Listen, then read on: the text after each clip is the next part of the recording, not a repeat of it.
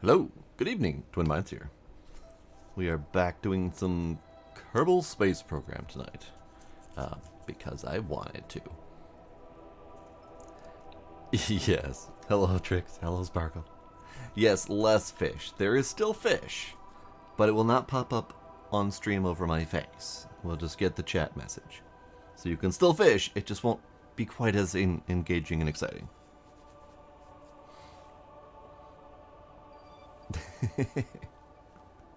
There will still be fish. Alright, so we are here with the lovely Kerbal Space Program, heavily modded, of course. And, yeah, we got a lot of crap going on. I forgot to turn off all my debris because I don't want to look at it right now. I'll look at it later.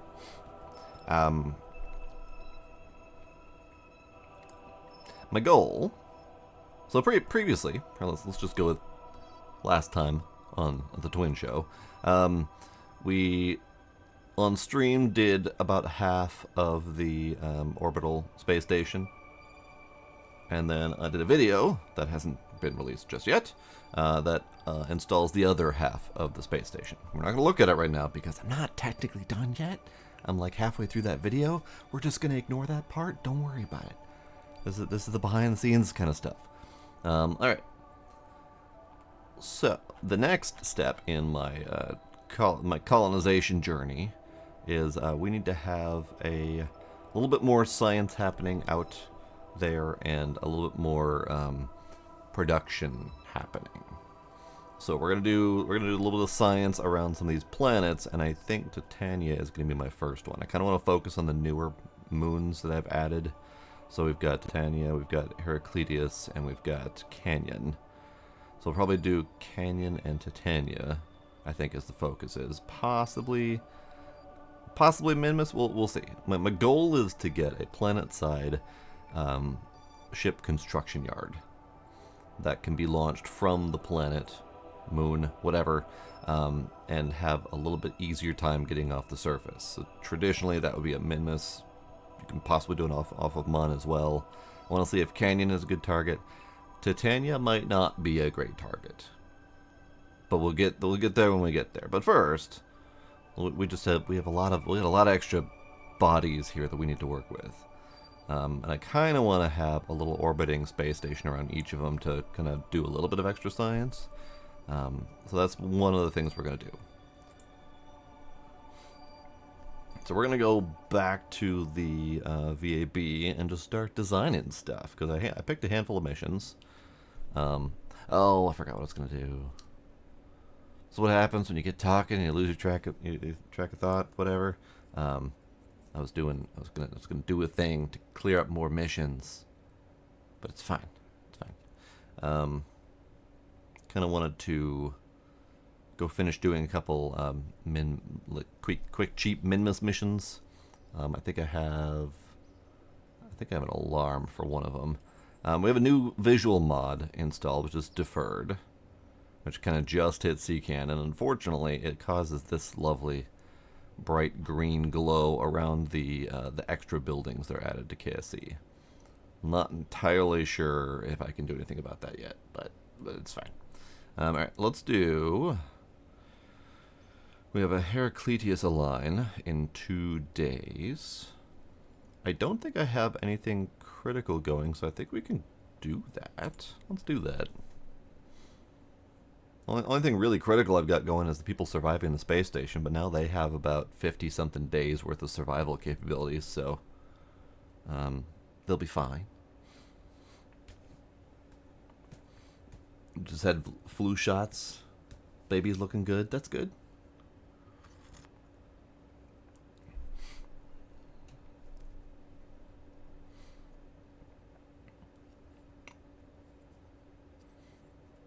You got a redfish. Lovely.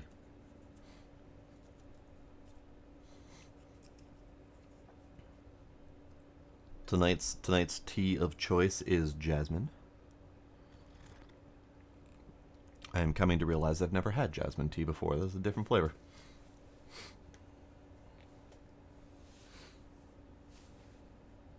Your tea of choice is Diet Coke. That's fair. Okay. So this is the space station, or the satellite that is going to Heraclitius, just to do a little bit of orbiting science. Or Heraclitius is all the way over there, so we're on the opposite side of the planet from that, but that's okay. We just got to get there. What's my burn looking like? Yeah, clearly this orbit is not happy, but this is like a 33-day encounter, and I got to burn over here in 2 days, so we'll be fine. Let's just go ahead and warp to it. Let's align to it first, and then warp to it.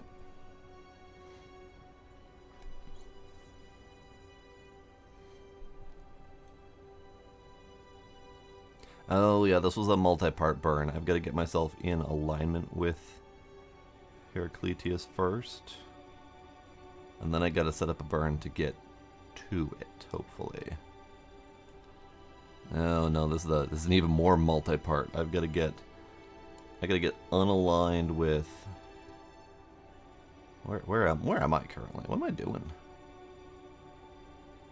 We are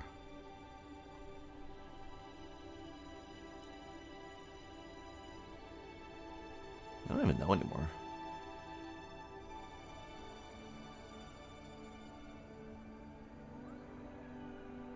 So Heraclitus is the yellow line.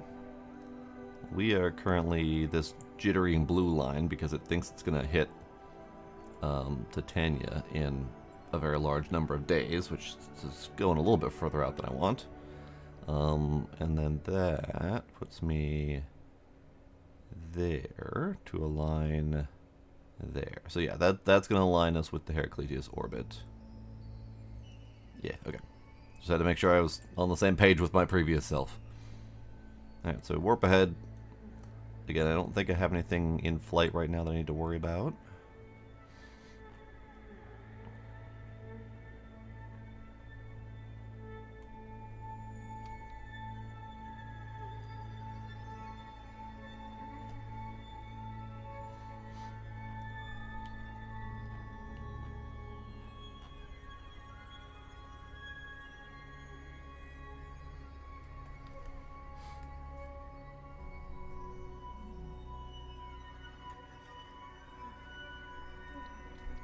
Alright, thank you. And I guess time-wise it doesn't particularly matter. I'm just trying to get my orbits relatively aligned.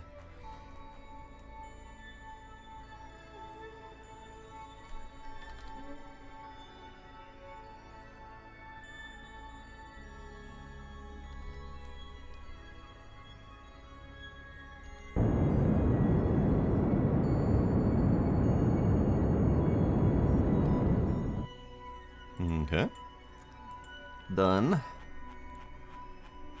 So we are now aligned, give or take, at 0 degrees to Heraclitius, which should be still my target. Yeah, okay. Now we just need to figure out a rendezvous maneuver. So let's try that. Rendezvous planner. Holman? Yeah, that seems to be appropriate. 19 days, Jesus.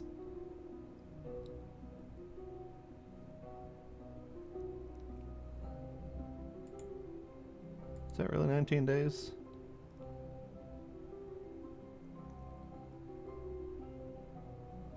I don't think it needs to be 19 days, but maybe. Let's try to set my own. Because this is 2 days, so when it's here at 2 days, that means 19 days was multiple laps around. So if I do that.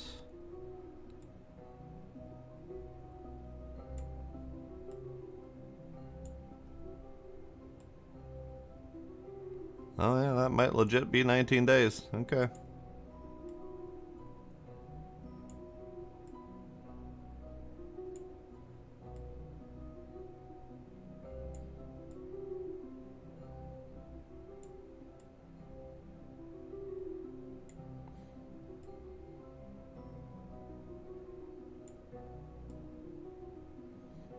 What about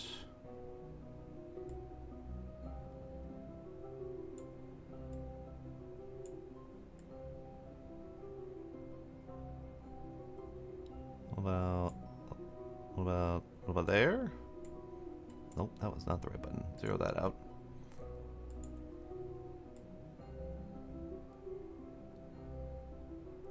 Nope. Okay.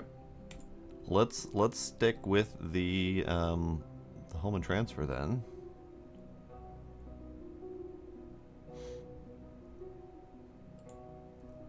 So that puts my next maneuver at 19 days out. I was kind of hoping to get this mission done. Oh, that's right. This one isn't related to a mission. Okay, we'll get that aligned, and then it can go and do its thing. I don't need to home and transfer at, like, on top of the dang thing. Although, that's pretty good. 43 meters. You know what? It'll be fine. It'll be fine. So let's just set an alarm for that.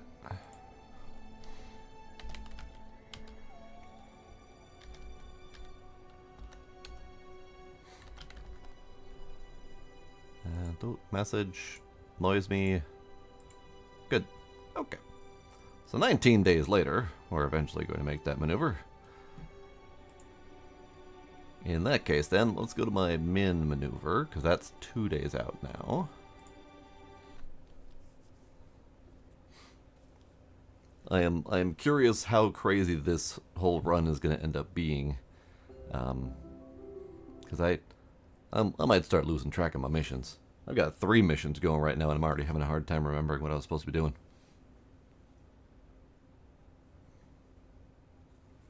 So that Heraclitus run was, oh, apparently that command does not do any sort of chat message, so you're not going to get any information out of that one.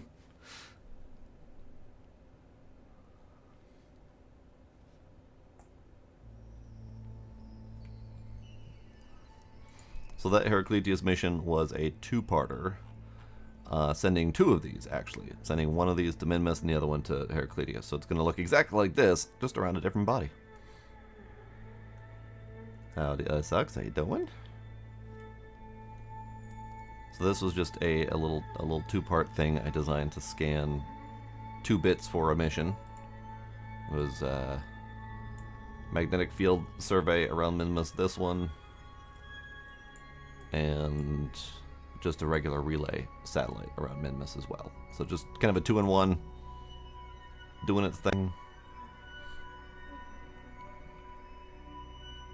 Hey, there's Fishy. The patience is a lie, Isaacs.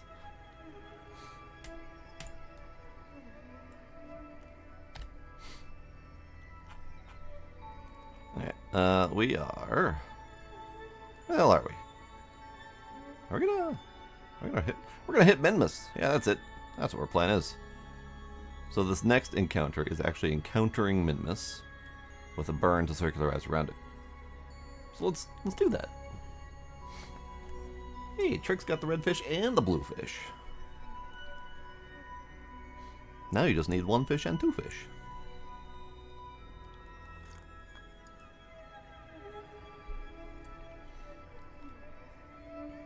Okay, so let's go to here.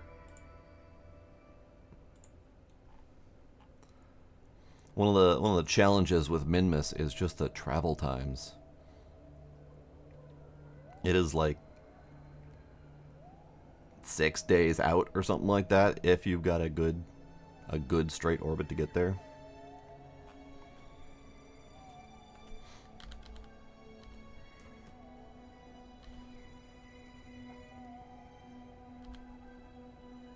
Okay.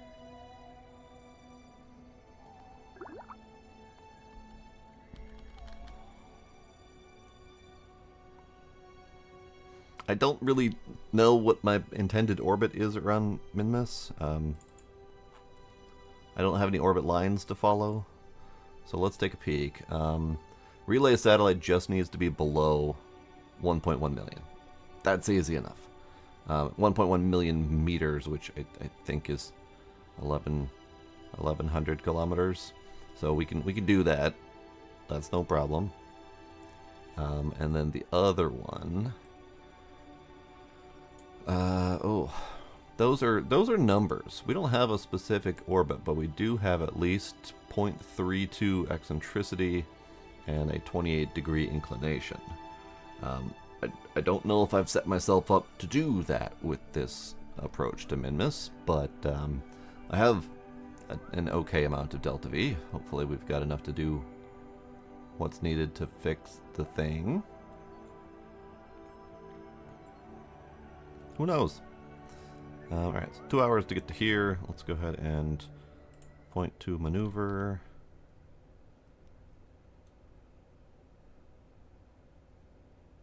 You're just gonna spin wildly? You're just gonna spin wildly. Okay, what do we what happened?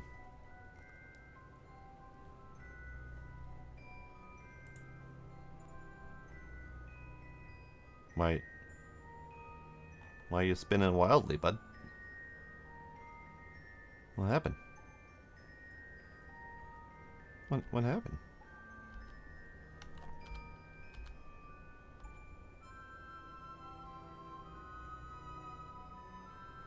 That's what happened. Okay.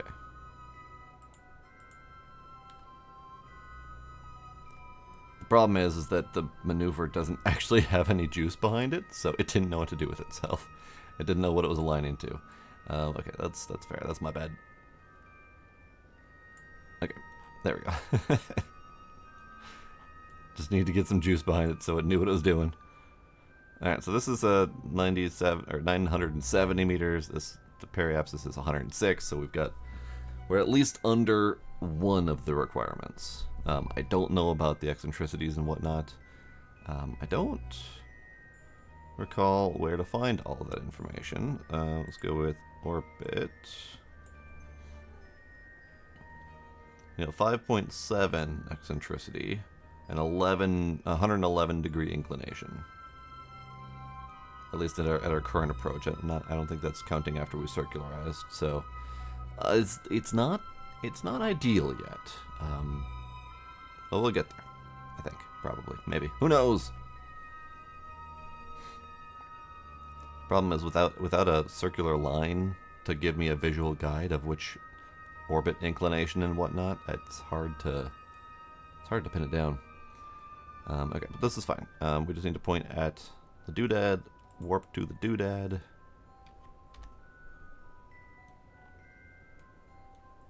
Well, actually, before I finish warping to the doodad, we have science to do.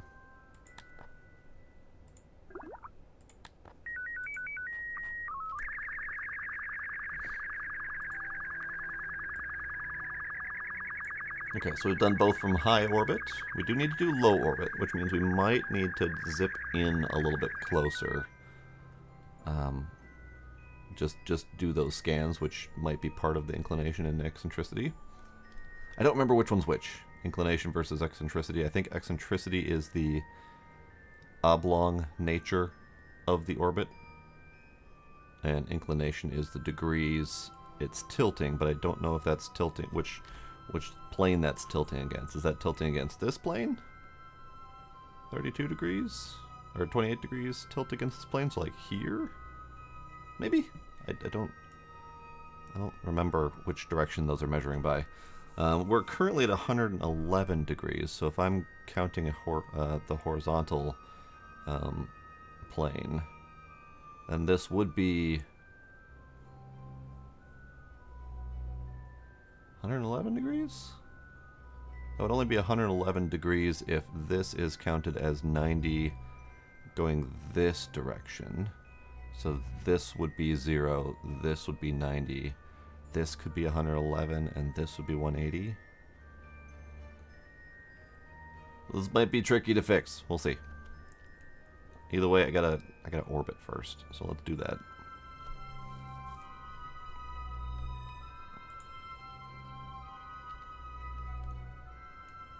Which way are we going?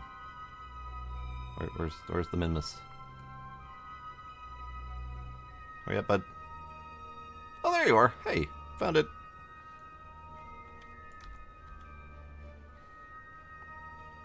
I found Minmus.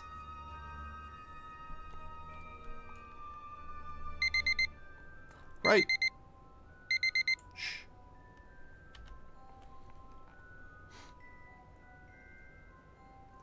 Okay, so burn time, I mean, burn time doesn't really matter about when we do it. We're just trying to circularize, so we go.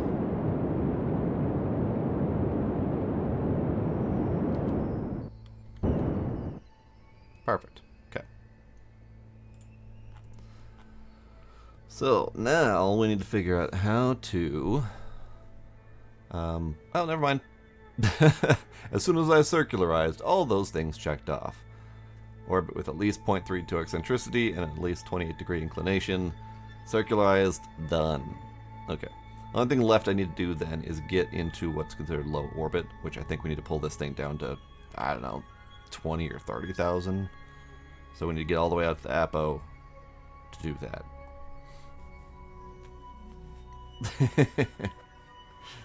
Indeed, Valuna. That is exactly what I am doing. And pandering to myself as well as the masses. But hi, hello, welcome.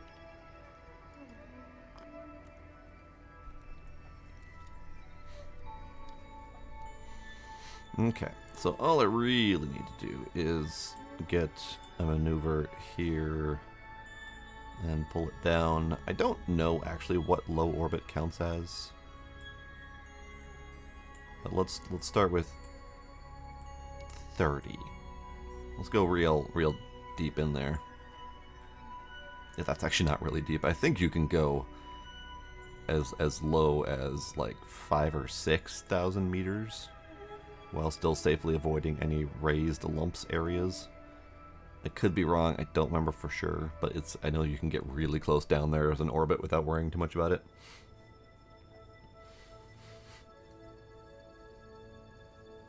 Nice, Valuna got a marlin.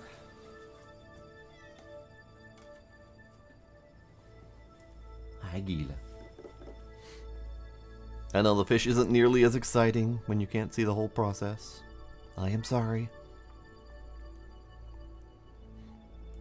Alright, let's go to 25. Let's go to 25. There we go. So now we gotta burn in a day.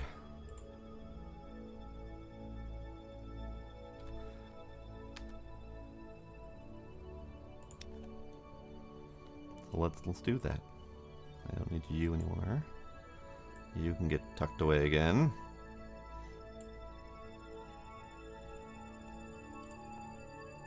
Oh, sweet Jesus.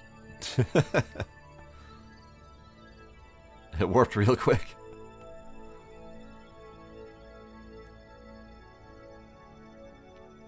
Really fun watching all those various orbital bodies move around, though. We have a lovely purple dot off in the distance that is going to be one of my main focuses. I just finished making that pretty the other night.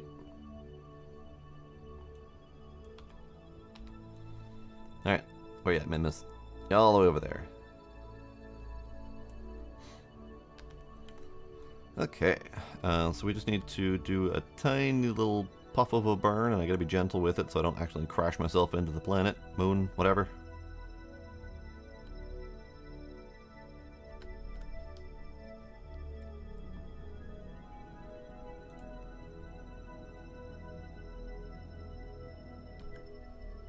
There we go. Done. 25.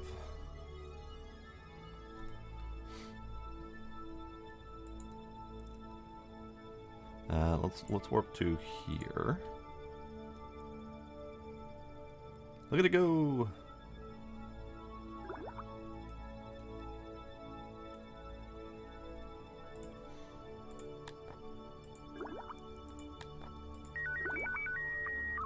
All right.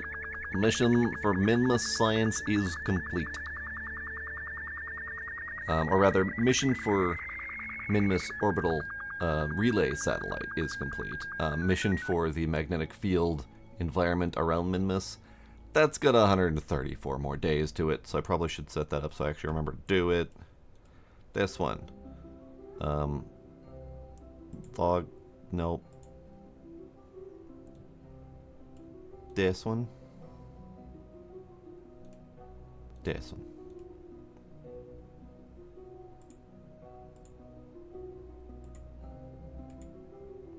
It's fine. It'll do its thing, right? Maintain proper orbit for 134 days. So I don't think there's an ongoing magnetometer scan. I think it just do. Maybe. I don't know.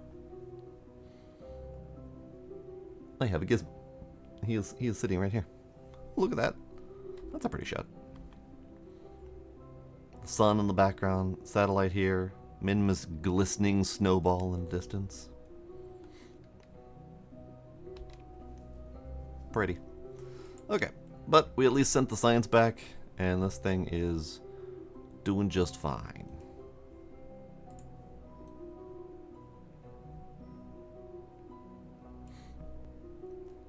Let's see.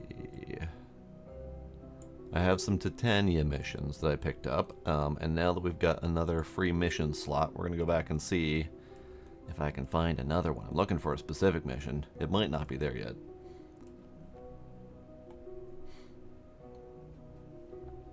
But let's do quick save. And let's go back to the Space Center. Kitten. I have a kitten. Hello, kitten.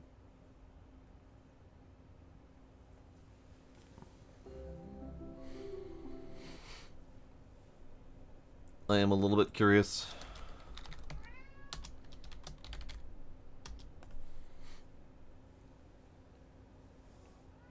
Probably should have done that the other way around, but whatever, it's fine.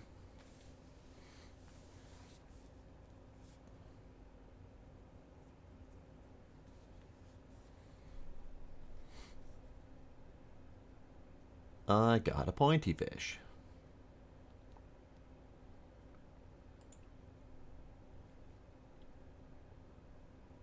Come on, Kerbal, you can do it.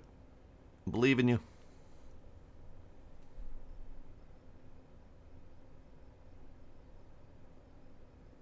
Wow, I sucks. Wow.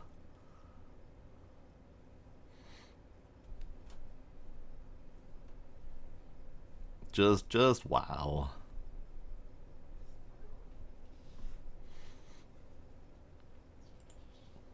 Okay, let's check. So we should have another free mission slot now. And we don't have the mission I want. Okay. Do we have another one that I can take?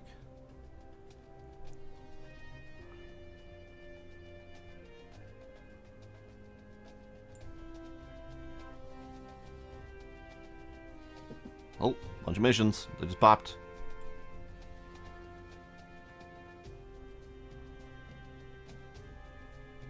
No. Not the one I want. I was kind of hoping for a launch the Titania space station. But we might end up doing the Mun one anyway.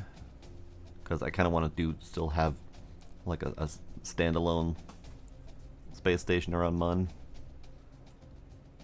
But I was kind of hoping to get the Titania one. But let's do the Mun contract anyway. We'll grab it. And we gotta go in here then and do some designing for a while. Which might take a little bit. So buckle up, buckaroos.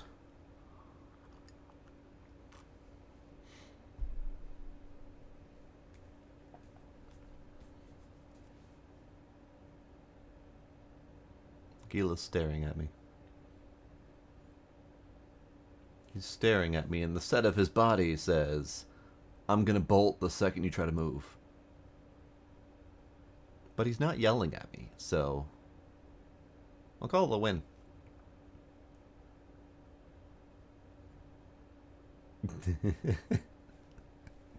He wiggled a little bit. It was his "I'm preparing to meow" look.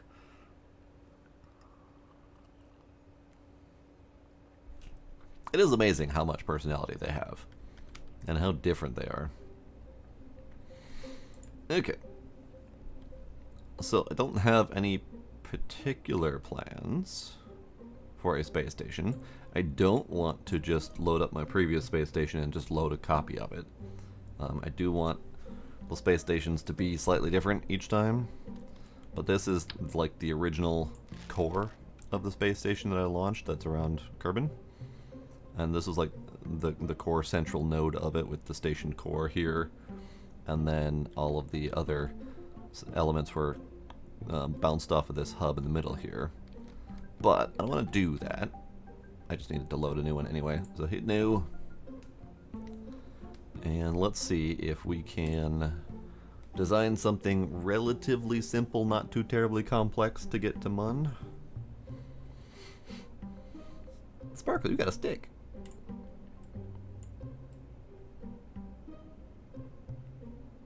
Oh, apparently I'm already doing a high-res altimetry scan. I'm reading that wrong. Never mind, ignore me. Ignore me. Mun Space Station. So, we need to launch a new space station core with an orbit with parts. So we need a docking node, we need support for 4 Kerbals. We need a power generator of sorts. Solar is kind of the standard deal. We need a station core and a habitat. So obviously we should probably just start with the station core. Station part expanded. Station core. I think I'm going to go with a slightly bigger one, the 1.875, because I had done this one. But let's do this one.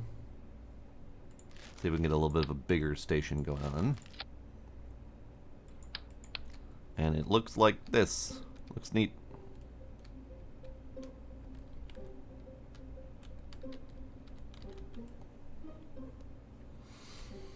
Kerbal Rabbids collab. I still say Kerbal Rabbids and Minions, distant cousins.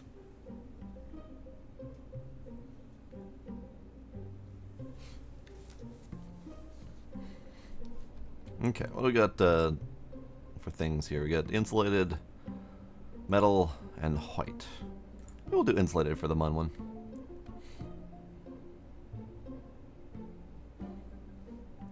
And then we've got the lower mount. Ah, okay. We got a lobster.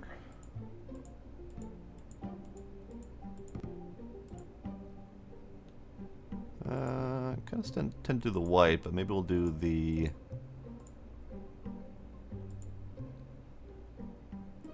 Let's do the metal with the gold for now, and we'll adjust it as we go. So lights on, they just have lights on the bottom and top nodes. I don't think it has... Oh, it does have lights over here. So this has room for apparently 3 Kerbals, so I guess we don't really need to do too much. The capabilities, it's got command.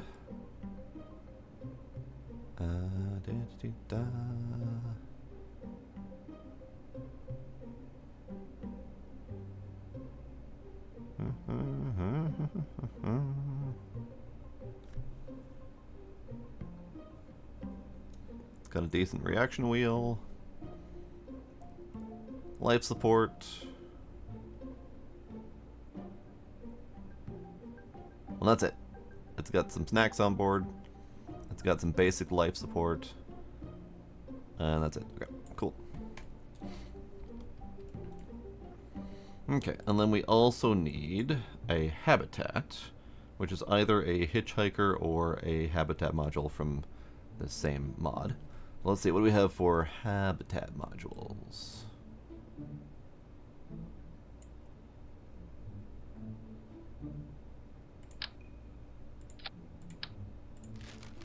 These are just crew tubes. They just look pretty. Got a lab.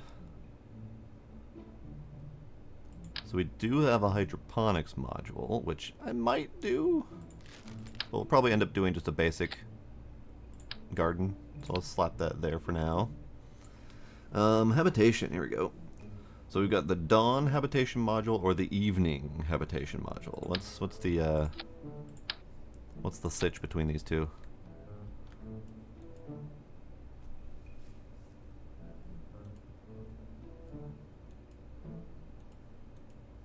Looks like it's just bigger. It's bigger, it's got a little bit more recycling capacity. Does it say how many Kerbals? Yep, 3 for this one, 5 for this one. Okay, we'll just do the big one. That's why not.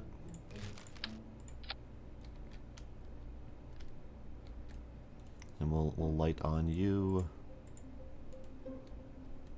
Okay, pretty. And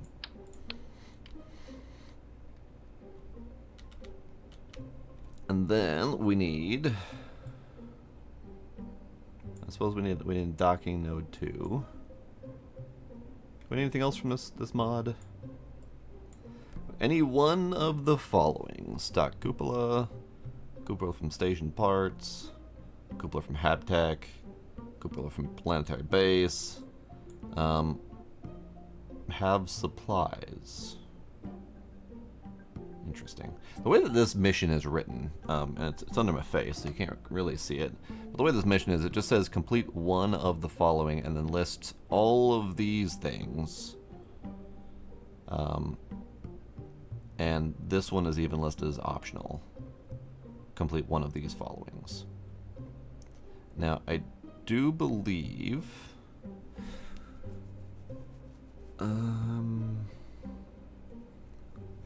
I think there's some extra requirements in here that give me extra monies.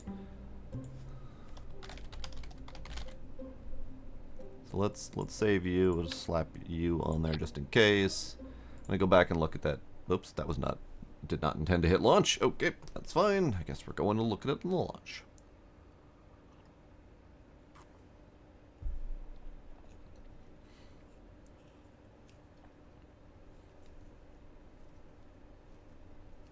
Guess I could put my face back up again. I need to remember which ones I can do for extra monies, because I may have an okay amount of monies right now, but I would like more of it.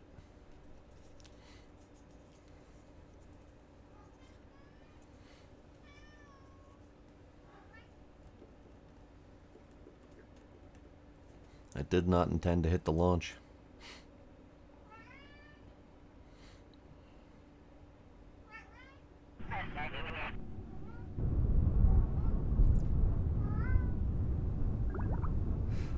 You got a rubber ducky.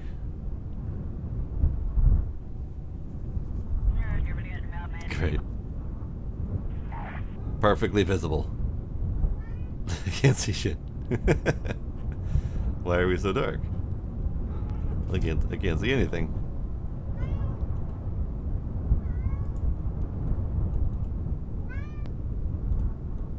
In fact, I can't see anything to the point where I'm not entirely sure that the graphics are working correctly on this thing. Because, yeah, there's supposed to be lights on this thing and I can't see it. Okay, that's fine. But, mission-wise, we can see what counts as what. Docking node's not checked. We can support 4 Kerbals. Okay, one of the following power generators is not on here. And we did complete any one of the following. So that's technically done. But of course we're going to do more than that.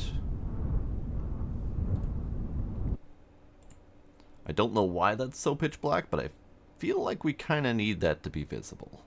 I could be wrong. Hey, who turned out the lights? Gila. Kitty.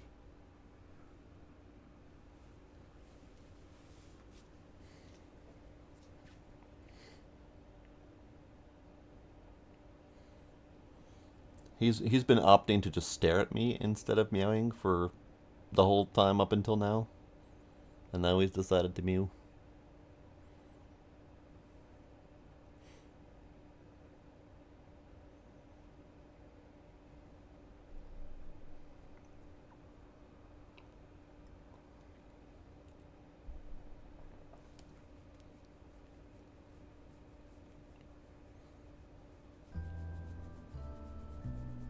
Okay. I had intended to push the leave button instead of the go button. Kitty. Kitty. Gila. Boop.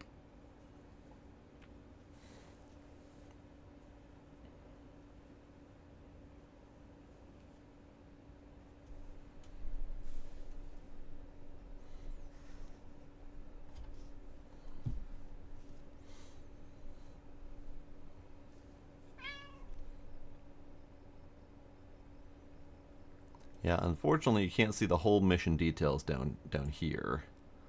You have to go all the way back into mission control to look at the mission so you can see this part. Okay, so it's $250,000 extra to slap a mobile processing lab on there, and an additional $250,000 for a thinker. I don't think I want a thinker. I would love the money, but I don't think I want one. But I do want the mobile processing lab on there, so we're gonna do that regardless.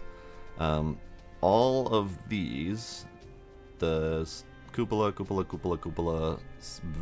supplies, and optional, are all part of the complete any one of the following. Why'd you go away?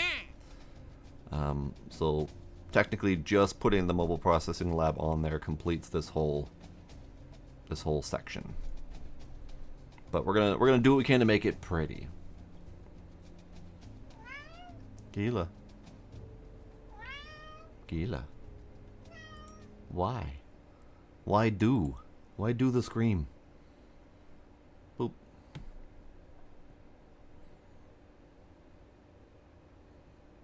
Gila. Nope, okay. He's just gonna rub his face on the camera instead.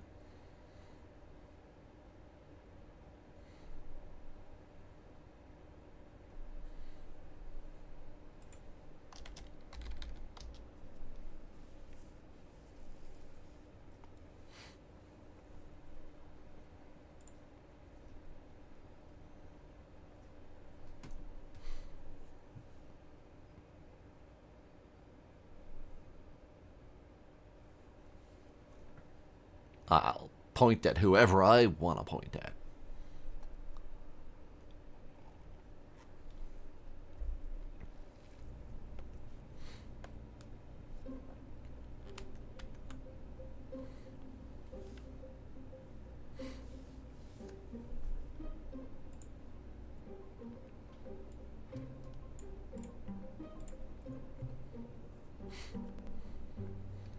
Okay, so you can go there.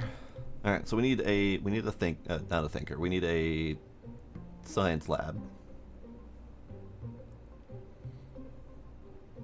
Trix has been triggered. Specifically, this lab. That's a big lab.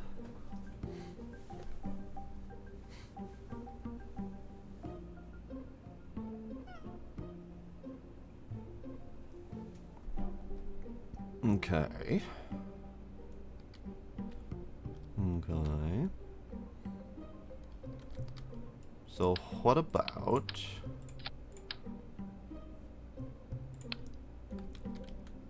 something like that? No, let's do something like that, perhaps?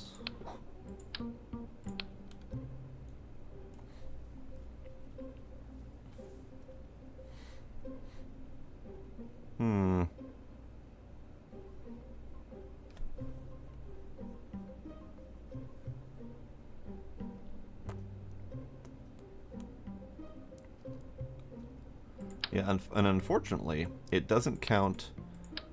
The mission doesn't get generated to use the science lab that comes with the station mod. So this thing that would fit perfectly in line with everything else isn't the one that it wants me to use. It wants me to use the vanilla MPL. So we gotta figure out how to make this thing fit and make it work right. I'm kind of leaning towards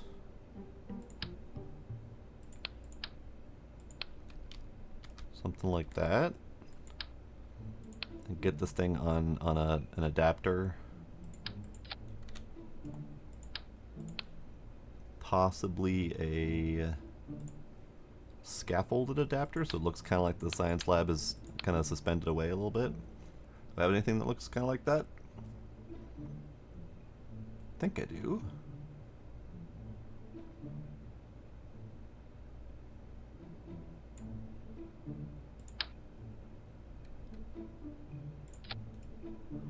That is the opposite direction. This might not be the right scale, though.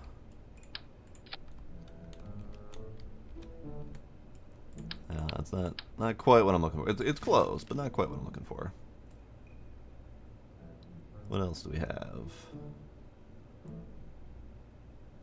We need the docking port.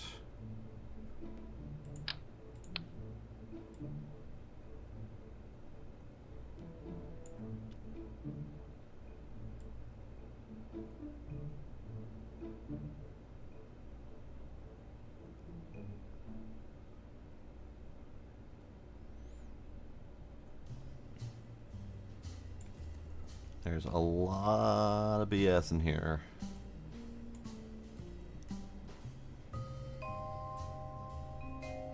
And I only have myself to blame.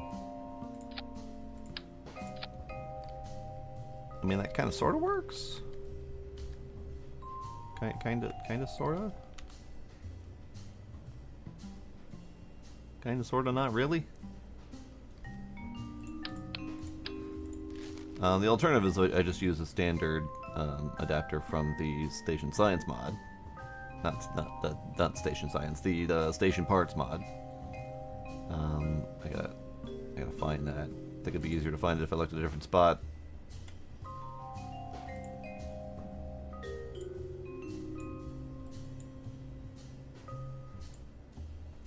Adapters. So we need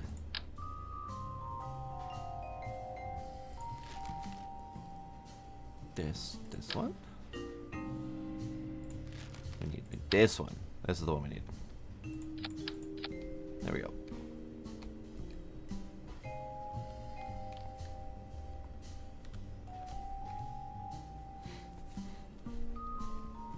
Now, alternately, we can do the same thing over here.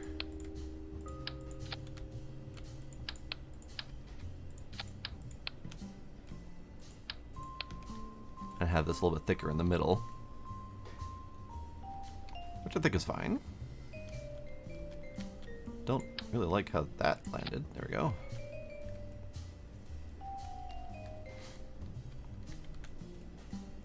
And the insulated look, I think, is fine for the Mun space station. I did a pure white for the Kerbal station, but I think the insulated works a little bit better.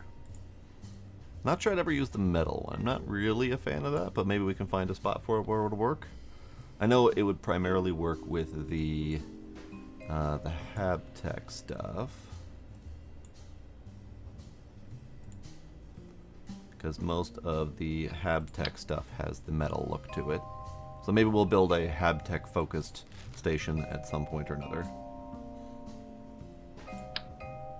But this is actually the Hab module that I used for the main space station, because it comes in a white form. So like again, there's not really much of a need to go with the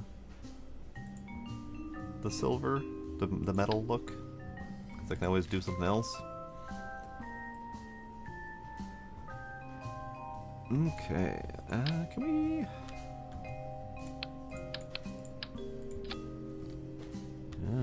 Okay. It's unfortunate we don't have an insulated version of this one, because that would be kind of a neat little adapter kind of dude.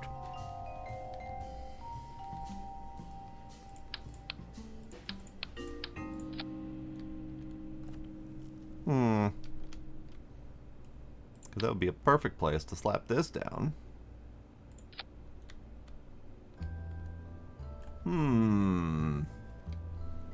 It kind of sort of works. Doesn't really work if you put the silver one on there, but the white kind of works.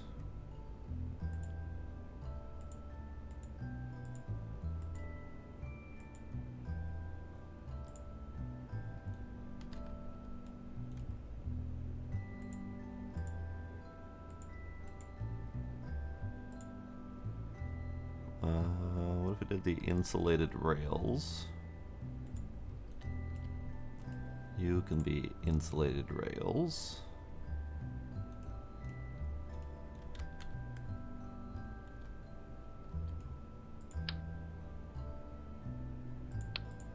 No, kind of screwed that up a little bit. Hang on.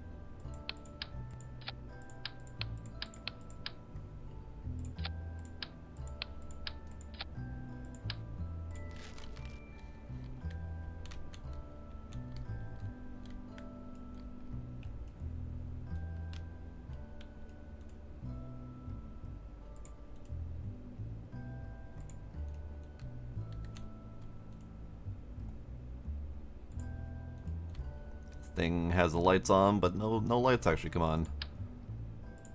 Are they up here? Nope. There's a lights on setting, but there's lights on, but no one's home. Okay. I do like this thing embedded a little bit. So if we put that in, can we get it to not Z fight or anything like that?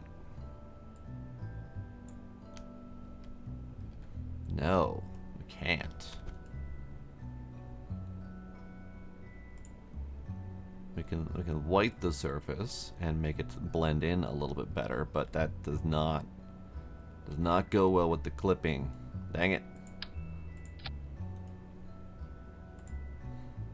Alright, we'll make you the white.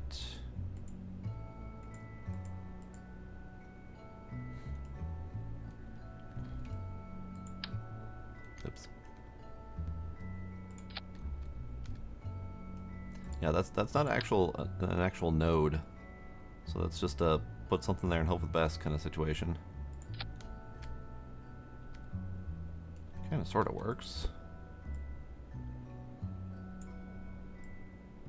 Again, kind of sort of not really.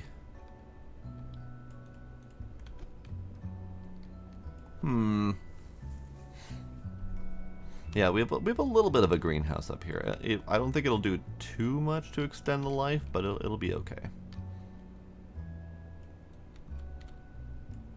Alright, relatively basic space station. It doesn't need to be too terribly fancy. We've got life support, we've got the station core, we've got science, we've got a mystery part that's mostly just acting as an adapter, and then we've got a greenhouse at the top with a docking port here.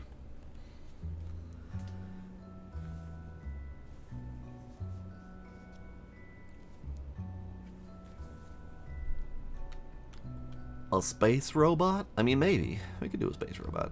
Alright, so what else do we need here? We're just doing a MUN station. We've got the docking port. We do need solar panels, so let's go there. Actually, let's take a look at the... I know I said I didn't want a thinker on here, but let's see if it's if it'll fit.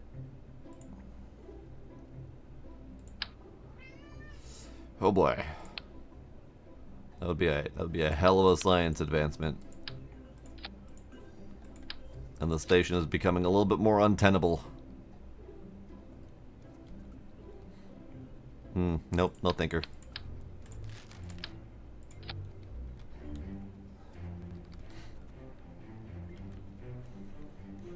Okay, so let's do some energy maintenance.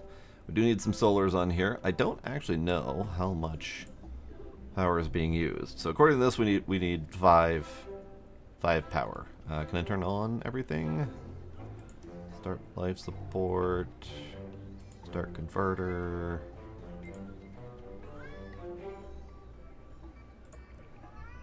Yeah, unfortunately, it doesn't really tell me how much power is being used by these things.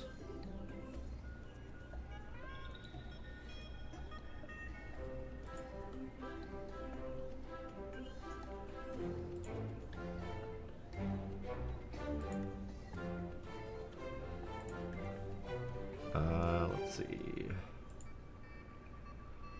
Science Lab MPL.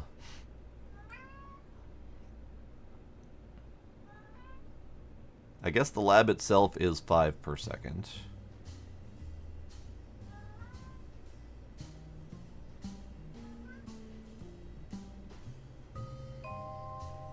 Does anything else use power?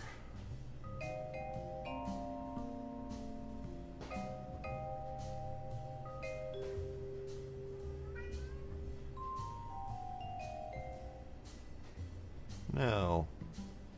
Yes, life support uses a power one power per second. Okay.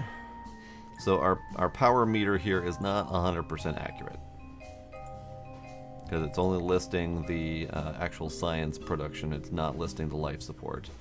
So if we assume that life support is 1 power per second for each of the elements, And then we probably need about 10 power per second. Let's look and see if there's any listing here. Yep, life support is 1 per second. So all these bits that can do life support, which is the science lab and the station core, both use 1 per. The agroponics uses I don't know if it uses power. Does it use power?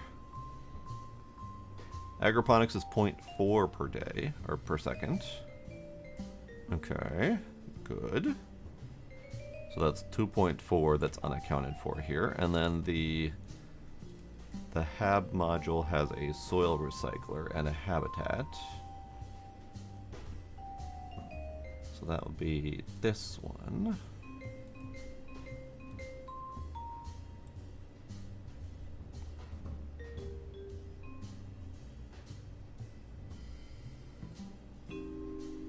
Habitation is 1 per second.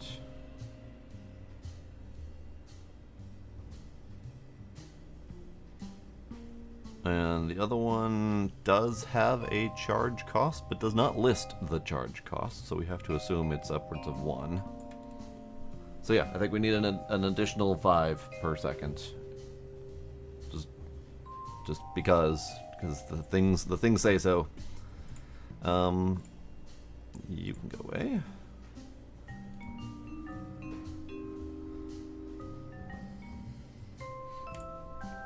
You got a grunt. Nice.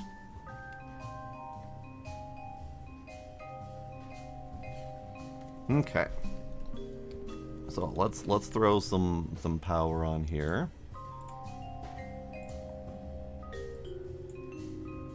So these are 8 per second per. So these, I mean, these would probably be enough, or all that we really need.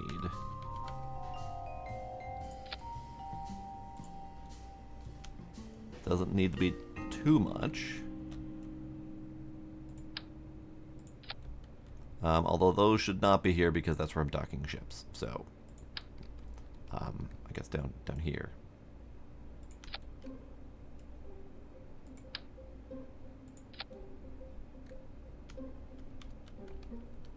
Okay, probably need some batteries. Batteries would be good.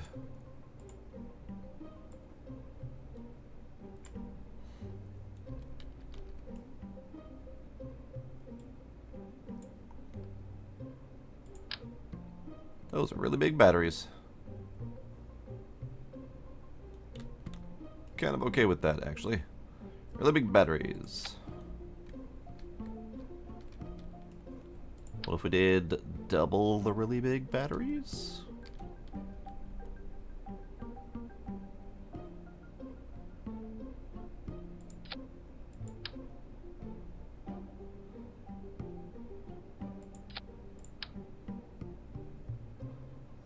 Unfortunately, I can't. I guess I could clip one in ever so slightly.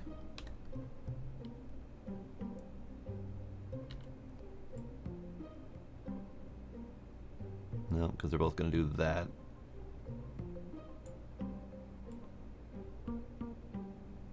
There, then we'll at least have the white line between them. In that case, then, I guess I don't need the Z fighting. You can be there, you can be up a little bit. There we go, extra big batteries. I think that fits nicely there. Do we need anything else? I don't think we have any supply storage, actually. I think we need supply storage. Because we got snacks, we got snacks, we got snacks, and we got snacks. So we got plenty of snacks. We'll add fertilizer to here, and supplies to here. So this greenhouse is my only source of supplies. So we need more. So let's tack on some supplies.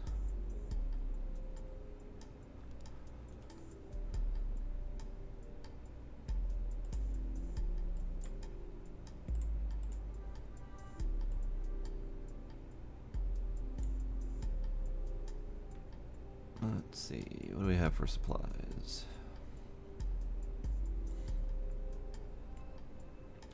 There was a container that I used that I really enjoyed for my space station.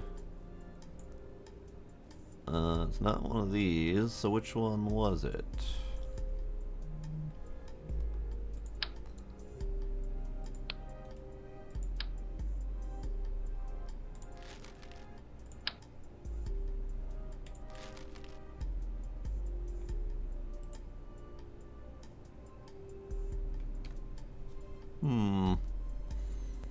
I don't know if I remember which that is.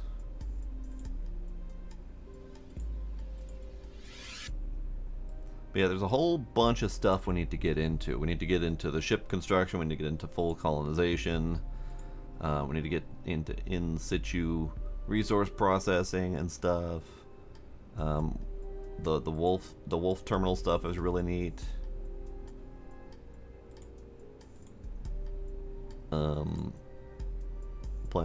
Planetary bases, universal storage is fun. Pathfinder, small little science bases.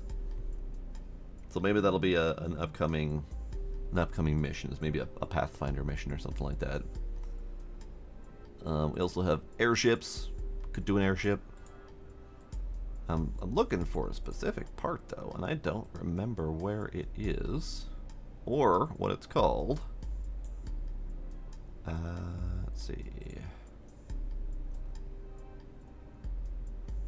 Is it cargo?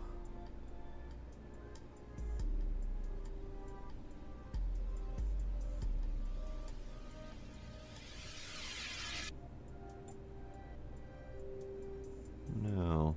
No, it is not.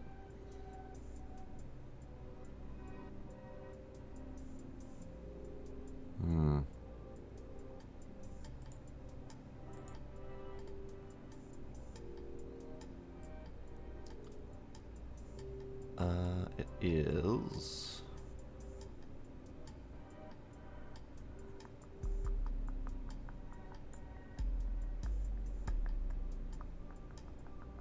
this one?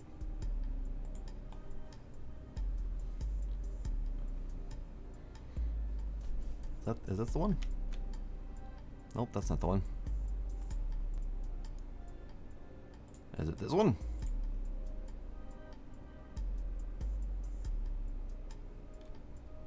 Nope, not that one. Is it this one? One of these station launches has the part on it. This one.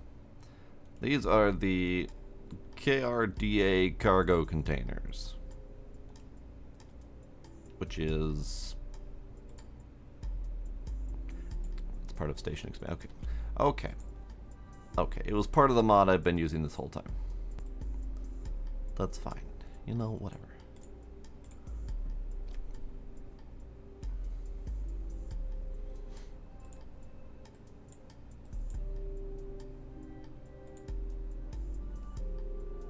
It's these things. These, right here. Okay. So I would like, I think, right along here.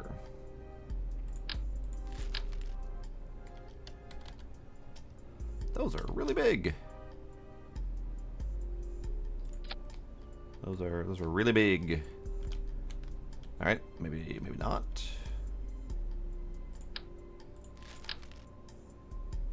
What about these ones? Those are slightly less big, but they're also very saddlebaggy. I can definitely clip them in.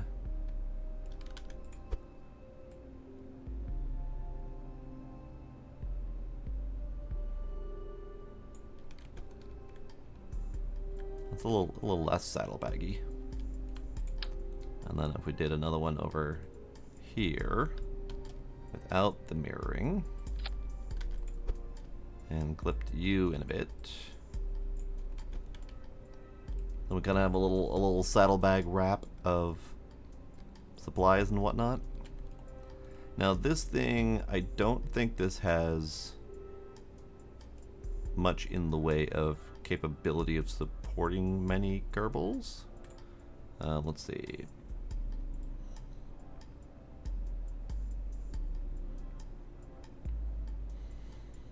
It can do 5 supplies a day, 5.7. I don't know how many Kerbals that is. Alright, so let's switch this one to supplies. This one can go to fertilizer.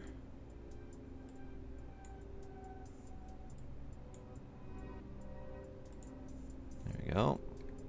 Fertilizer, supplies. Good, good. Okay, so we kind of lost a little bit of the narrow neck at the top, though. But I think it's serving its purpose. Let's scoot these guys up a bit.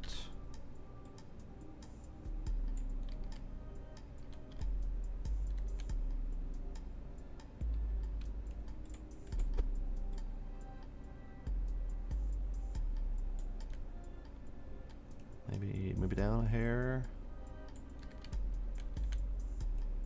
Nah, I think it'll be fine. Do they need to go in more, or can they even support going in more without clipping too much? No, not really. Okay. So we'll go to there. I think you can scoot in just a hair.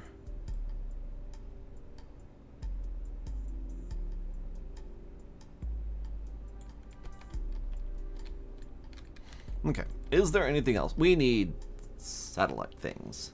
We need communication.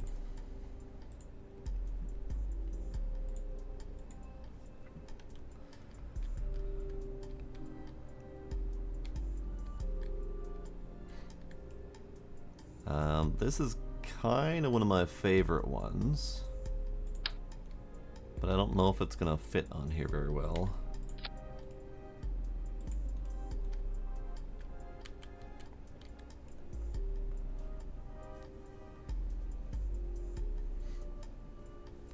And that one is a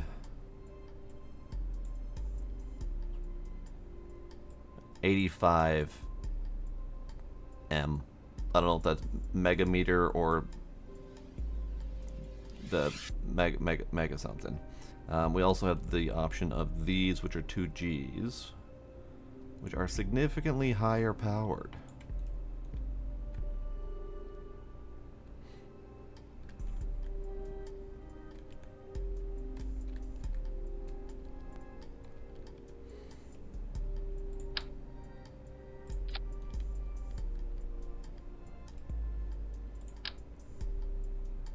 I guess it goes right in the middle of the flag.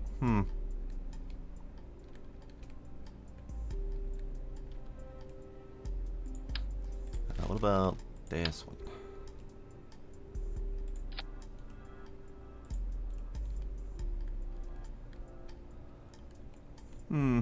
Not bad.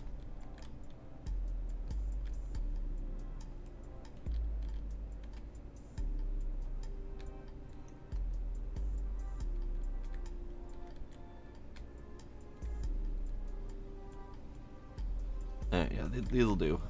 This will be, I think, scooted down a bit.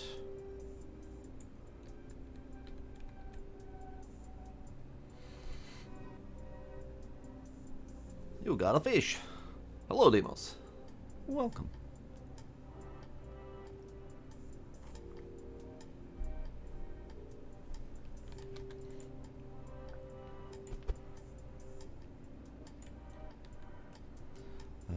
Let's attach this in a bit.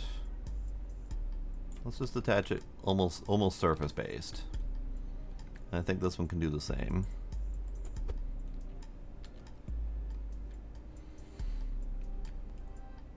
Yep, we're doing a Mon mission. Just a small little simple. Nope, I think this is going to be a standalone space station. I think.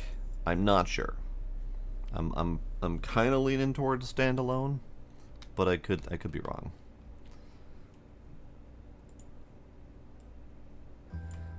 We need an adapter down here.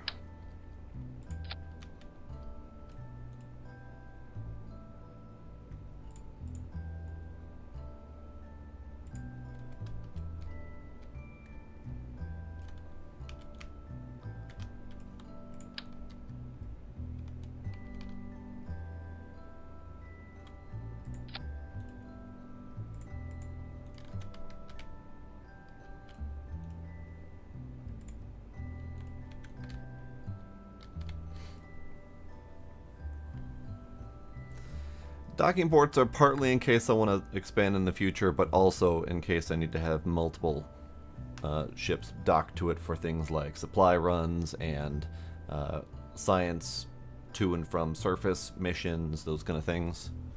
So you know, say one science ship that just came back from the surface of the Mun is delivering science, while the other ship is docking for delivering supplies. You know, those kind of things. Just kind of planning ahead for surface attachment kind of stuff. Hi, cat. How are you? Okay, I think we have all of our requirements for this mission. Dock, solar,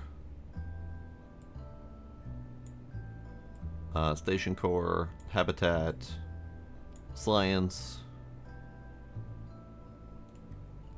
You know damn well I haven't picked a flag yet. So my current flag is the missing. I figured it was appropriate.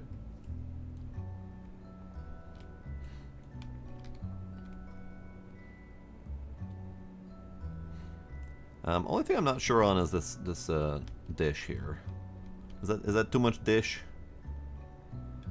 Because these things provide more than enough communication.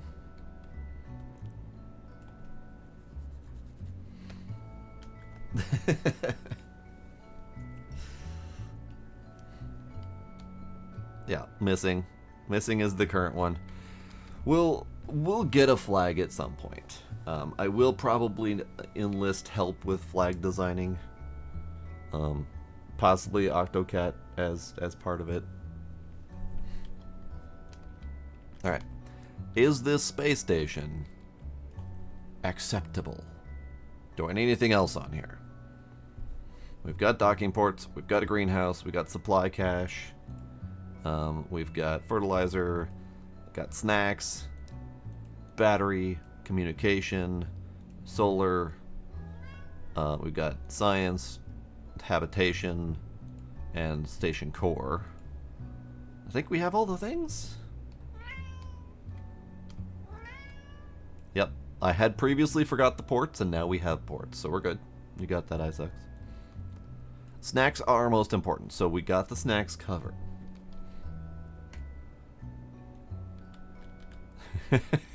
Something about the ports up there. Yeah, I know. I still haven't remembered to do that, by the way. That is the video that is currently in progress. I recorded about a third of it before I lay down for my nap, and I gotta go back and record more of it. Hopefully I'll get to that tomorrow. So the space station is technically not complete yet, but for the purposes of this stream, it's complete. Enough battery life. I have lots of battery. I did not do anything like dark side calculation stuff, which I guess I could do with the ampere, but I find ampere to be very inconsistent and not terribly useful these days. So I'm not really believing it anymore. I might actually remove it. Yeah, I probably have plenty. Because according to this,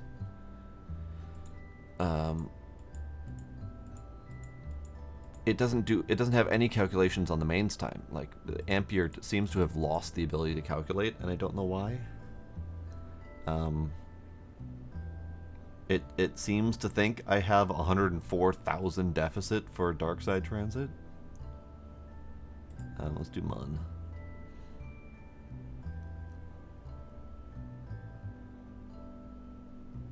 Total stored EC 9900.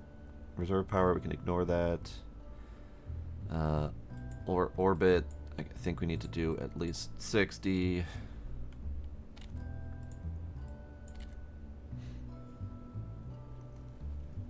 This claims that I need 175,000 power for dark side transit. So I think this mod has lost the plot. So I think this mod might need to be removed, because it doesn't seem to understand.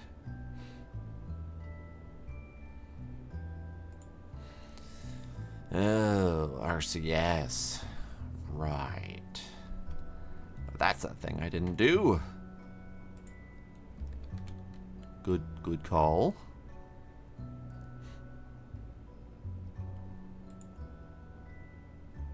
I suppose it's in Kerbal control, not there you go.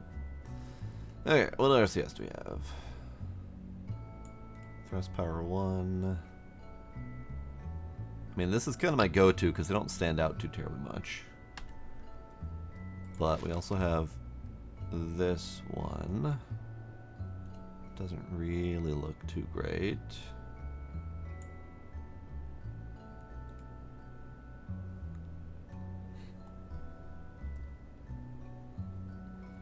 I think we might have strong enough reaction wheels. How do you know if you have strong enough reaction wheels other than wait till you're up in space and test it? Is there a calculator or anything like that?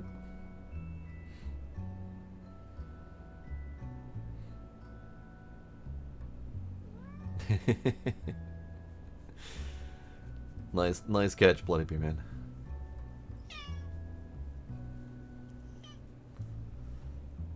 Not reverting a 2-year mission, understandable. So yeah, I guess is there a way to know what you've got going on here for control? Hey, Gila. What? What? Boop. Okay, we'll slap a reaction wheel in there. I don't think I've got the patience for an RCS. So let's do. So the current station core has a 10 reaction wheel, and we are at a. Yeah, so this is a 15. So I guess that'll do. Kitty.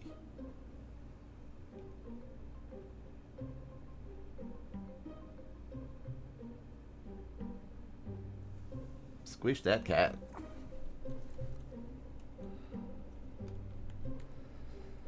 In that case, then let's go with a 2.5, and we'll throw in here. And in here. We'll just double it up. And thankfully, these can be colored. White's probably the standard, although I kind of dig the slightly off-white and off-white of the Tantarus, which I don't normally go for, because Tantarus, I don't really care for a lot of the design on those. But I think the slightly off-white and off-white is a nice intermediate transition between the insulated look of this and the not-so-insulated look of this. This one, however, might also be Tantarus white. Even from a distance, they'll stand out like a sore thumb. Let's go with regular restock white. Okay. This thing should have more than enough juice to rotate itself now. I think it's got like 90 total combined torque.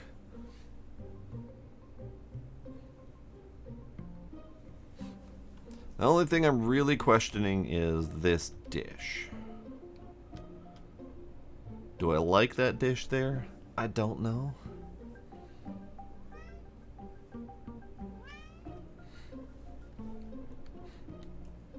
Do we like that dish there? Does anyone else have thoughts on that dish? Because there aren't. I mean, we could do something like the Communicatron, Communotron. instead as a little bit of a slightly lower profile. This dish is effectively not necessary. This has something like an 85 megameter, whatever. I don't even know what they're measured in. 85 M.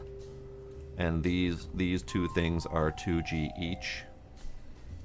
So the dish isn't even necessary. I was just kind of going for looks a little bit.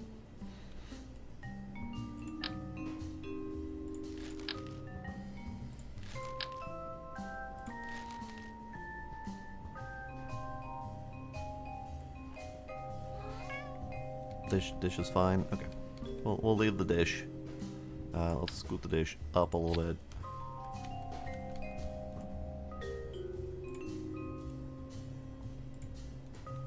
Okay, I think it's done. I think. So now we just got to build the launch.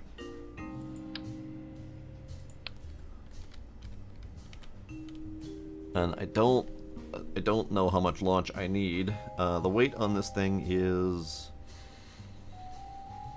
20 tons, which isn't not really that bad. Hello, kitty. How are you? What? What do you want? I don't know what he wants. He's just nagging me. He's just generically nagging me without any explanation. Explain yourself, sir.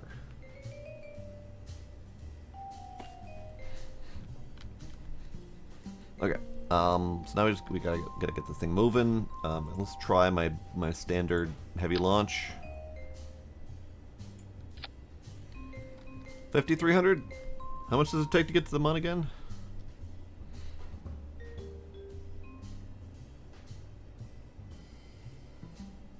Oh, that's right. I forgot these Delta V tools don't actually give me Delta V information. I think this is more than enough juice, honestly.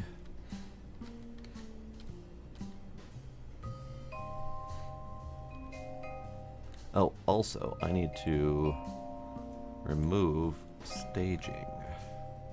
I don't need these things accidentally going off and launching my station into pieces, because those are technically decouplers and wheels.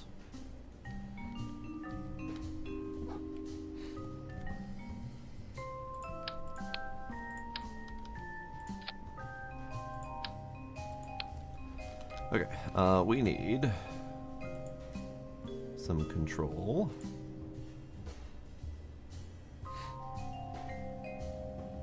I guess it doesn't particularly matter what I use. Do we not have a standard? We do. We do have a standard, okay.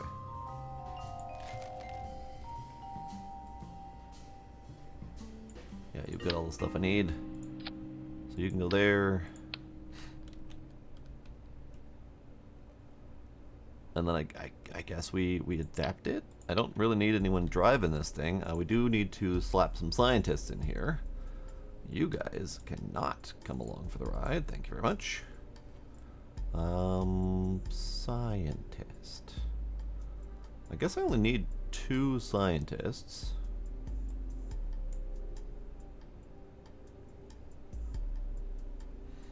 I don't have a spare pilot or a spare engineer. So I guess for right now, Bill and Valentina are going for journeys.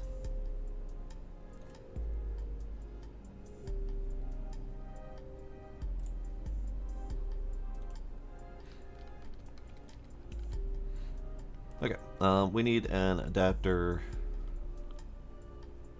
or something.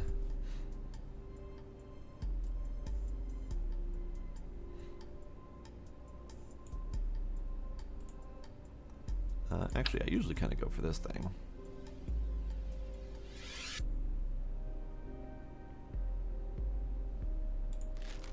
What am I missing? I'm missing brain is what's going on. I'm missing my head.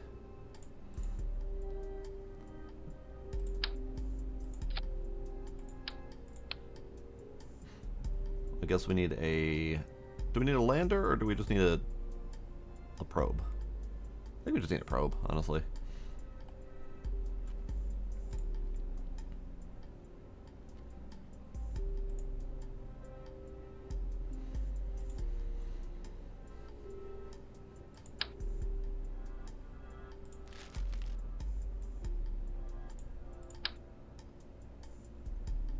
Let's go with that one.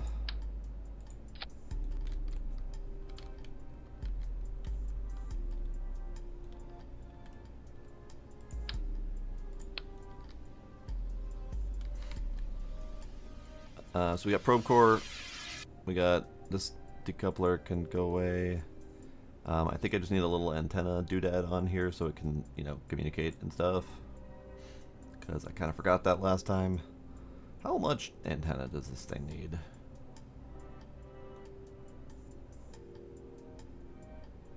$800K should be fine, right?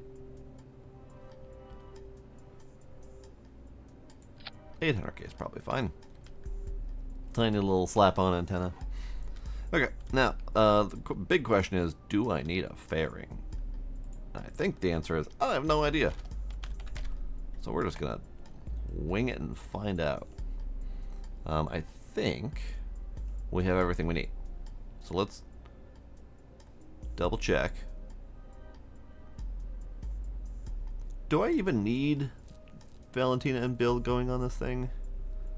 I know it needs a pilot to function on the station core, but I don't know if that's necessary for all of the functions or if it just needs a pilot to rotate the darn thing. Probably fine. Let's not bring them, and if my scientists end up stranded around Mun, you know, they can phone home and cry a little bit. Let's launch and see if this thing can make it.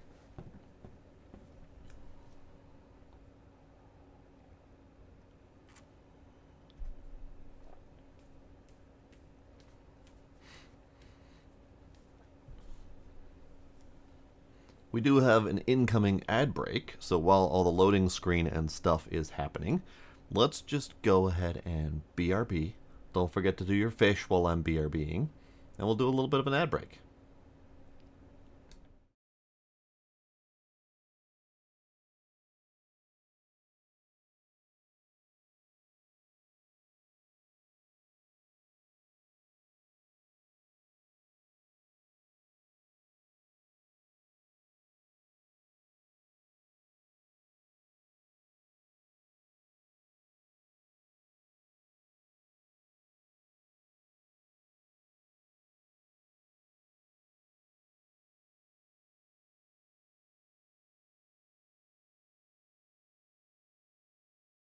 That way you're going to be down your tax off there, good name.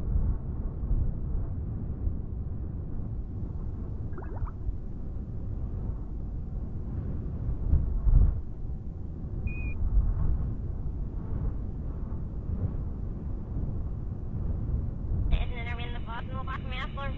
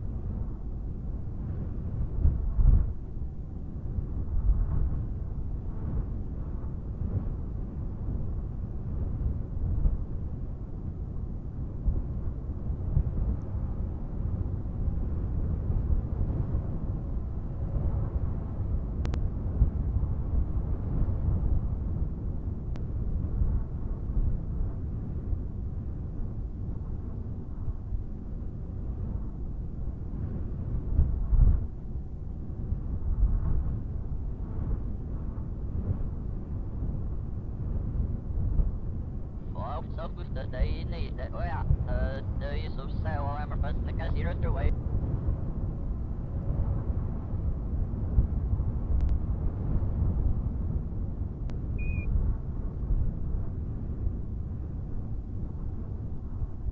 Ja, zeg bro.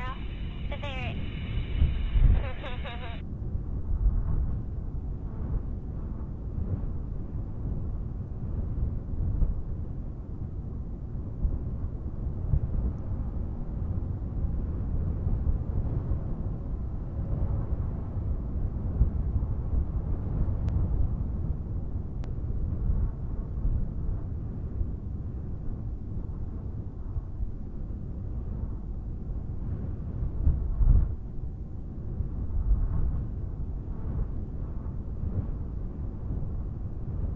Alright, and we're back. Okie dokie. So, let's find out if this thing can launch on its own power. And we have light this time. Not entirely sure what happened last time, but we have light this time. It was good. Kind of hoping not to have to redo that. We have two Kerbals. We have Very and Tamstead Kerman. Both of them with a nice little swoop over hair look. One's white, one's purple. Love a good purple-haired green person. Okay, so we need a couple things. We need that button, and we need this button. We're going to Mun. 1 day is the duration of the thingy. Okay. I guess we're doing a 1 day warp to a launch window. Ready.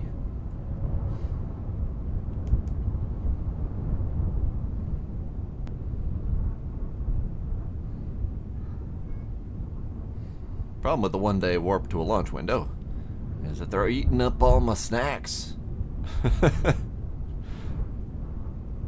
They're eating up all my dang snacks.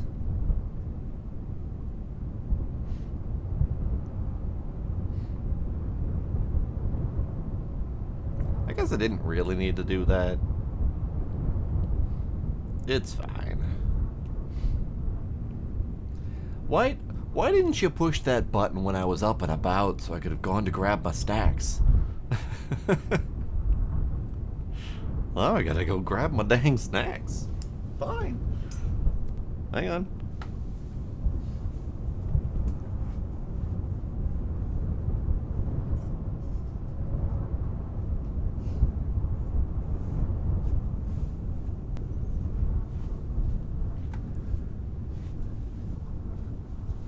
See, the thing is, I don't always have snacks at my desk. I only have snacks at my desk when one of you pushes the button, and I have to go get them. Alright, so we're done warping. Mun launch window is there. That probably wasn't necessary, and we'll probably have to revert anyway, so whatever, it's fine. Only thing I don't know is if this whole top portion here is going to burn and melt as we exit the atmosphere. But we'll find out. Let's go to a 120. Time warp allowed. I just realized I didn't check my damn staging.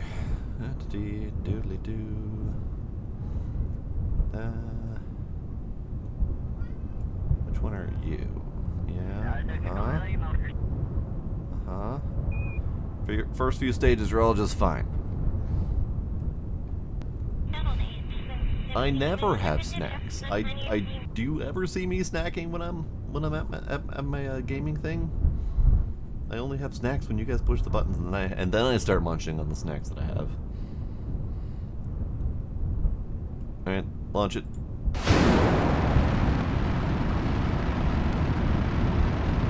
Yeah, and the only time I've ever had snacks is when you guys have pushed the buttons and I was forced to go get snacks.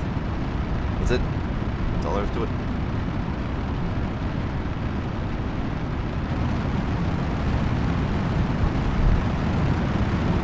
Lovely Mun.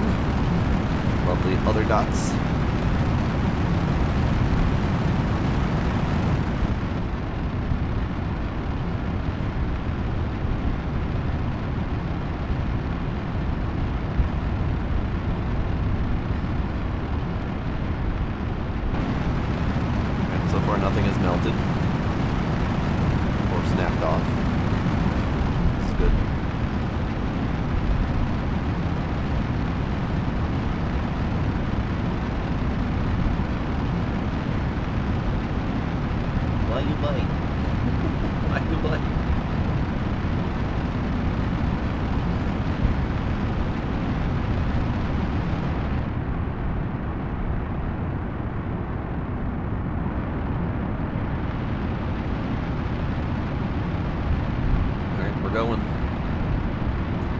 It's going.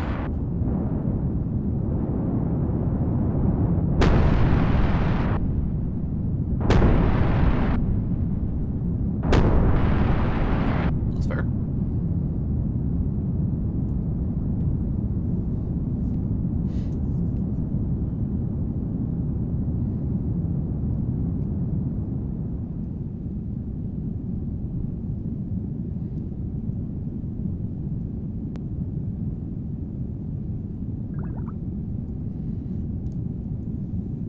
Apparently there's science to be done. What science is there to be done? An EVA report? Yeah, go ahead. Get out. Get out and push. Why not?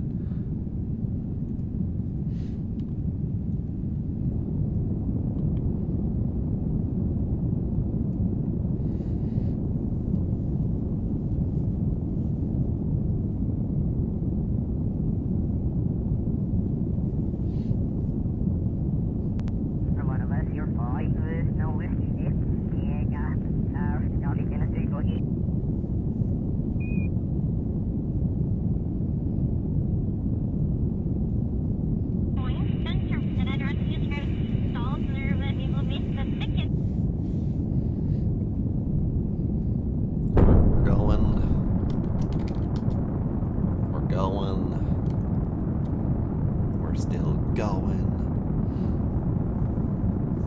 We're going that way, slightly more now.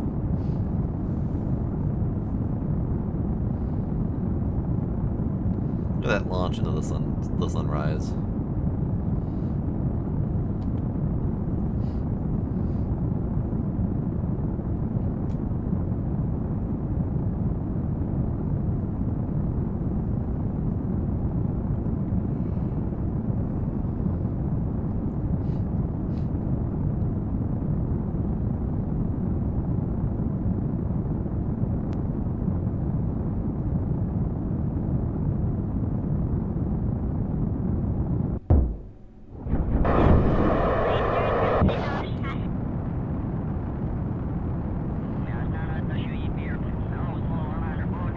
So the thing I really like about this, aside from the hands-free nature of the auto launch, is that it does a very nice gentle curve while retaining low atmospheric pressure and low speeds and whatnot. So I've been able to get away with no fairings for most of my launches because it takes care of not over pushing through the atmosphere for me.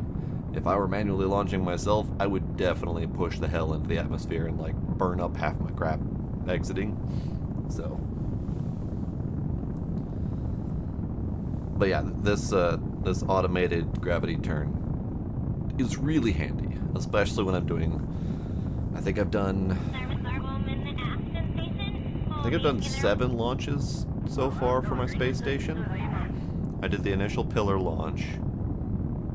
I did Pillar, the Thinker, the Furry, the Dizzy, the What's It.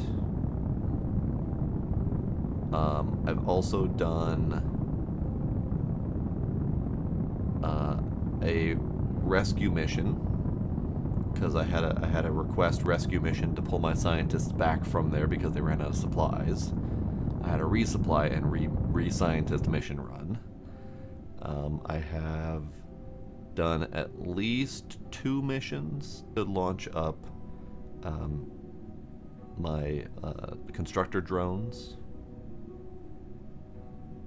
At least 2, possibly 3, so that puts me up upwards of 10 launches now. Oh, also, since I'm making the video to complete the space station, I've done another 10th launch for one of the new edition modules. And then I still have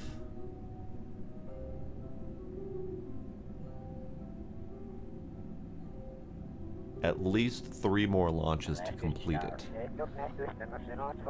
So we got a lot of launches to that space station. Probably upwards of 15, if not more, by the time it's fully done. So that being able to do these types of launches automatically is very handy.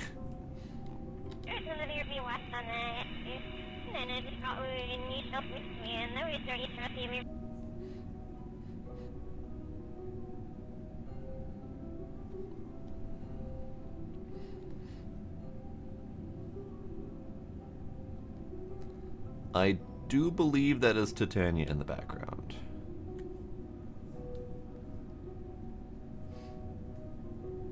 So yes, that would be the... We're viewing the dark side of Titania right now with the Atmo halo around it.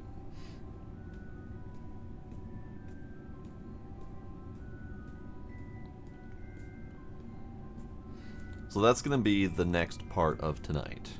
After we're done getting this Mun space station in place, we're going to do another design session to build a satellite or 2 or 3 to go to Titania to start doing some scanning for resources and whatnot.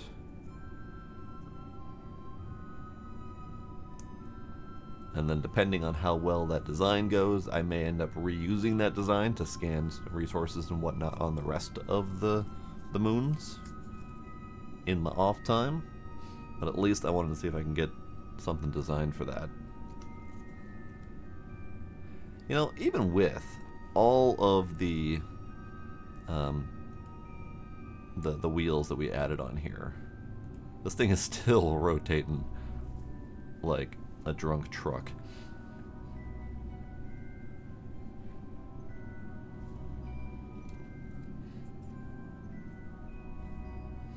I got fresh tea. Ow, hot. It's apple cinnamon. Because I needed to not throw more caffeine at me after 10 p.m. Let's go ahead and extend all solars. That didn't work because it started warping at the same time as I clicked that button. Okay.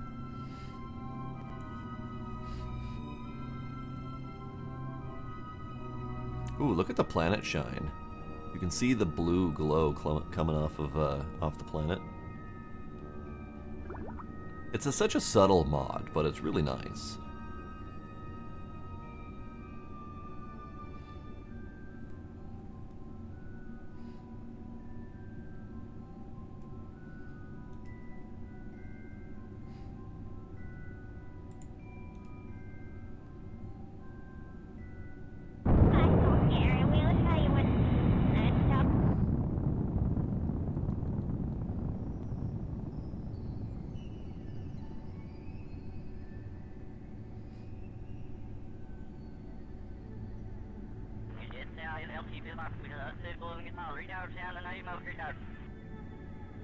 Okay, so that's the 120 circular orbit complete, give or take.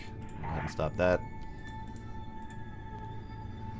Alright, so now we need to get to the Mun. This was supposedly a good transfer window to Mun.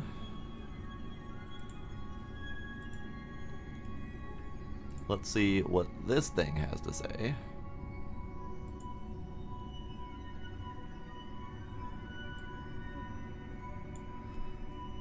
Rendezvous target Mun. Desired final distance 100 meters. How about 60,000 meters? Do it. Quick save, then do it. just in case this doesn't do what I want it to do. That button.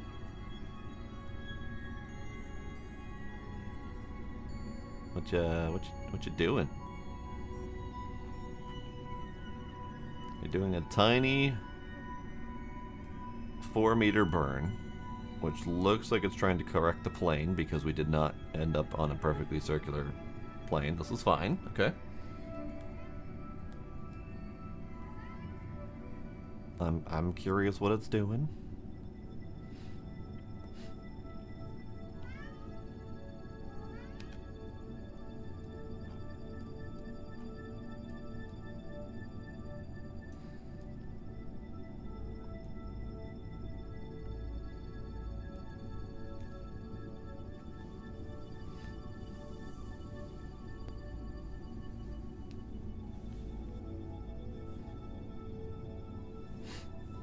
Oh, it even says status matching planes. It was barely visible there.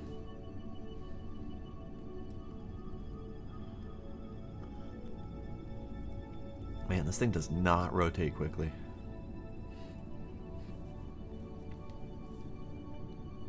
Does RCS help? RCS doesn't help when you don't remember to add any RCS fuel on there. We got a container of supplies. I thought that was my RCS container. So no, RCS does not help at all. Looks like we're slow rotating this thing.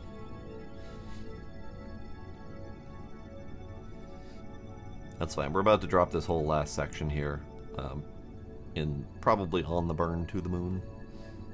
So we'll at least rotate a little faster.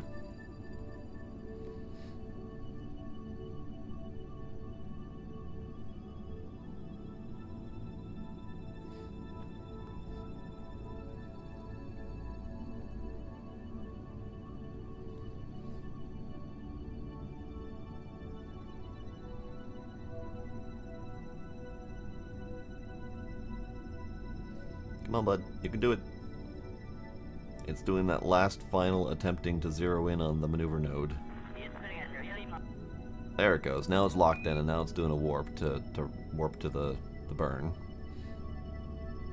It's a shame that it doesn't allow for any wiggle room.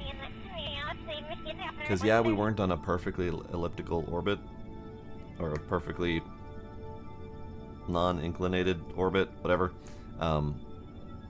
But it would have been perfectly fine to get to the Mun without having to do a plane alignment. So I guess I could have skipped the autopilot and just done the straight home and transfer. But I just wanted to see how well the autopilot did.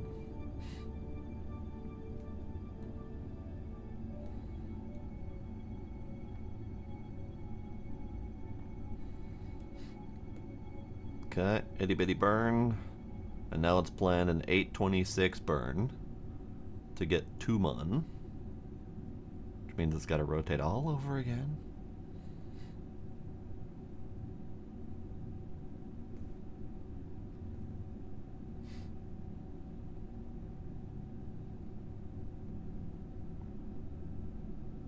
Hopefully it's also smart enough to stage during that. We'll have to see.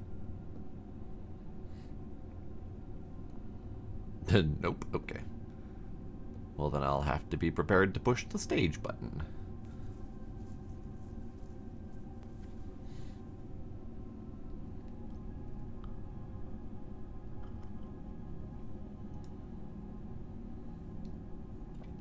I'm assuming you've tested that and found it wanting.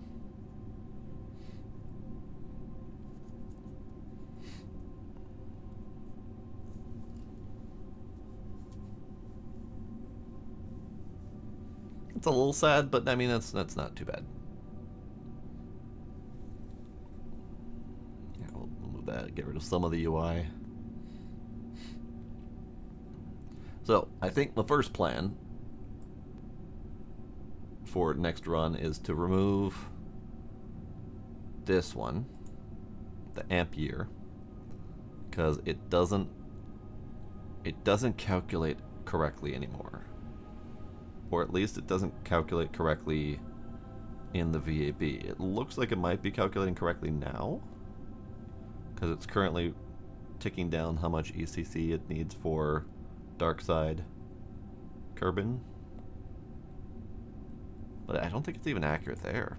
So yeah, I think I'll remove that one. Get rid of a mod. It's not much, but it's a start.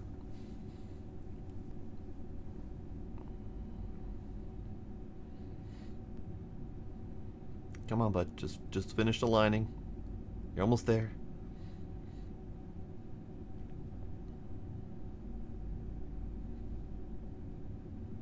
There we go.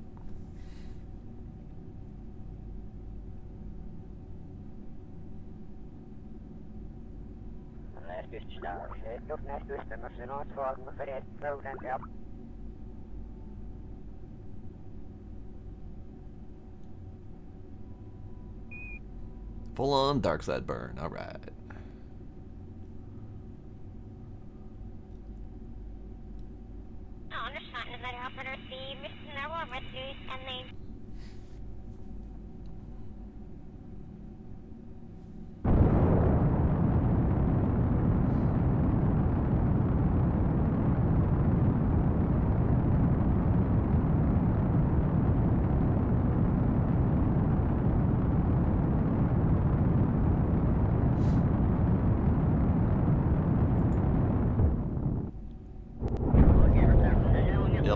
push it. Or at least it didn't look like it was going to do it automatically, so I pushed it. Goodbye.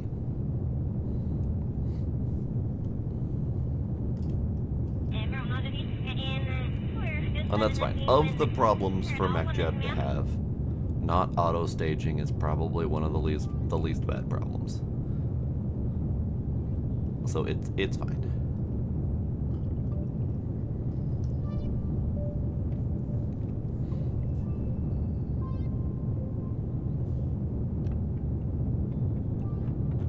I didn't actually look to see what the approach is going to look like once we get to the Mun, so let's focus on it. Where are you, Mun? There you are. Hey, that's not the number I told it to do.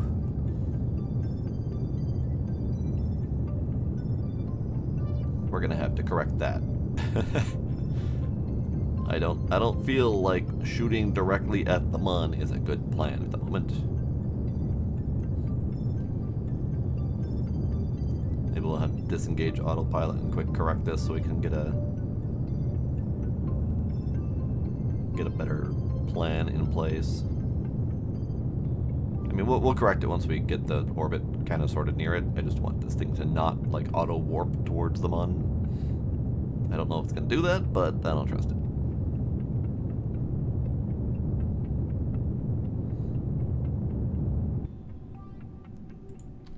Okay, that'll do. I just quick stopped it. Okay, so I need to get under 60. So let's just do a gentle burn.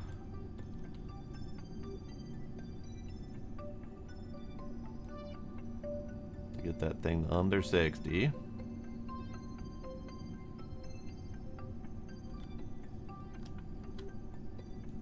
$47, sure, why not? Was there any other requirement for this thing?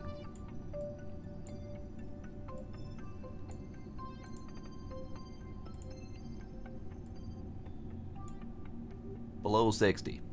Perfect. And 47's a little bit much, but that's fine. Can always correct it later.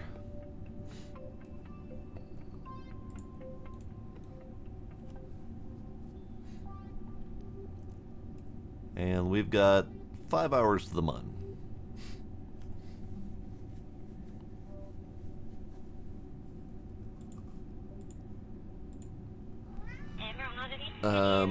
Show you the moon? Are you talking about the purple moon? Are you talking about the purple moon? Because that's gonna be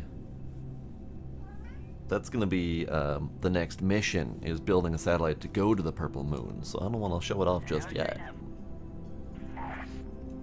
All Kerbal moons? Alright, I'll show you all of them except for the purple one, because we're gonna go there and that's gonna be more of a grand reveal. Alright. Oh. I didn't like that. We've got Canyon, which is a very close, fast orbiting moon around Kerbal. It's the closest one that we've got. At 7.4 million, give or take. And it lives up to its name. It's got big old groove canyons on it. And I do have 2 satellites around it, yeah. Just basic. I think this one's a scanner of some kind. I don't recall what I put on there. And then this one's just a regular old relay. I have relays around all of them except for Minmus. I take that back because we just did Minmus at the start of tonight. So now I have relays around all of them except for Heraclitius, which is in flight right now. So Heraclitius is a nice little pocked yellow bugger. Gila, shush. I'm talking here, bud. And then, of course, we have Minmus, which is it's Minmus. I don't think it's loading quite right now because it doesn't quite look as high res as it could, but it looks prettier in person, I promise.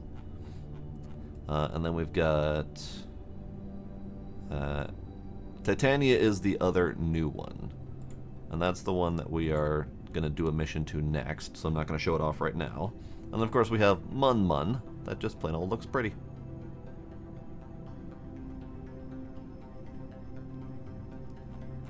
And Mun's got a couple satellites around it as well. Just more relays. I was taking missions that all just said launch a relay satellite to whichever moon, and I needed to build up my curb net anyway, so I figured why the heck not. Just basic missions, nothing remarkable. Basic satellites, nothing remarkable.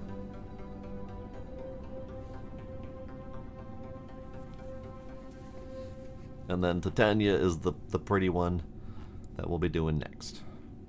Okay, let's get to Mun. Let's get to Mun.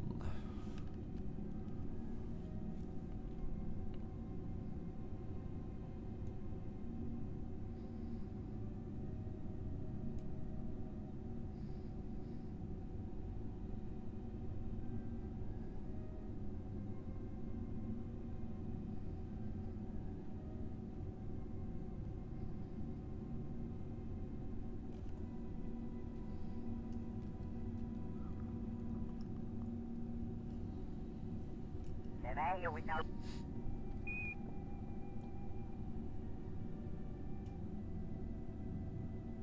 Ah, the Mun's coming right for me. It's coming right for me.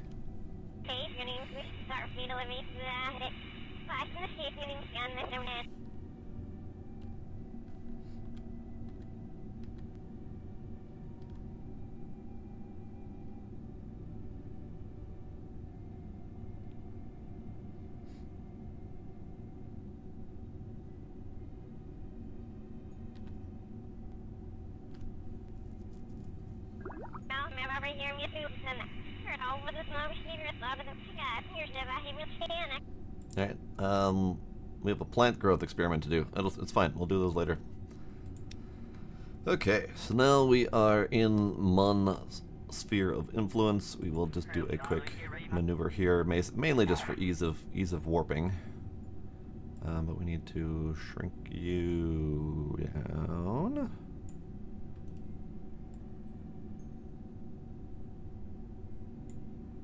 To like there-ish.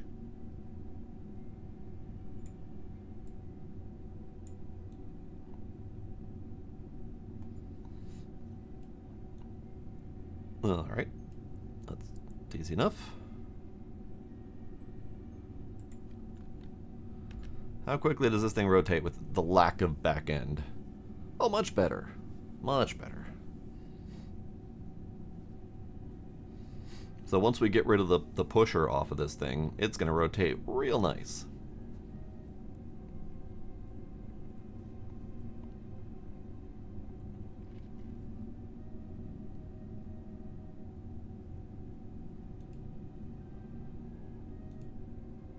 Actually, yeah.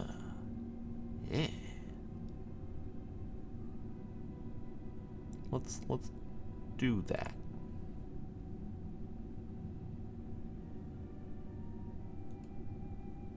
We'll even start the agroponics. That's fine. Okay, so let's warp to our burn.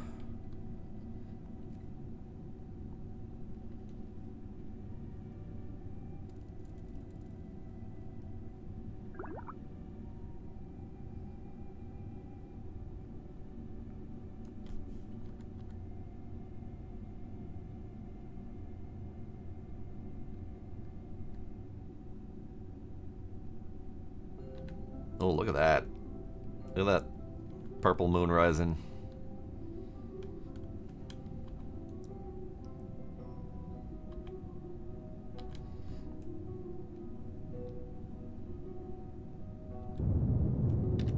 Okay, so now we circularize.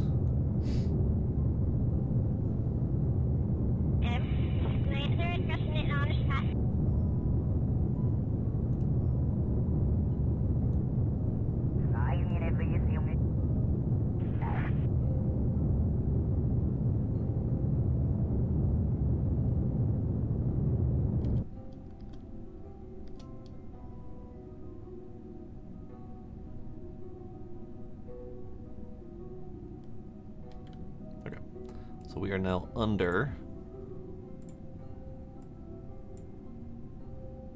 altitude below 60. I feel like this should be checked off.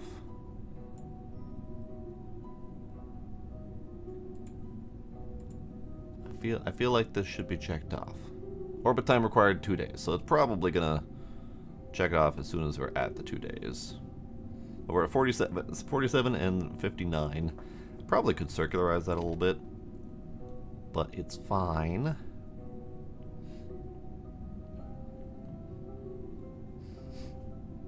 Check the note again. Check the note. Docking port 4 Kerbals. Can be done at 1 launch or multiple launches.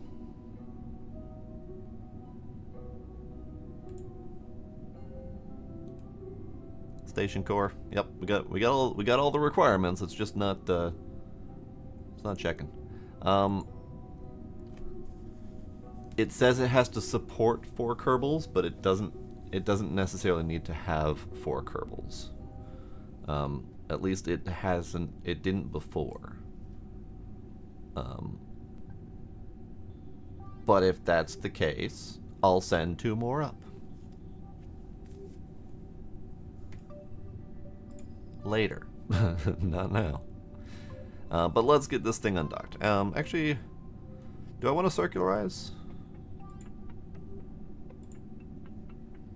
Do we want to circularize a little bit?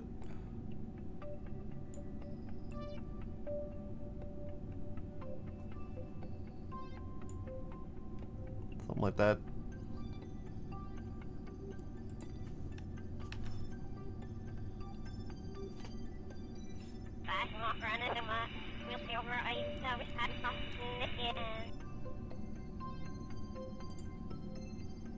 Snack.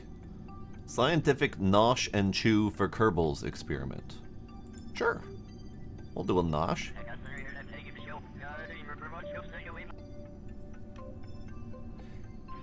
I don't think it's circularization because it just says orbit below 60. So and it's not even checking off the destination, the mun. That's the part that concerns me right there, is it's not checking that off. Because it should recognize that I am indeed at the mun.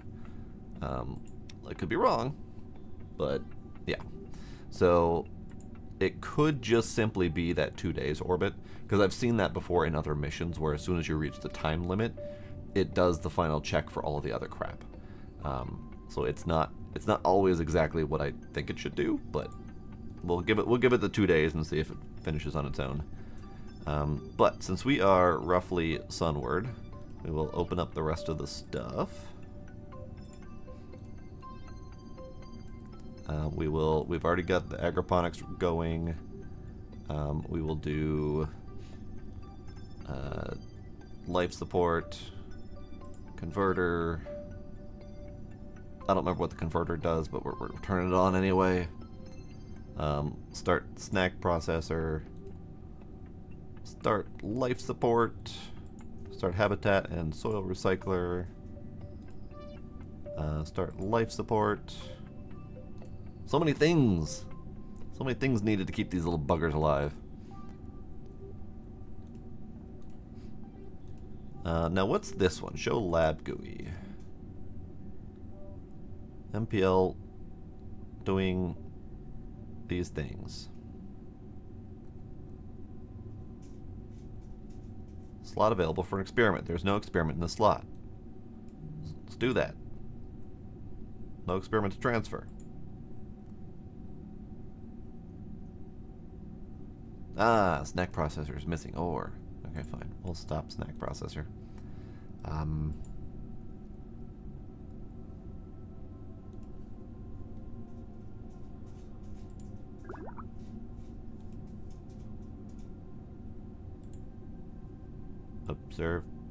Observe plant growth?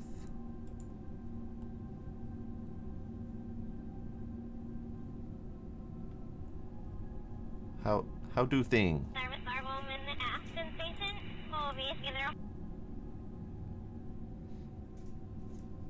How do things?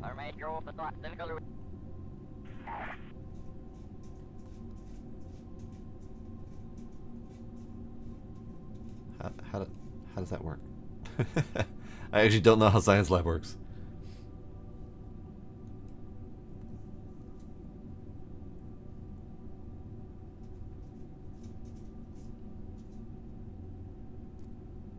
Status 100% load. Okay, I guess we're going. Yeah, vanilla science lab. This just happens to be the ODFC experiment manifest. So this might be confusing things.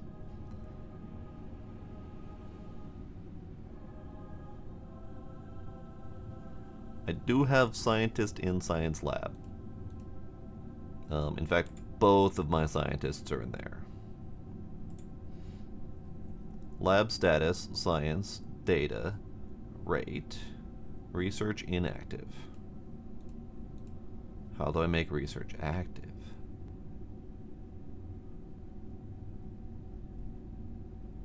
Well, either way, let's get this thing going.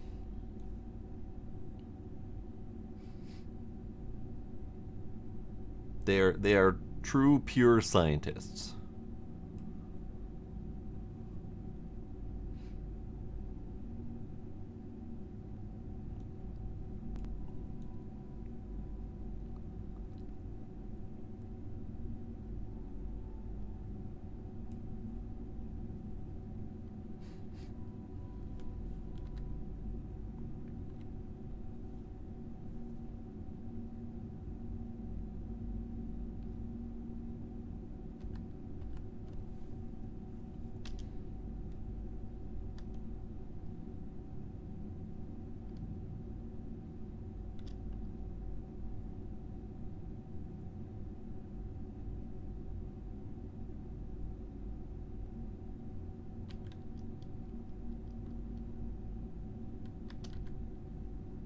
Okay, that'll do.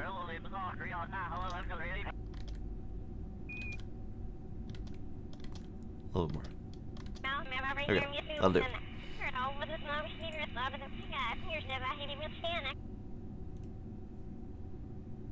Undock you. Oh, SAS disengaged because I don't have a pilot running this thing. I should have put a damn drone core on this thing. Well, that was a mistake.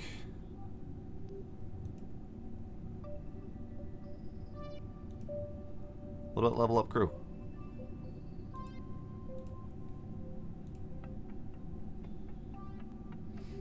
Oh, well, I mean, the man stuff is under my face. It's got two Kerbals there.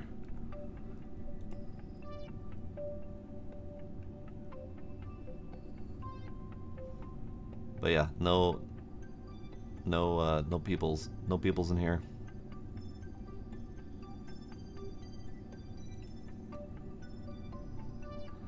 How do I make the research active though?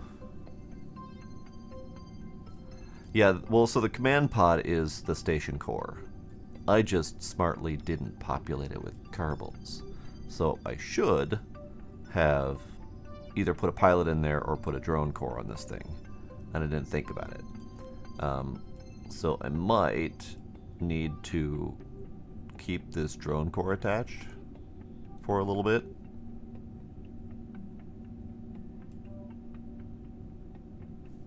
Even though I've already undocked it. Because, you know.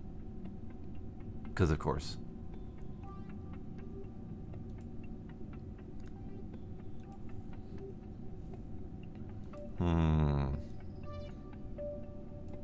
I don't really want to relaunch it.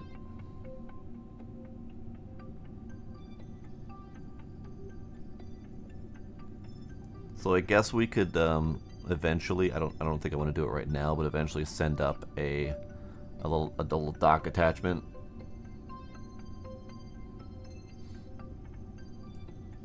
I should be able to look at any experiment and click on the icon with the lab glass thing, which I did. I have 251 data in here from running 2 different experiments. And it's supposedly 2.7 science a day for processing. Research is inactive, and I didn't have a button to activate the research. Now I have no buttons because there's no control in this damn thing. So that's part of the problem, is I've lost my control to the station. I wonder if I transfer one of these guys to the station core, if I get any sort of control. Nope, it needs a pilot on board, so that's slightly different than a standard command pod. Okay, okay.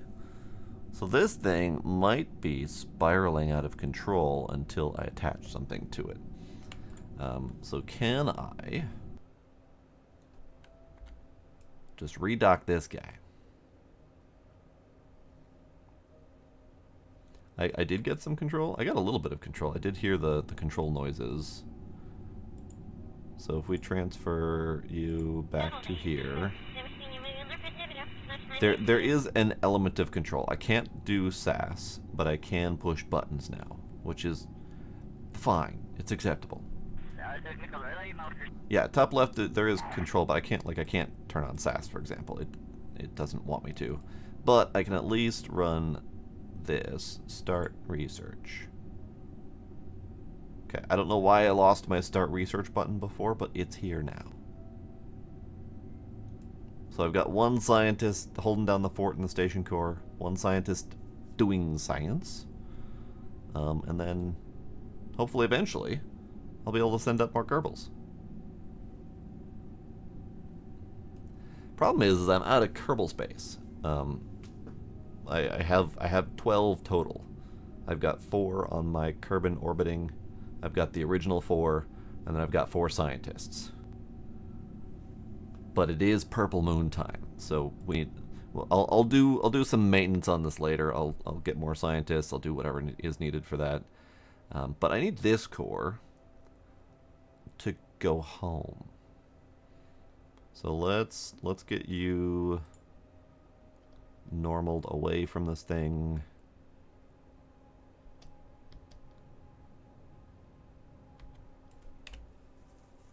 Alright, let's just transfer you.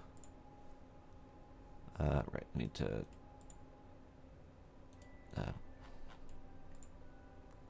Mun target. How do I target Kerbin? How do I target Kerbin? Fine, set that as target, whatever.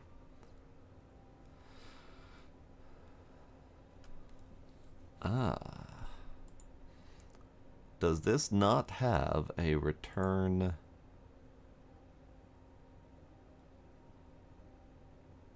Does MechJeb have a return option?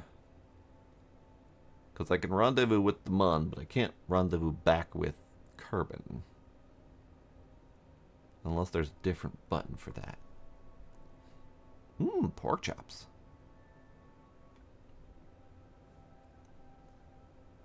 No, I think is the answer to that. Is no, I don't think there is. How about... That's not what I wanted. What about you?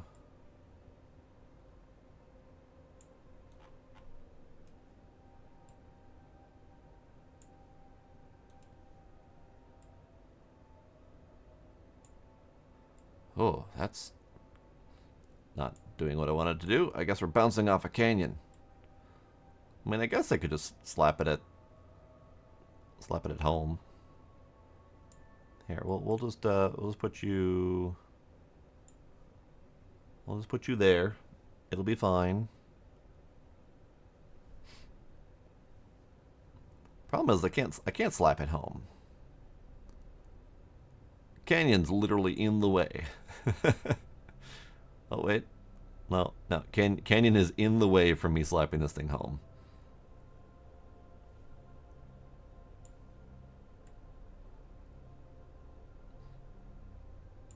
Let's see, what's the Canyon encounter a minute?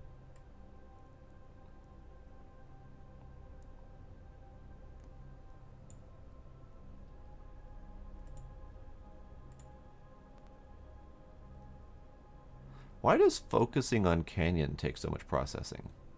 All the other ones don't do that. Alright, can I slap it on Canyon? Nope, I can skim past canyon. What if we skim past canyon at 6,000 meters?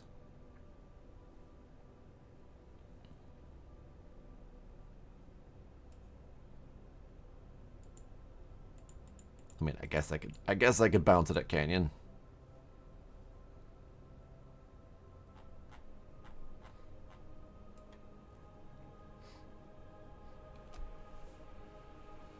I'm not actually trying to hit canyon. I'm trying to get it home so I can rescue or save the parts. But there's so much canyon in the way. Let's do.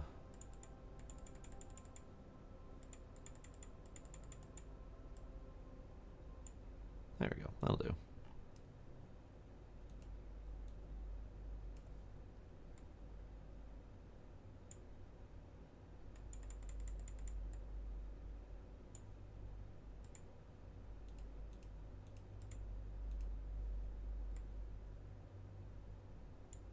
Alright, get you at 100.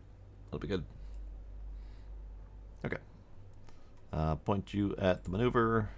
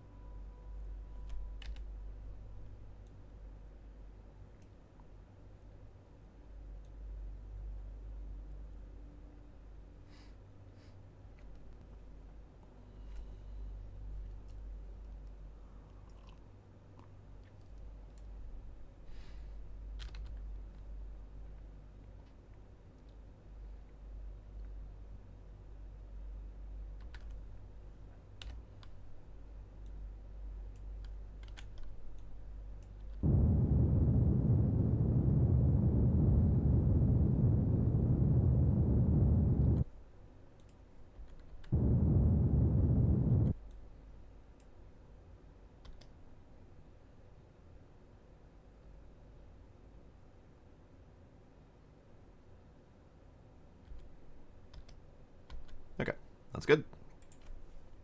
So you are on your way back home, and you got how much time till you're back home?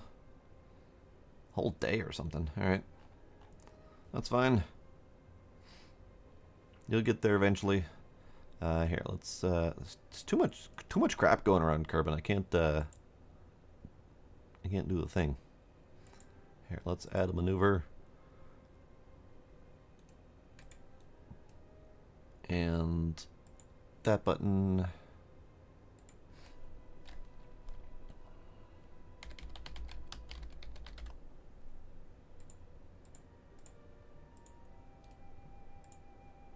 Okay. Hopefully I'll remember to do that and remember what I was doing by labeling it that. Your Kerbal is even more chaotic. Yeah, I mean, the fact that there were so many launch areas on Kerbal in the first place is already ridiculous. And I don't need all of that. I'm tempted to just remove all of that. Because I'm never going to launch from another part of Kerbal. I'm never going to do any of that. I only installed it because you had it in there. Alright, let's go back to Space Center. But yeah, all of those different launch areas on Kerbal are all access icons that are clickable and in the way.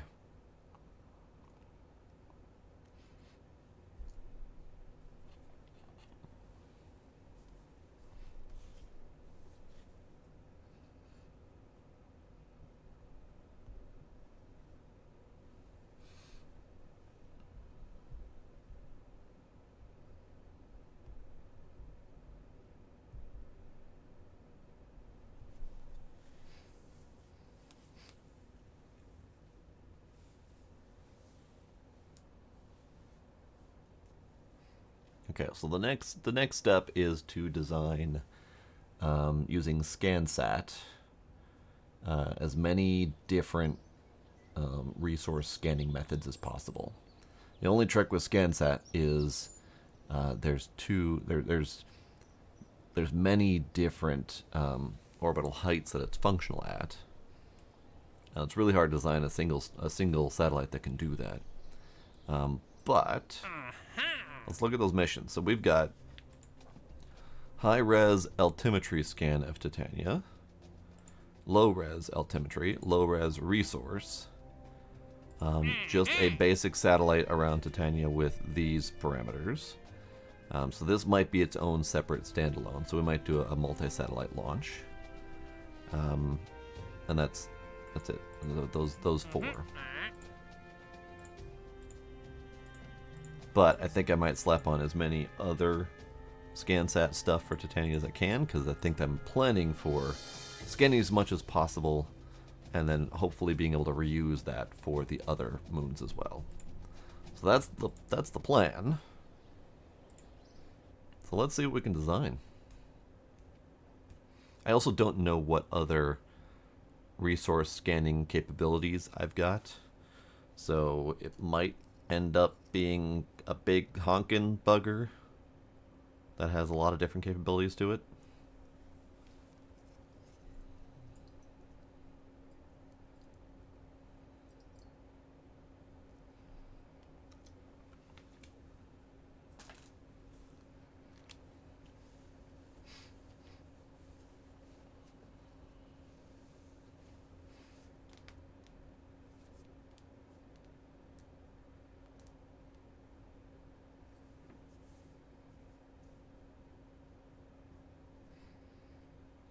I really wish the main menu had a button to go to VAB. You've got a button to go straight to the tracking center and to the space center, but not one for VAB, and that'll be really nice.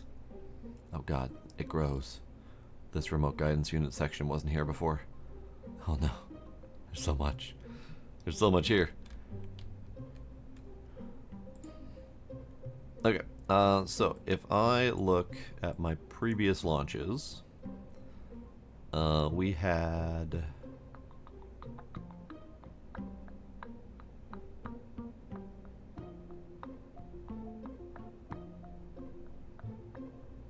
I not save it? I might not have saved it. It wasn't the Sentinel launch, was it? No, it wasn't. Definitely wasn't the Sentinel launch. It was not the Scantar. Wasn't the Science launch. Mon Station. Low Orbit Survey. I think this is the one I'm thinking of. So this is the Low Orbit Survey launch that I made that has the little brother and the terrain geoscanner. And it's also got this multispectral imaging platform on it. I did this one in my off time just because it was kind of a quick hack job, and I don't think it's got everything I need it to do. But if we do filter by function,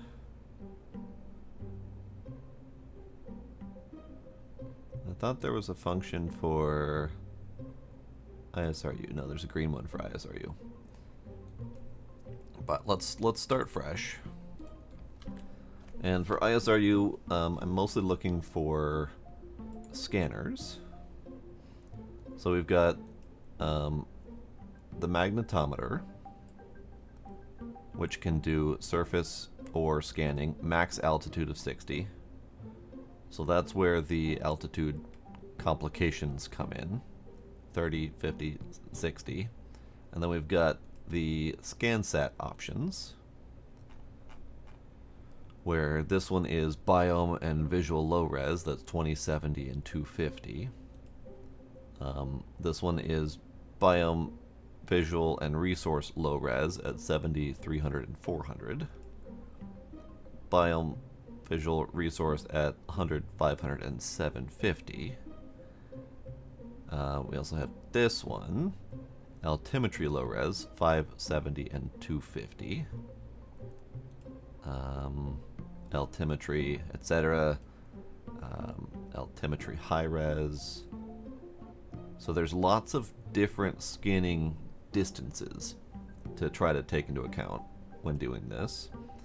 Got these ones that can do visual high res and anomaly. So what are we actually scanning for? We need altimetry high res. So that's going to be this one. You know what? I need a let's do this.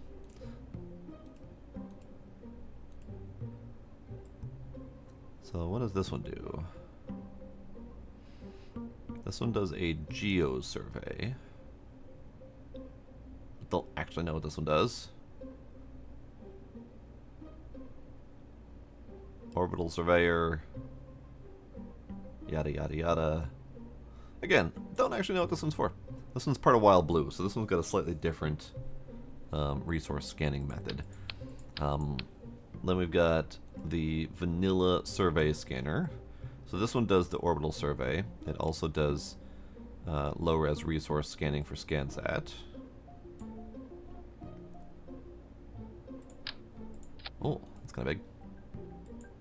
Kerblam. We got the water scanning module, which specifically scans for water. The orbital mass detector scans for surface metal ore. Okay. Ooh, okay, that's big. All right, never mind. So we need high-res altimetry, which is this one or this one.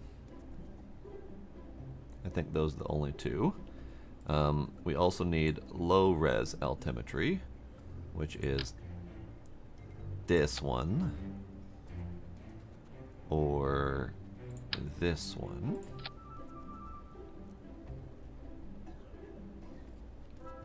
And these are biome and visual and low res.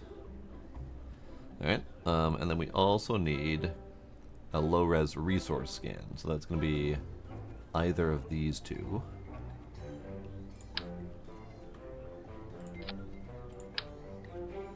Oh, that's a big chunkin' one.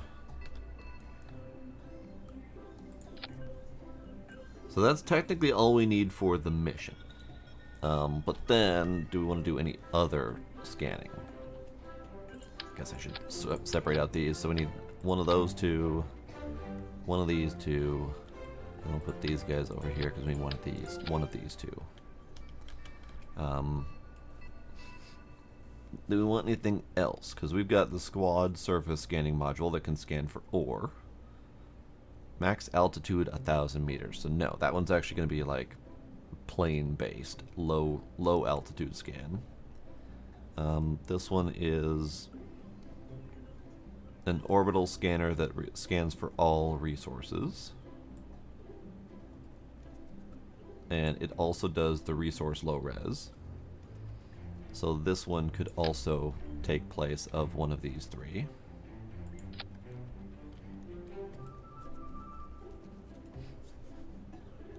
Now, do these do the orbitals? They don't. So this one does the orbital surveyor all resources. And it does the ScanSat low-res resource. So it kind of does two things that I wanted to do. This is Wild Blue. Does resource scanning. Okay. And then this one is the big center core that we've got, and this one does... It does geo-survey, but I don't know exactly what that does. It just says it outputs science by using research kits, so that's probably not a thing I can do without a station to power it. But it does do orbital all,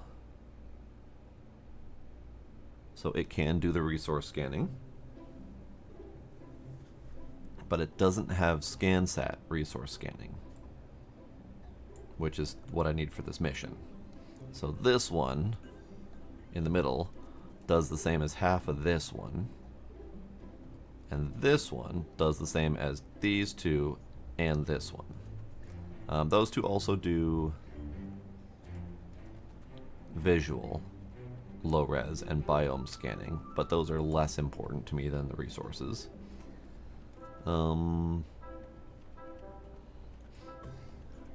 This one also scans for resources as a high res resource scanner. Ooh, so we could do a cacti on there. Maybe we'll do a cacti. And then this one does biome and terrain scanning. You do surface ore. You do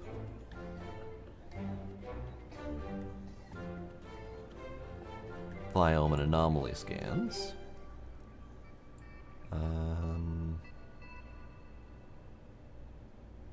You're an all resource scanner as well, at a really high distance. This is the high distance number I was looking at. Okay. Okay.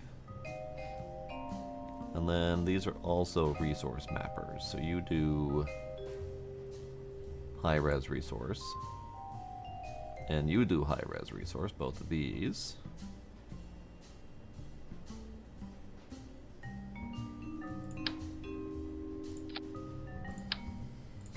Okay. So this one is the one that did the high res resource as well. So that's the fungi. So we can skip that one because I think I've used fungi a couple times elsewhere. We'll skip that. Okay. So what are we building? Let's build off of this thing because this thing is just holding all my crap. This one, let's extend you.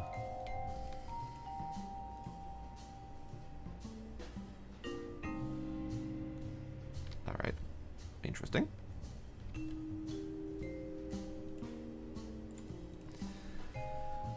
Building mostly resource gathering data. Doing the low and high res altimetry scanner as well, just because I have missions for them, but my main goal is to build for resource scanning.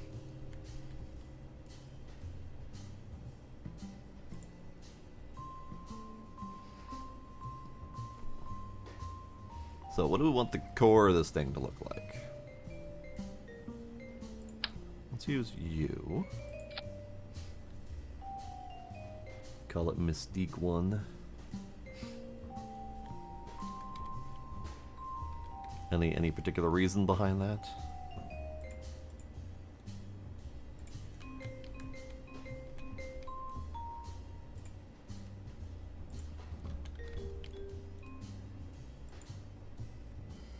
Oh. Big old extendo do. Okay.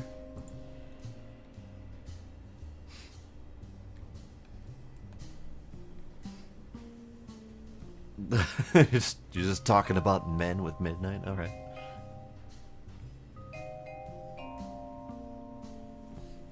Whatever floats your guys' boat.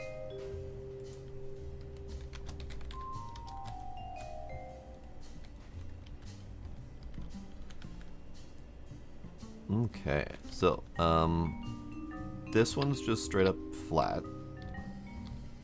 There we go. This one's just flat. Like, that's it. It's just flat thing.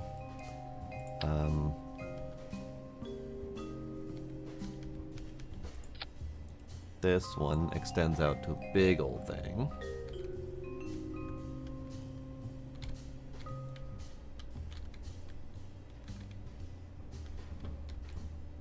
This one extends out to a big old thing.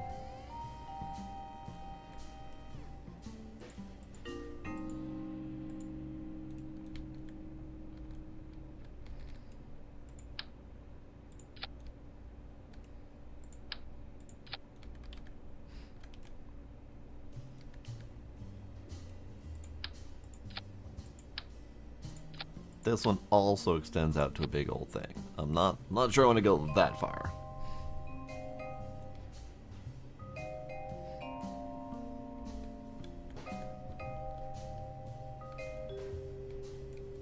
Because I also kind of like the look of these bits.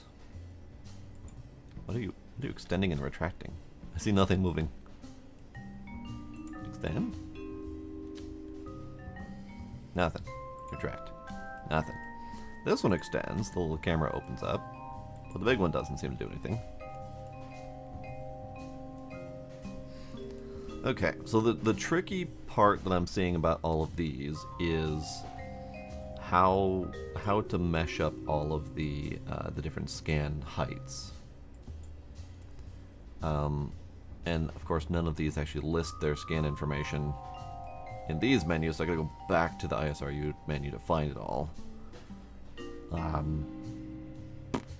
Poops. Alright. Let's go back there. Okay. So we need one of you guys. One of you two. These do the low res resource. I guess I don't really need low res resource other than for the mission. But in theory, I would only ever need a high res resource scan. But I don't know the difference between the two in terms of how the game handles it. Like, high res should always be better in theory when doing the scans. It might take longer. That's fine. So these ones are out to 100, 500, 750, or 70, 300, 400. These two for the low res, 50, 100, 500. This one's a little bit low. 70, 250, 500, 500, 700, and 750. Alright.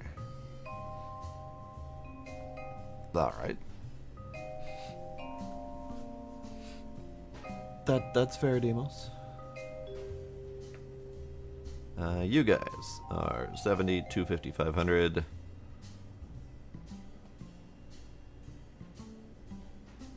So it's kind of looking like a little bit under 500 might be where we're aiming for. If I could do like a best 250 for most of them, that'd be kind of good. So this is best 300. This is best 250. This is best 100, but it goes out to 500, so this would be acceptable as well.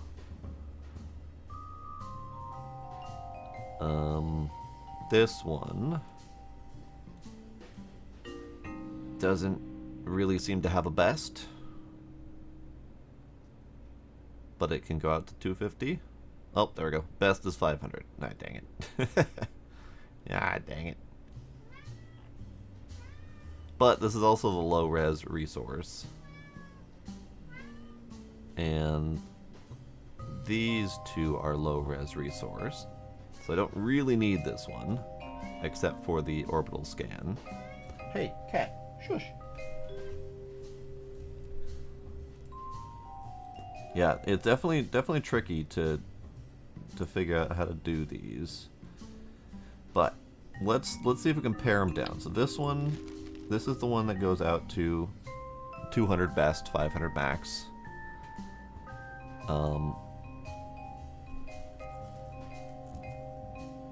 This one, the littler of the two, does 300 best, 400 max.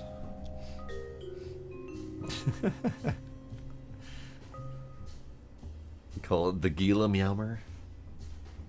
I don't think he needs to be memorialized that way. He has a different memorial coming. He's got there's an entire moon named after Gila. Unintentional. It just happened to be there. So we are indeed going to have a Gila satellite at some point or another.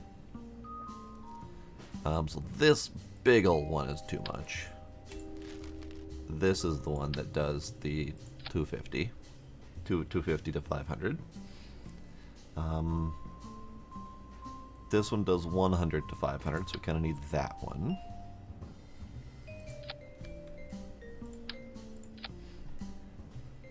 And that one is for the low res. This one is for the high res. This one is for the low-res resource. So that covers all of the missions. So these three here cover the missions. This one is the alternative to low res, but it doesn't meet the needs. This one is the resource high res. So we need that one.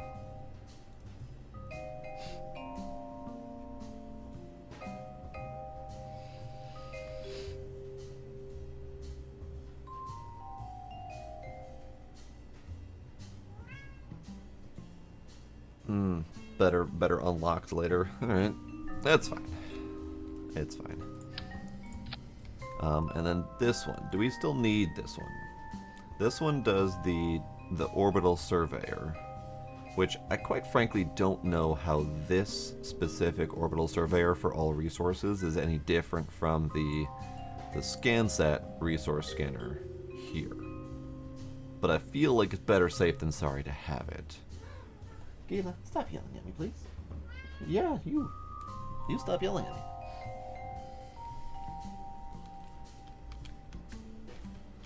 Okay, so let's get these guys on the main body for the moment.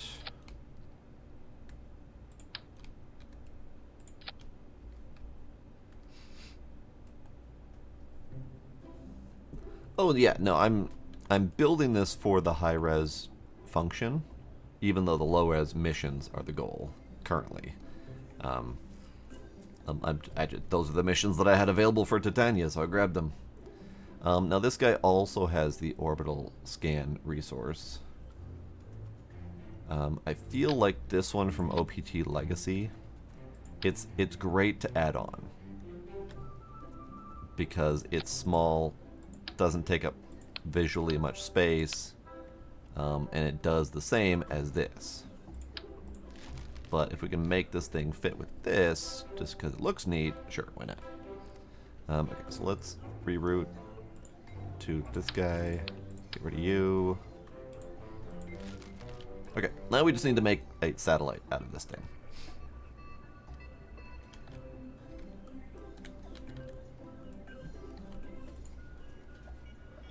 So you are going to have a tank. No, I don't like that one. I don't like that one for this purpose, at least. Let's do that one. You don't have other visuals either. What about... Yeah, let's do that. Maybe we'll do that one.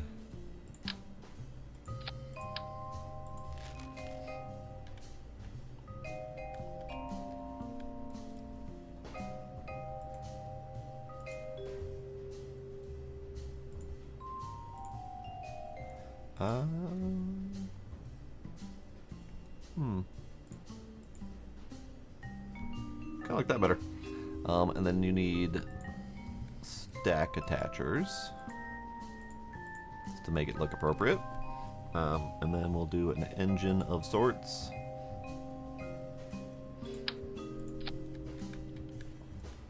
Well, that doesn't look like it works at all.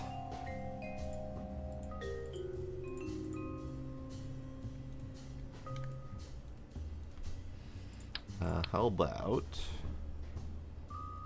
we do...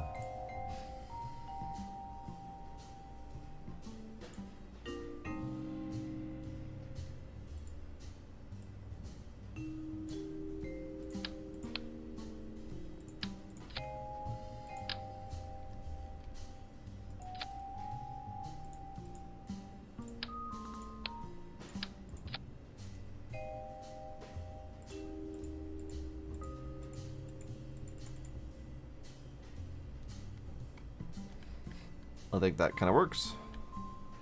Maybe we can even scoot you up a bit. There we go. That's a little bit better.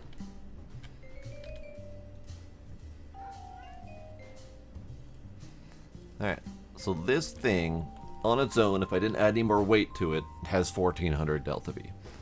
So plenty to get itself into and out of position. Gila, hi. Hi, how are you?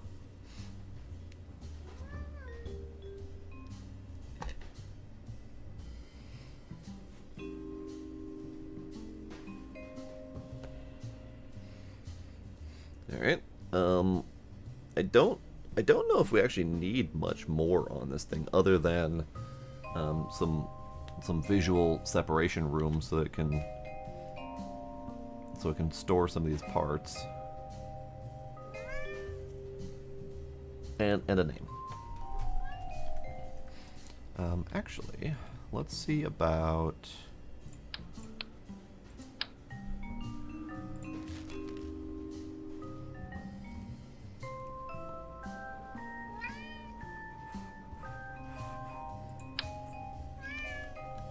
Gila. Please stop. Let's do that, and I need a truss. You're a truss.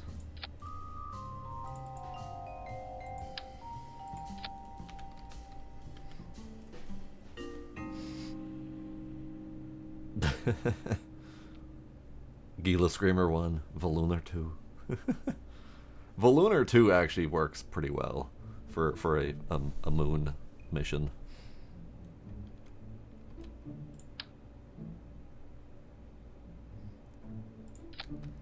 Hopefully, this thing doesn't matter if it clips a little bit, because it's gonna clip a little bit. You can stay up there. You can come down here.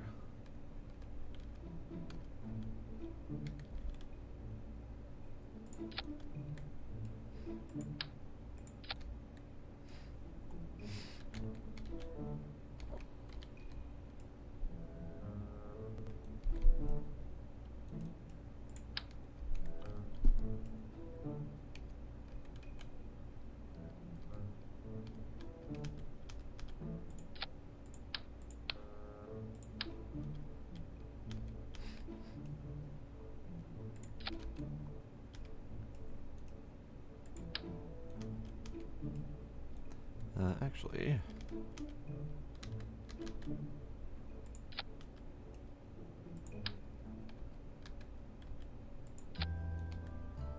Gila, let's do it.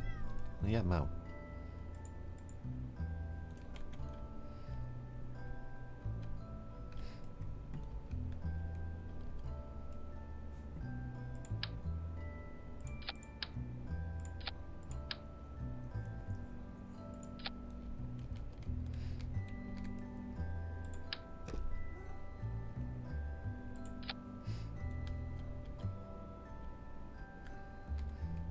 Okay.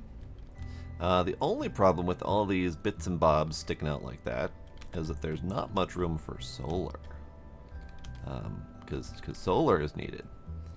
Let's get you scooched in and attached a little bit. Because this object, for whatever reason, likes to stick out a ways from the attachment.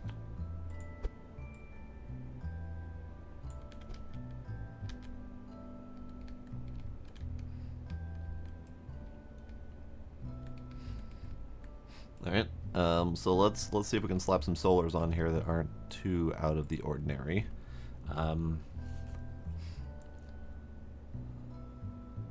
So you wanted Mystique. Are you sold on Mystique, or do you like Valunar 2? Gila Screamer is gonna get his own thing once we go to the Gila Moon. Yeah, you're gonna get your own thing. You're gonna get your own thing.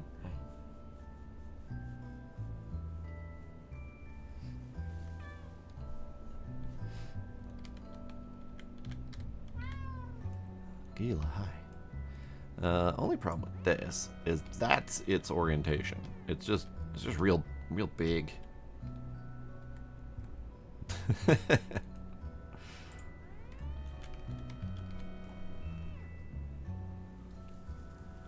Gizmo Oranger 3. I don't know if you should be left up to names anymore. Alright, how does this thing retract? That doesn't retract much better. I mean, definitely gonna need a thingy. Thingy with the doodads.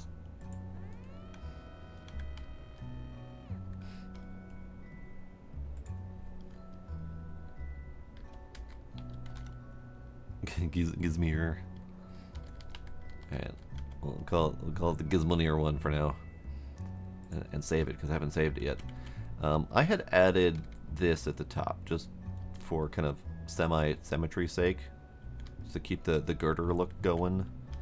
But I didn't really have a plan for what goes up there. So, I think I have a plan for what goes up there. Let's do electrical parts. We need a battery of significant size. Do we want to go with this one? I still like this one better. So let's do you.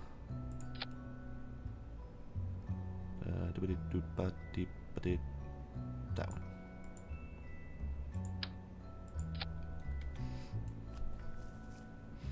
And then we need solar. Kind of like this one. Because it kind of gets the solars up and out of the way. It just looks a little bit silly when it's deployed.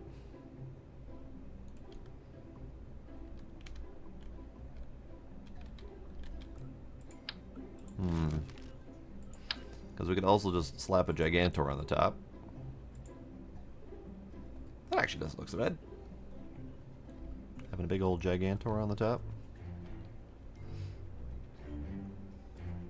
the tit solar panel. It is unique. It is very unique. But visually, does it work? I think the Gigantor might be a good thing to slap on the top.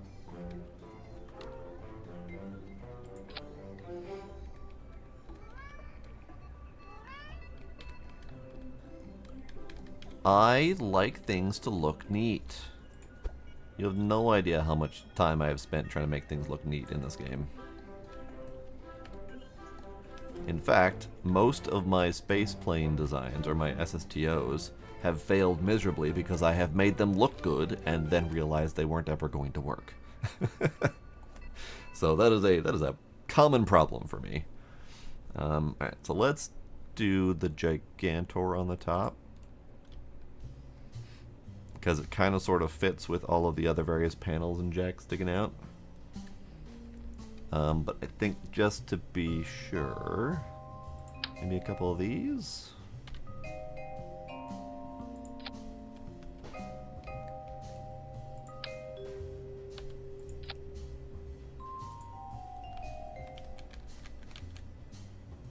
Yeah, it's starting to get a little excessive.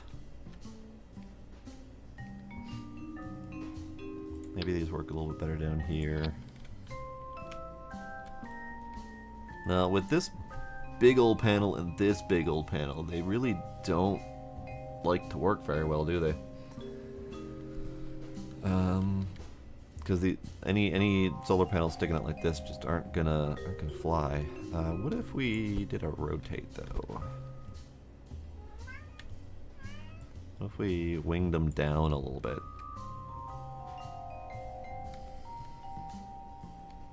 That might be kind of neat. Then we kind of have a little solar triangle thing going on here. Shush. Shush. I think that kind of works. A little solar triangle. This is the only thing that really stands out to me because it's not symmetrical at all. I think the only way to solve that problem would be to make it symmetrical. So then we'd put this here. And then take another one of these. Oops, take you off.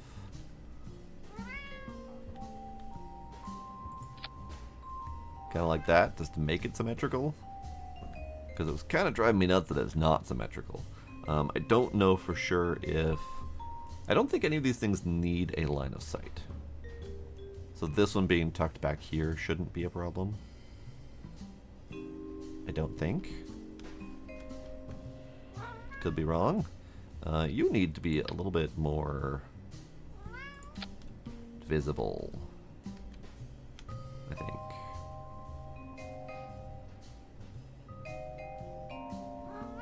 Sir. Sir. What? What do you want? What do you want?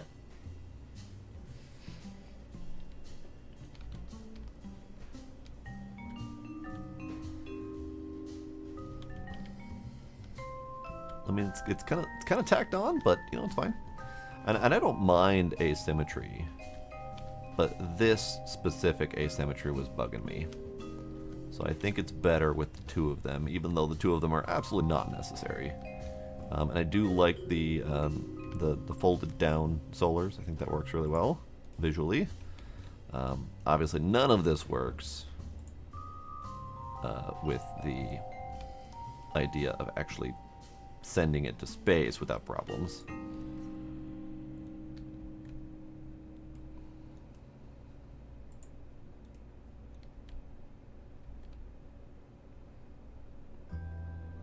Yeah. Look at this cluster. So this is the thing that needs to go up into space. It is 3.2 tons, so it's not very heavy. But if this is everything I think it is, then we should be able to send multiple of these up to the multiple different moons. I might do individual launches for each one of them just because I don't think I'm smart enough to plan a multi-moon hop to all of the different moons. But at the very least, we need to get one of these to Titania, so let's do that. Gila, chill. Gila, chill. Gila, chill.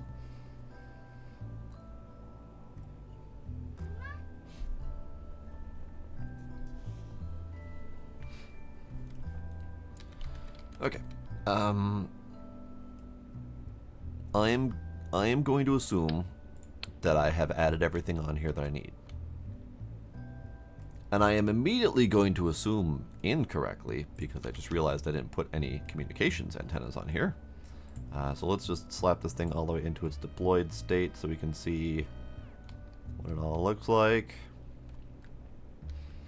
Turns out, you need to be able to communicate.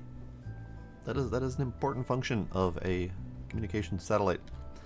So in that case, then, what do we need to tack on here that can do more communications?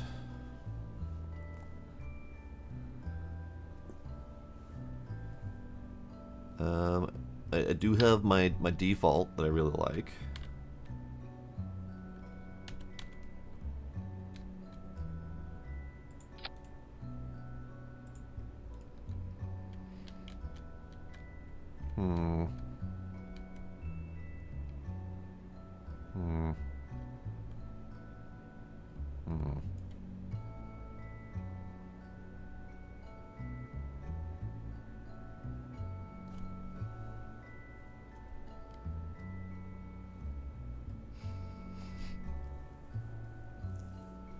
Yeah, I would be trying to remember Titania's orbit. Something like 10 megameters away, I think. So I guess it doesn't need that much power. And they do look a little excessive. But do they? They do look a little excessive. Okay. What about a pair of these?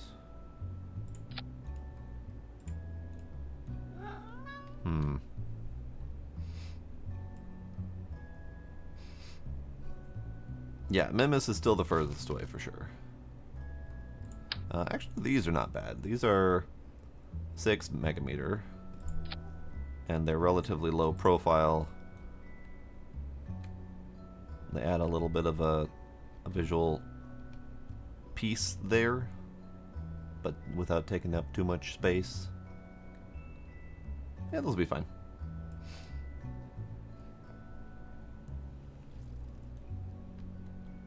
Okay.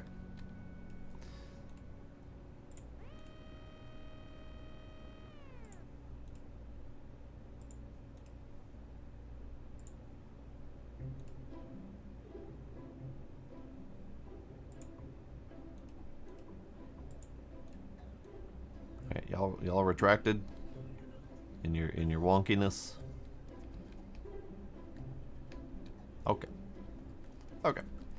So let's see about getting this thing launched and going. I don't actually know which of my launches I need for this. That is 8,000 delta V. Maybe that's a little bit excessive. What about you? That is 7,000 delta V. Again, a little excessive. I don't actually know how much is required to get to get to Titania, but it's not much. It's not a lot. What about you? 6,000? 6,000 should be fine. So this will be one of my light launches. We have is the Octo my newest or my biggest?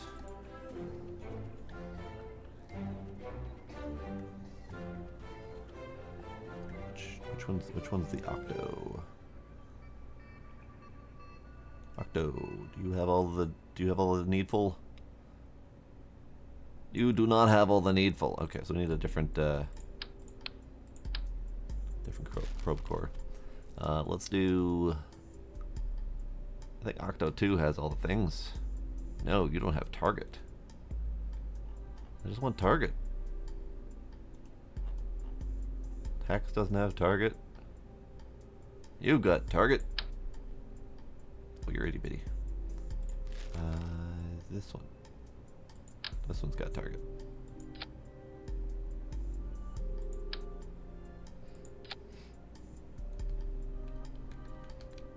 Okay.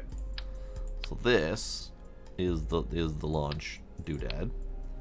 Are you you're a decoupler, you're an engine.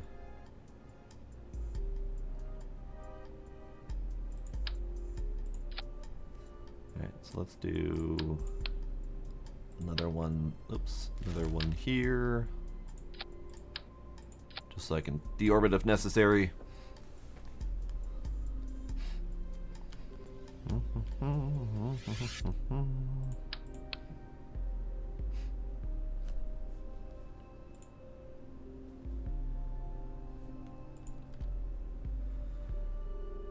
Alright, we need that.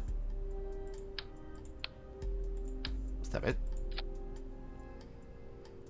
We need an actual decoupler first.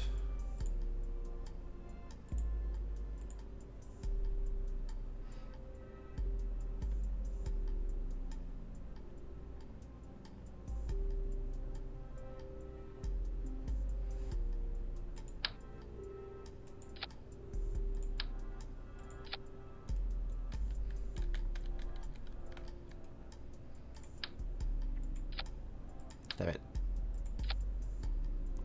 Something's up with this procedural fairing base, and it keeps, like, shrinking every time and doing weird things.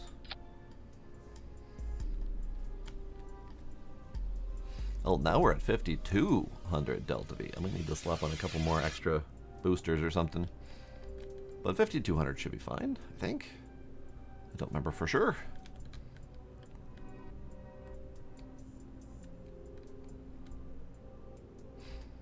We can just take these more.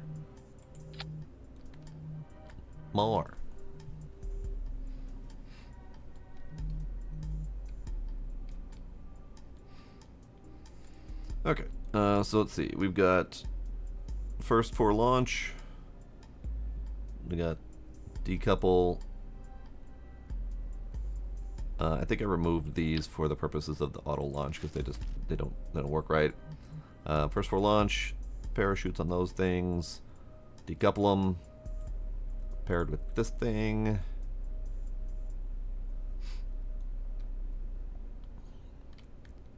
Procedural fairings doesn't like tweak scale. Yeah, I mean it works. It just I have to keep fighting it a little bit. Okay, all those, and then the next stage is this one and this one, and then the last stage can be these two things. And now we're up to 6,900 Delta V. So apparently just doing my staging correctly has given me 1,000 extra Delta V. Go figure. So we probably didn't need all 4 of these. Let's shrink that down a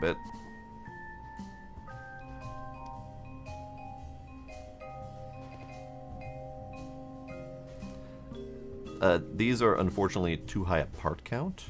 Because they're all individual engines and whatnot. Actually, let's do. No, I think this is the way I want. Yep.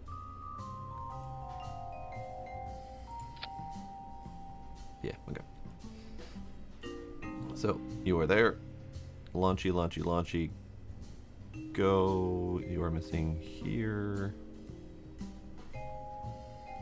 And then launchy, launchy, launchy.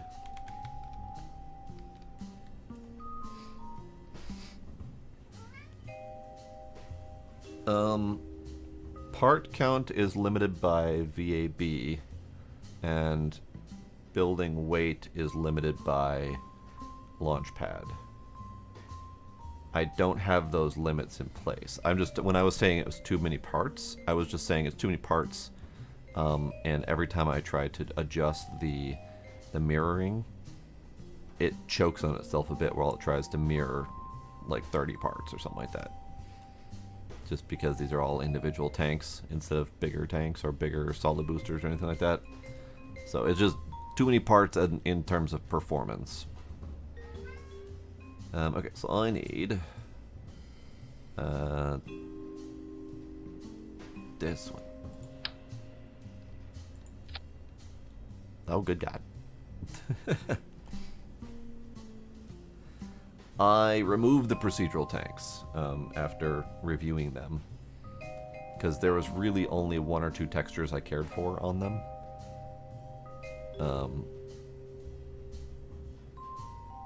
And I don't remember my reasoning, but your reasoning I think ended up winning out.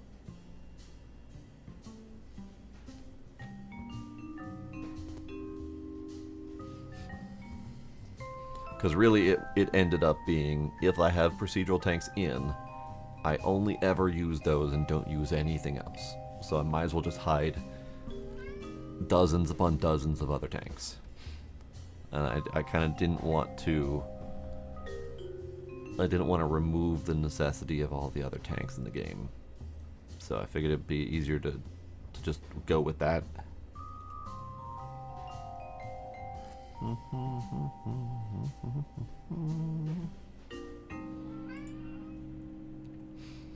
Alright, let's see. Let's do...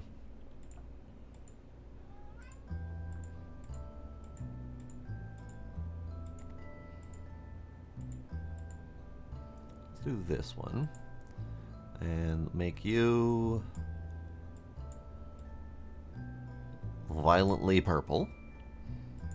And which one are you again? You're the nose. Okay, you can be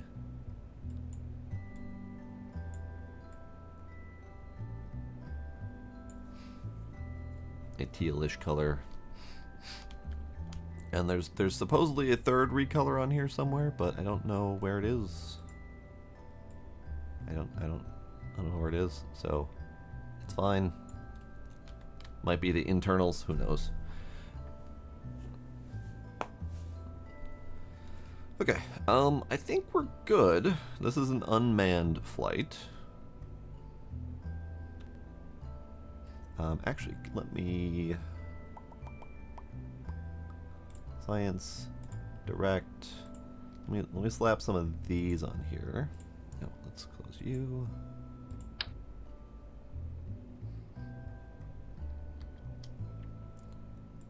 Just slap some of these on here so that they have direct line of communication. I don't know if 800K is gonna be enough, but it's fine. Oh, you're pushing buttons. Alright. Thank you for the hydration. I was drinking it anyway, but thank you.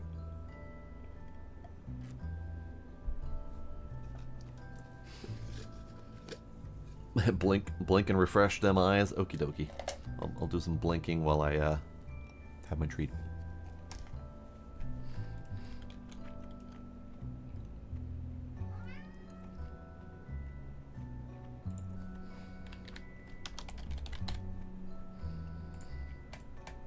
Okay, let's get this out there.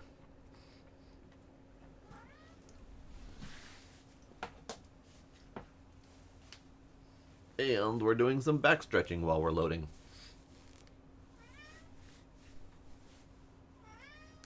Gila. Shush.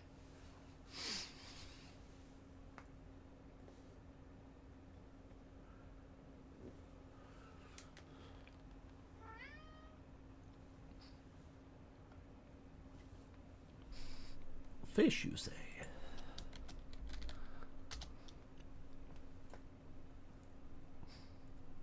You want an extreme close-up of a Kerbal?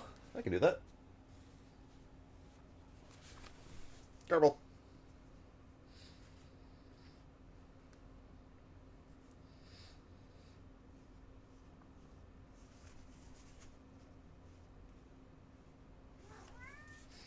Pretty sure it's Jeb.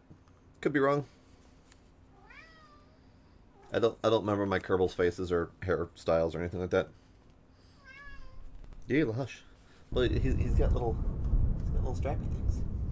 He's got a little KSP pouch.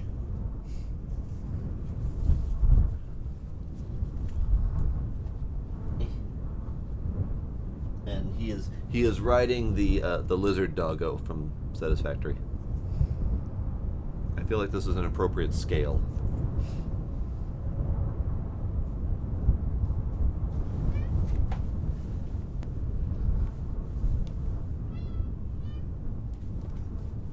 Gila.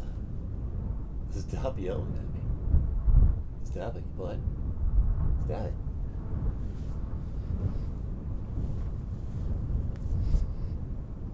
I thought they had different hairstyles, though. I thought they had, like, unique hairstyles to mesh with their completely unrelated personalities.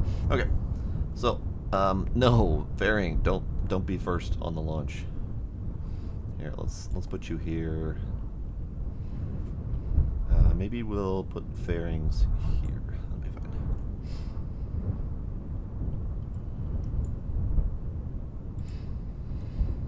Okay. I am not going to attempt to wait for a transfer window. We'll just do that once we get it in space.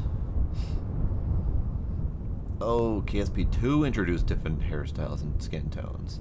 Oh, weird. Stop.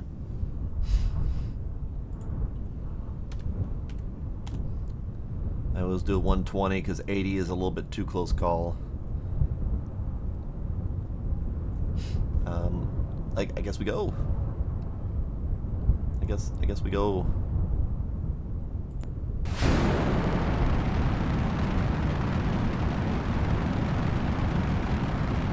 Hopefully, this thing sticking out the back here is not a problem.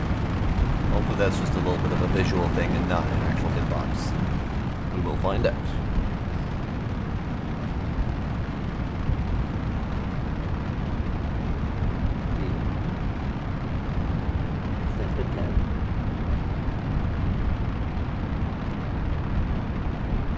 Okay. Bye. That did not go according to plan.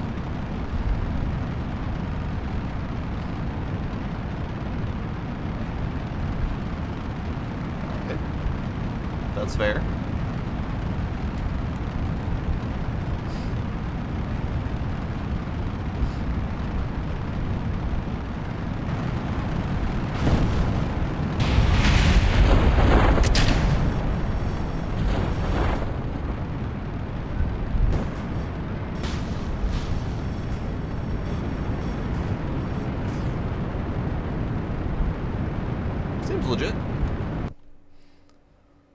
All right, let's try that again, shall we?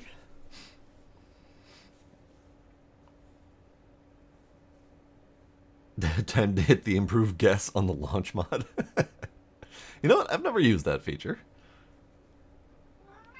Kayla, no, stop. Shush.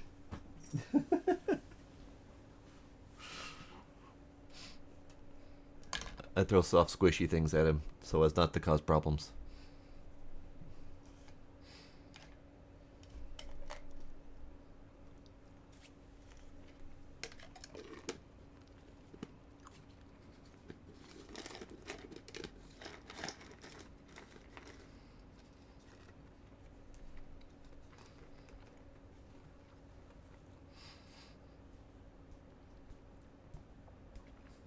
So far, the only launch failures that I've had with that mod have been my own design problems.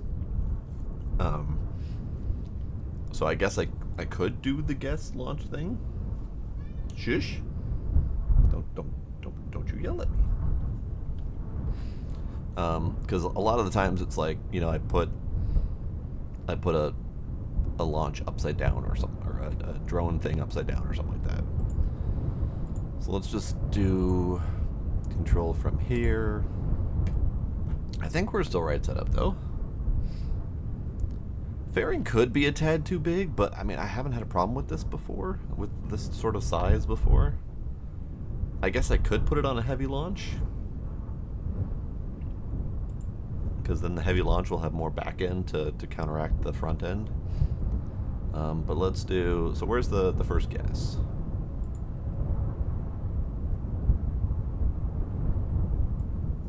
Let's still do the 120.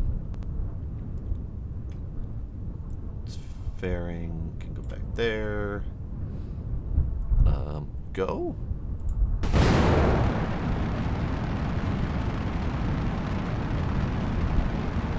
The other part of the problem is I have like 3.5 thrust to weight ratio.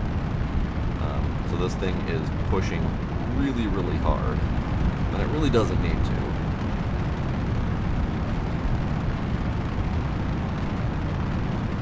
Yeah, and it's doing that gravity turn really hard. Alright, I think we have some design problems.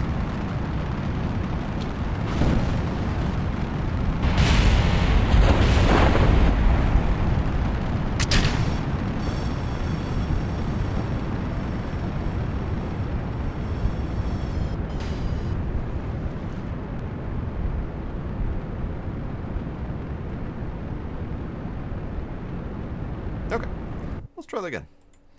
Let's oops. I meant to return to VAB, but okay, it's fine. Really wish the load times weren't so damn long.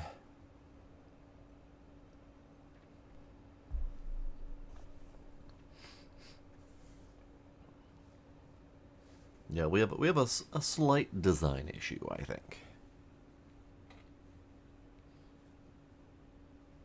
And it could simply be because I have so much asymmetry in the design of the probe that the lightweight launch just can't compensate for it. So I think if we slap a heavyweight launch on there, it might be a little bit more stable, because then it'll have more rear weight to work with rather than being all front heavy.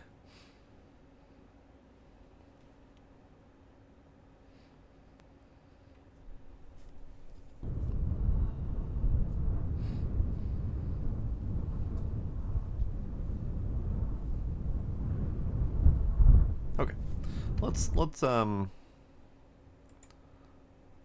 revert, and we'll change up the launch vehicle.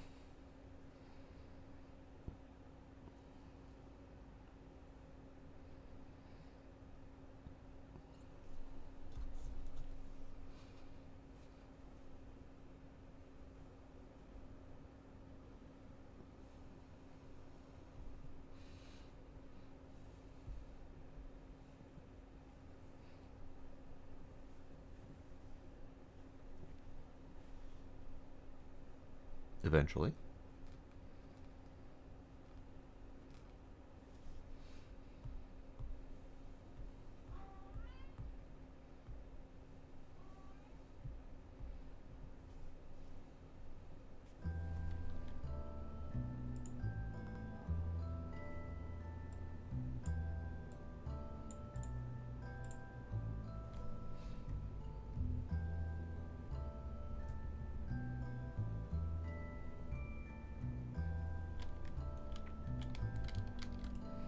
Okay, so let's take off these for the moment so we can see what we're doing. Take off you.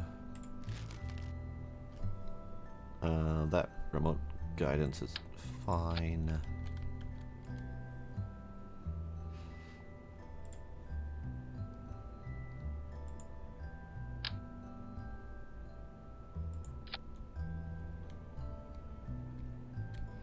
Alright, it's pushing a little bit hard, but it'll probably be a little bit better. I don't think I even need to tweak this at all. I think it's fine. This decoupler can probably go. And this can go.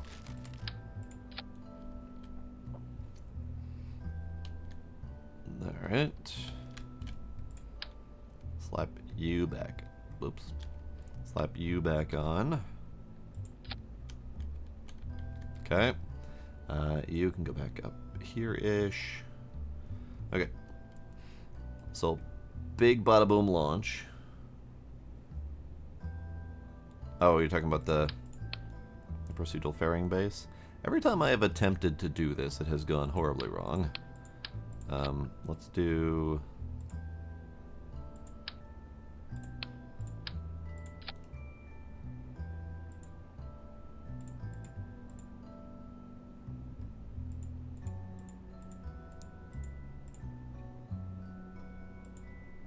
Was it 2.5? Ooh, ooh, ooh, ooh, ooh. Aha, there we go.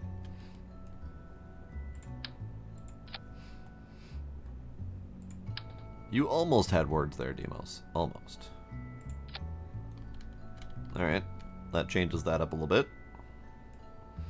Let's also reroute to the launch drone.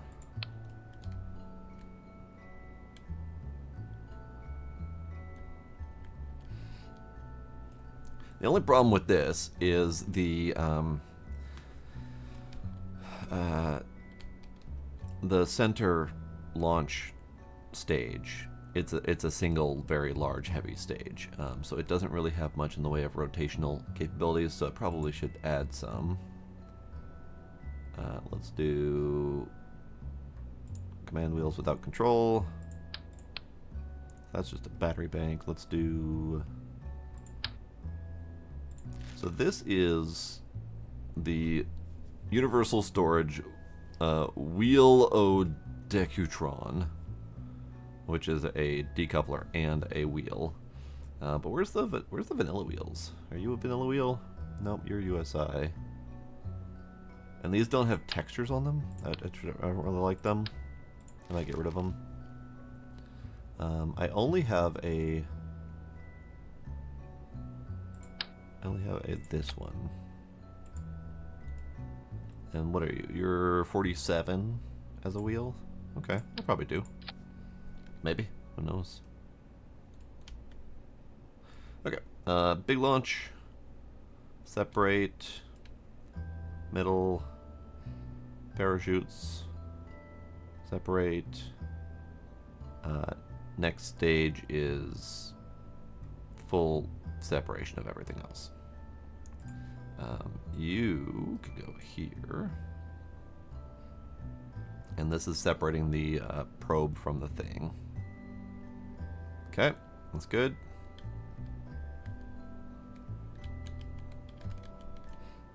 Okay, let's savey. We launchy. See how this goes.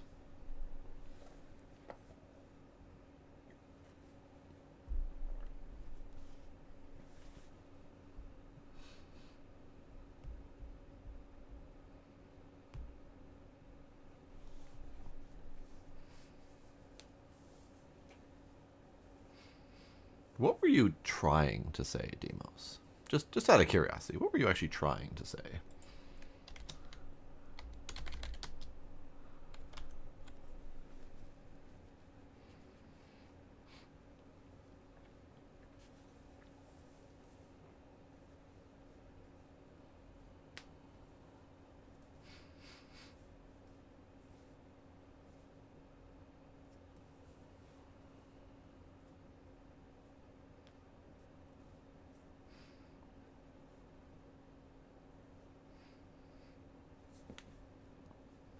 Come on, launch. You can do it. I believe in you.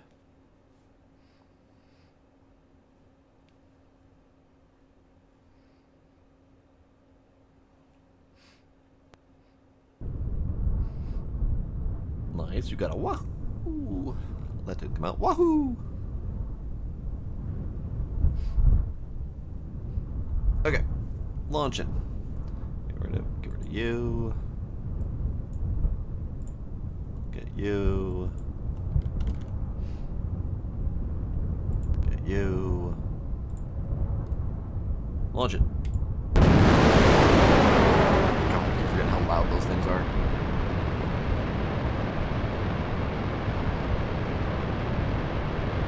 Yes, Daniels, what were you actually trying to say?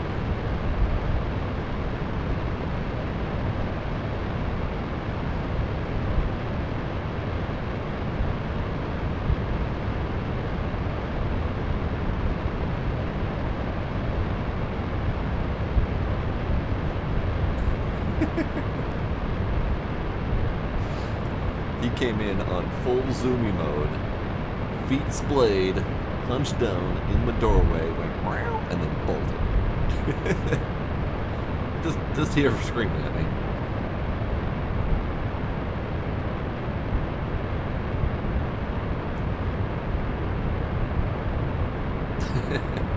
Yes, these rockets are actually going where they're supposed to go, unlike Planet Craft.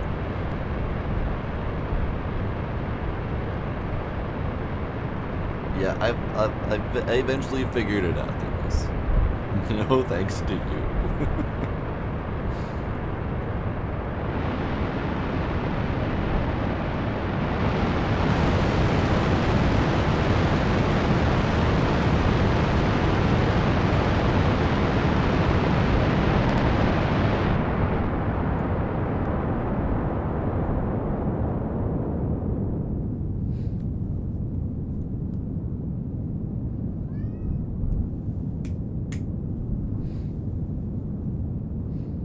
So this launch is definitely going better than the small launch. The small launch was repeatedly awful. So this is good. I don't know if it was something wrong with the small launch or if it was just purely a balance and scale issue. But this is doing much better.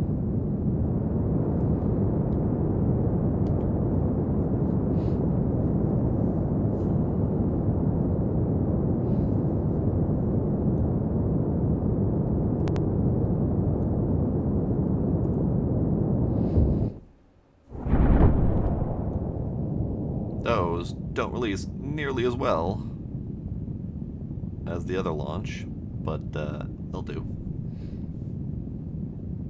Are they gonna bonk? Oh, they're just gonna touch tips a little bit. Okay.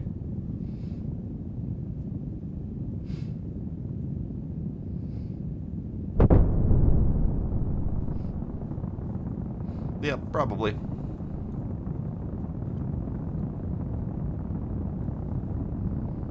Just the tips, all four of them. They all touch tips at the same time.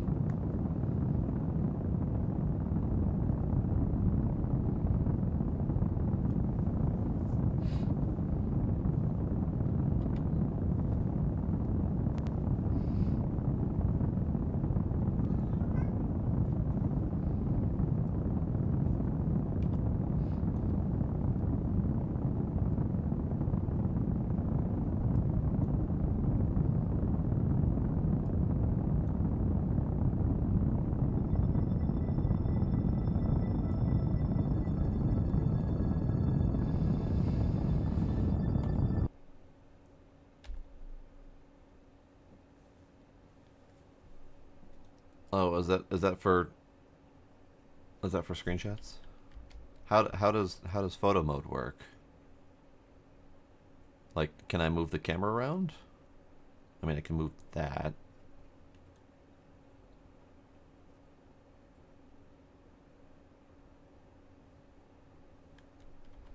Like, does it have any other actual camera control? Oh, okay. I just normally take screenshots during flight. Don't even normally worry about it.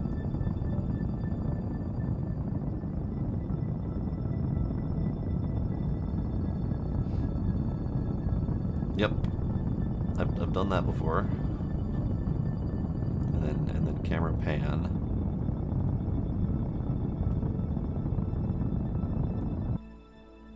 I guess it's more of a camera tilt than a pan, because the pan would do something else.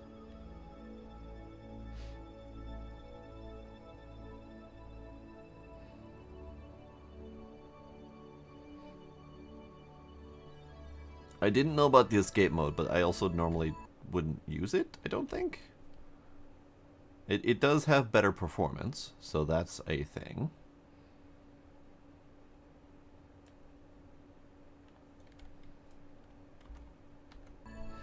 All right, we're gonna pop these fairings while we're doing this little maneuver.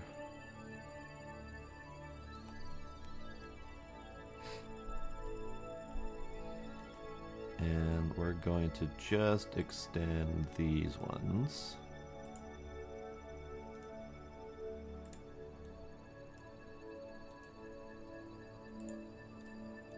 We'll leave all the other satellite stuff unextended.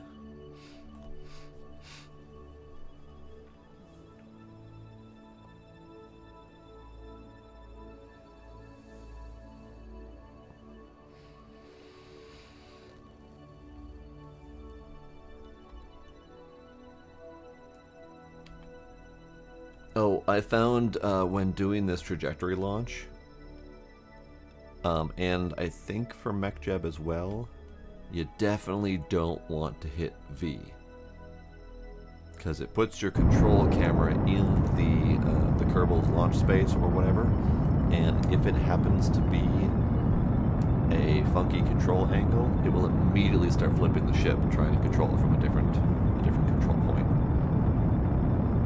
So it's acting as if you had hit like control from here on a seat pointing in an entirely different direction.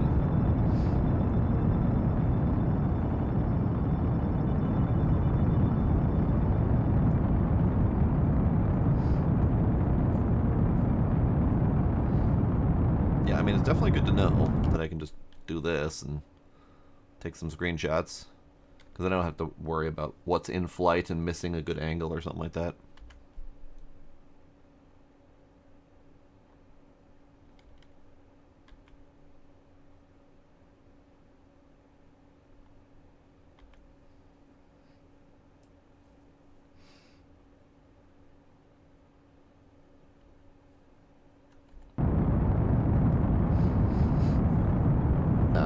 I'm not too worried about it.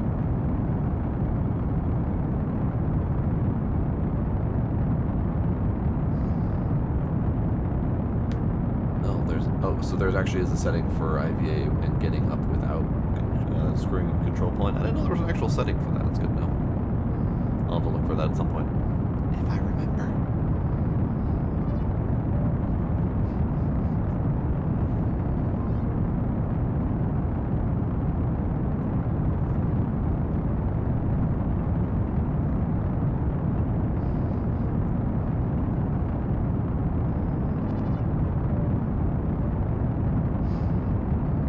Okie dokie. Appreciate it.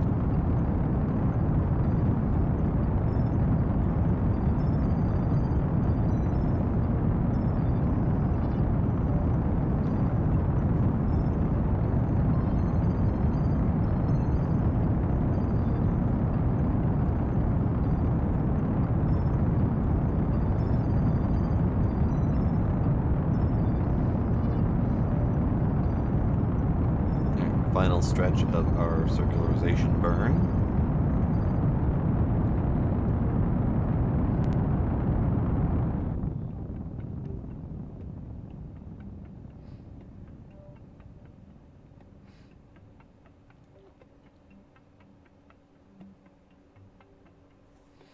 Which is, it's fine and good enough step. Okay. Good enough. So now we gotta get to Titania.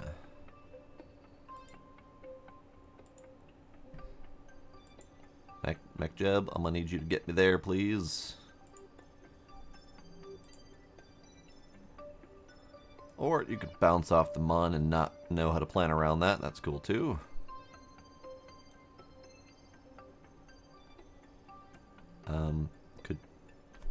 Could you not? Do we have to align? Oh, we need to align first. That's why that's not working. Okay. Let's kill that. Let's align.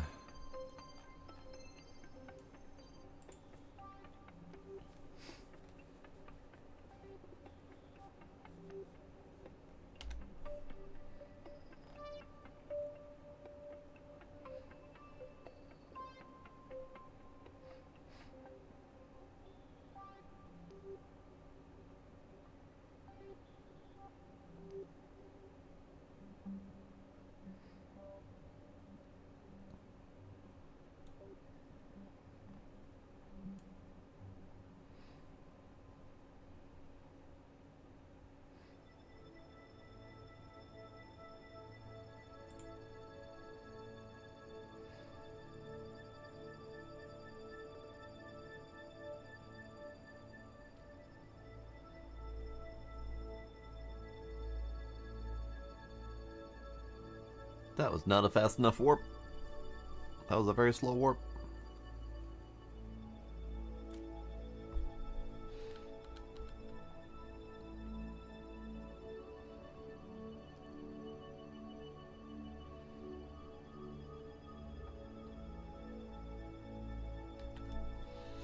Okay, so then we do burn to align our planes.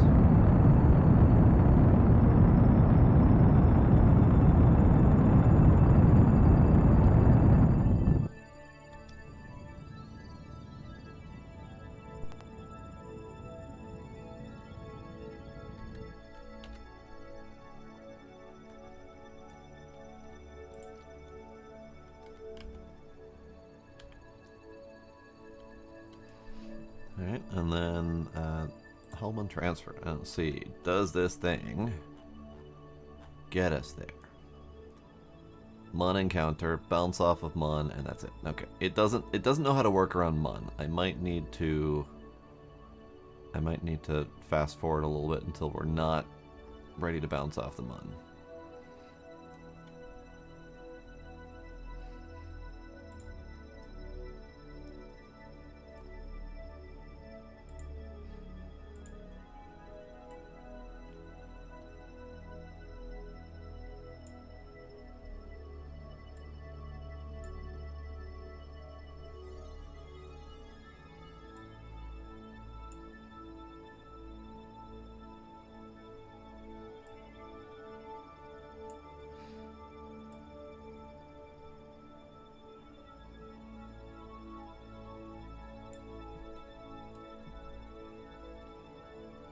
Okay, that will work.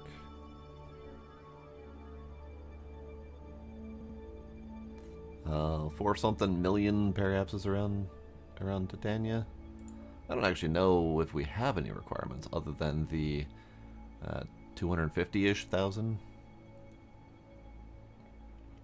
But I think that'll do. Let's focus. Right, I have to focus on the actual planet. Focus on Titania. Yeah. That might be my target for the orbital. So if that's the case, then I'll send up a separate one for that, because this is meant to just be a relay. I need to be at 250 kilometers for all the scans. So this scan and this scan and this scan all need to be at 250. This needs to be at this funky orbit. So I'll come back and do that one later. That's fine. I kind of forgot that I was planning on doing a two-part or a double satellite launch, so totally forgot about it. That's fine. Okay, so you need to come in at a different trajectory.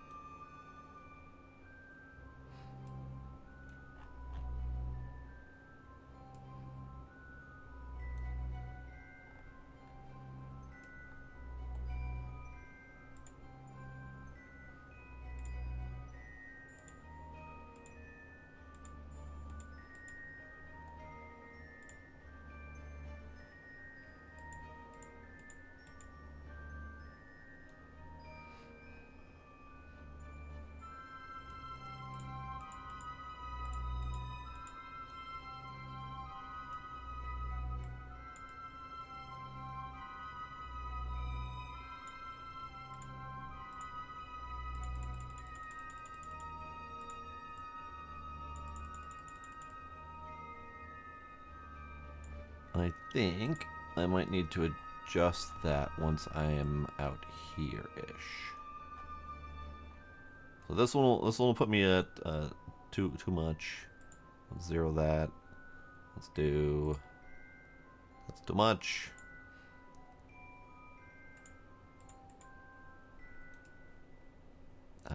Let's do that, about 500,000, give or take, and we can correct the rest later. Okay. Point yourself at the maneuver, please. Oh, it's all dark over here. We're going that way.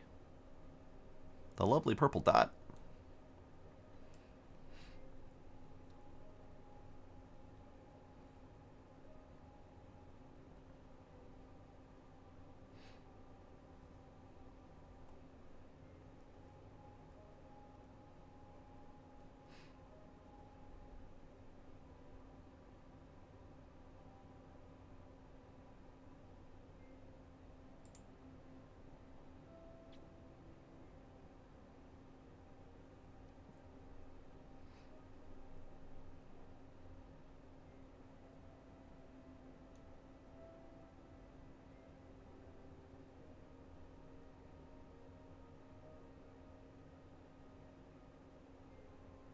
Oh, look at that.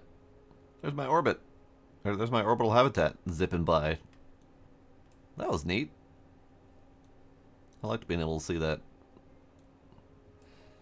Okay, so we're going that way. What are you? Ah, you're Sarvin. Okay. Big old blue dot over there.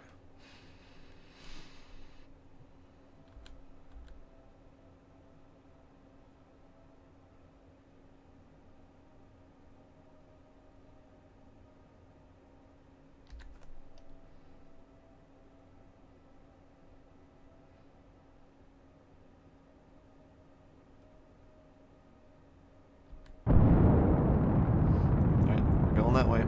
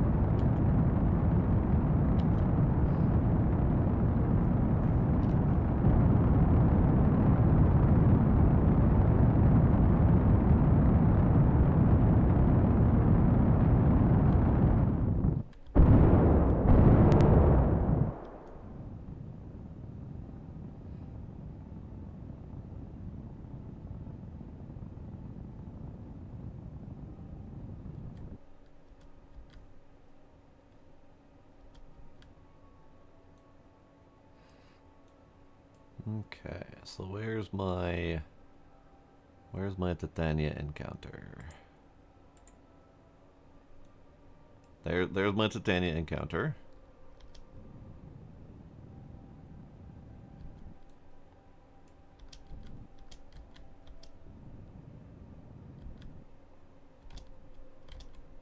Okay, that'll do. Now we just need to see if I can get this thing at a polar orbit to do easier scanning. So let's do a maneuver there-ish.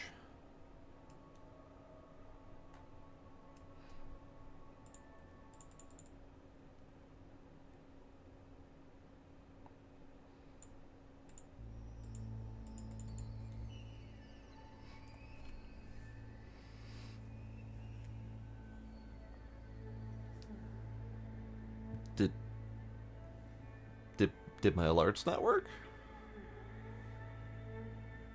Mark Roy with the rating party. I appreciate it. I don't know why my alerts didn't work. I'm gonna need to prod that.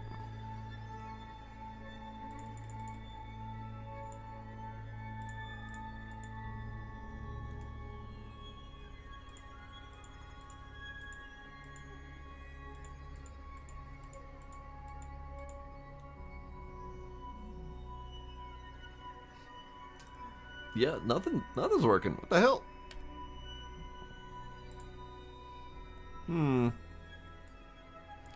Use the Twitch integrated shout out. The / shout out. Yeah, that one. Huh. Interesting. I apparently need to fix things. I don't know what went wrong, but I appreciate the raid. Thank you very much.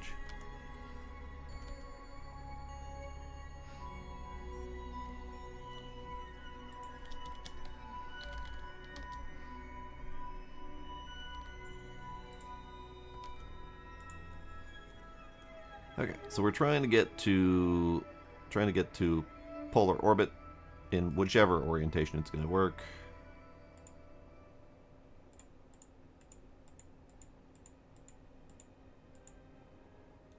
That looks relatively polar. That looks relatively polar. I just need to, you know, I can tweak the rest later. 220 is a pretty good polar. I need to extend it out a little bit to 25, 250. But this will be pretty good. This will be good for now. What are you at? I have no idea. 500? Okay, so this new one will be half as close. Extend it when circularizing? Probably not a bad idea. Okay, but that's really close to perfectly polar, and I'll take it. So we just need to get pointed at that maneuver and then wait for 5 hours to get to that maneuver point.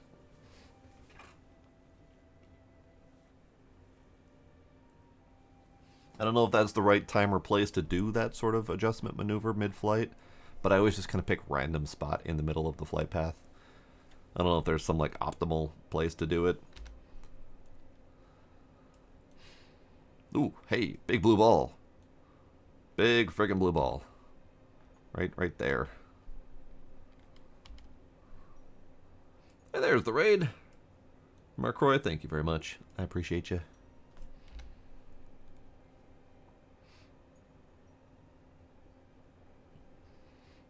Big old blue dot. We're going from the big blue dot to the little purple dot. Okay. So we are pointed. Let us warp. Goodbye, blue dot. We will miss you.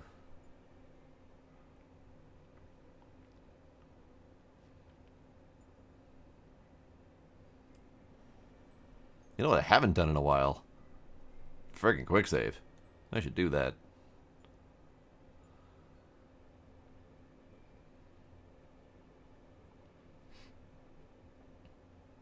No. Heavily modded. I have 3 extra moons around Kerbal, and we're headed to one of them that has a purple atmosphere. It's that one right there. So this is Mun. This is the new purple one. But yeah, heavily modded. I have like, I don't know, like 50 plus additional orbiting bodies around everything, plus a few extra suns and whatnot to visit interstellarly. Okay, let's do a little bit of a speed.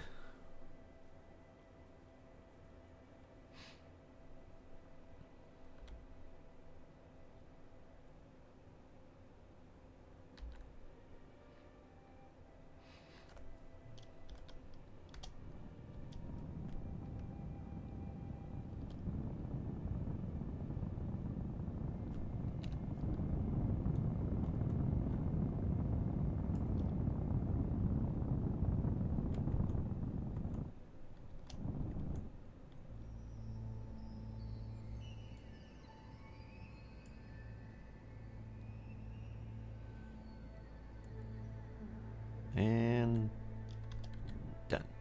Okay, cool.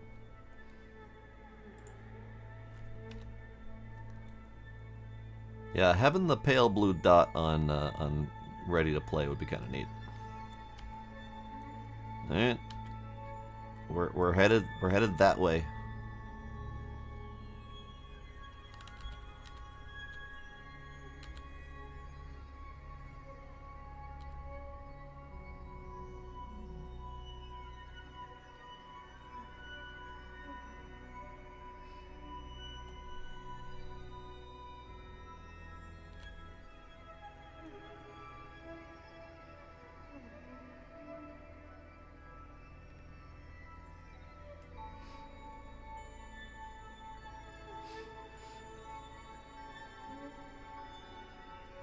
Is there a reason we're not moving closer?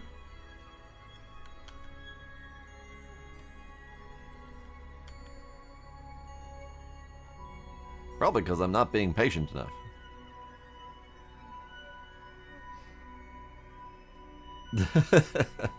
I am noticing that, Demos. I am definitely noticing that. Ooh, 3 days to warp. Do I have any other... I do have a thing coming up in a few minutes. Okay, let's do some maintenance. I need to do that debris return. So we'll quick save here.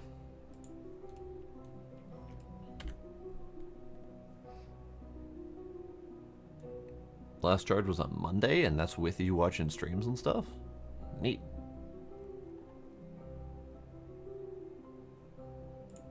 Alright, we need to get to this one. I only have this one maintenance to do. I do have the Hercules home and transfer coming up in 9 days, but we should be good. Yes, I do have plenty of stuff for interstellar travel.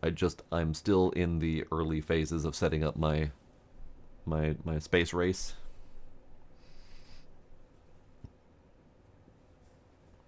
Are you talking local cluster like Kerbal, or are you talking local cluster like Kerbal? Because I can show either of those demos.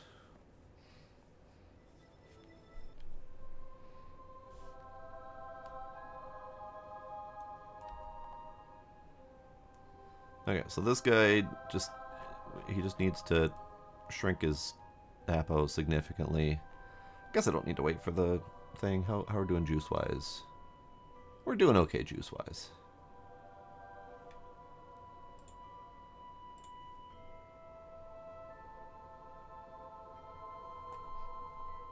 Local star cluster. Okay.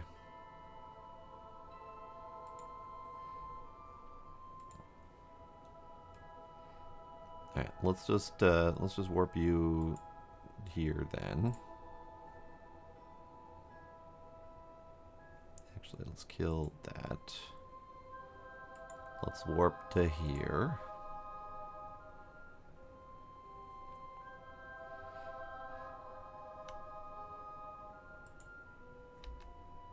Get you pointed retro.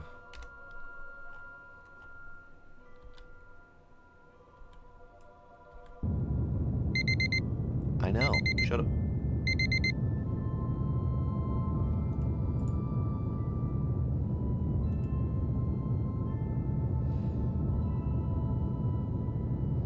Question is, do I have enough juice to bring this thing back home, or is it going to be an orbital debris mess?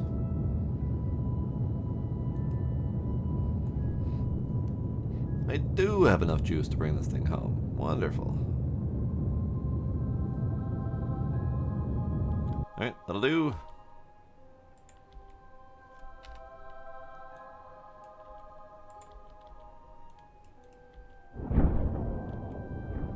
Alright, I can abandon this thing now.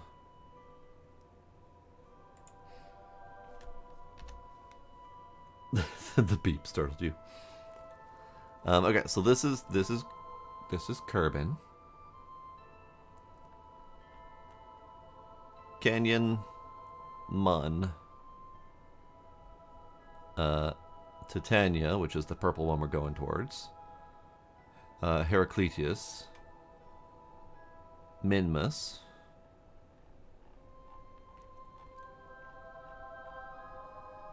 and then we've got a bunch of inner systems planets, much closer to Kerbal than usual.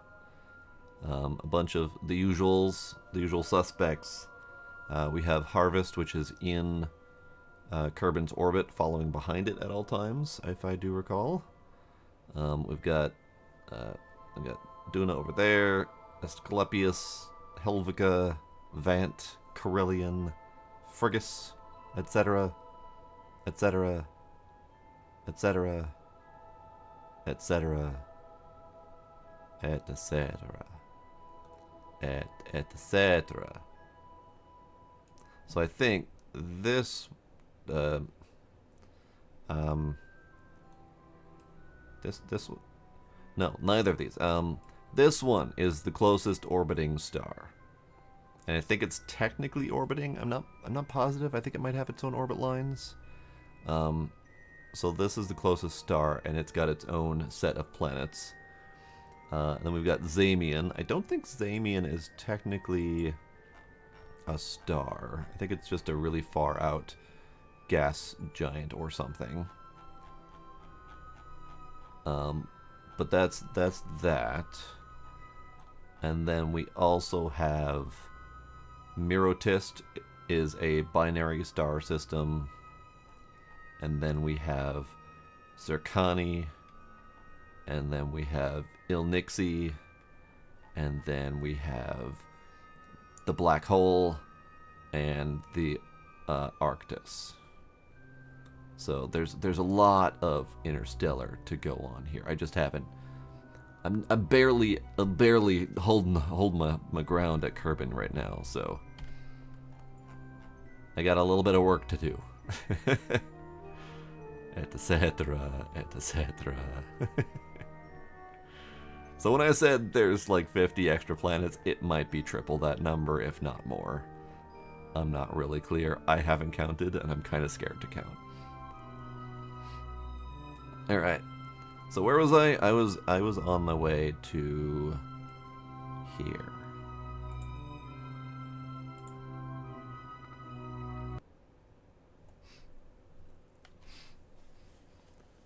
That is a fantastic question. How will I have time to do all of this? I don't know. We'll figure it out. Because one of the Interstellar mods adds a Stargate, for lack of a better term. So once you do one mission there to set up a Stargate, then you'll have an instant transport between the two. So that's one method to speed that up a little bit. We have a lot of in-situ shipbuilding, so you don't always have to launch from Kerbin. You can set up a shipbuilding base on Mun or something like that.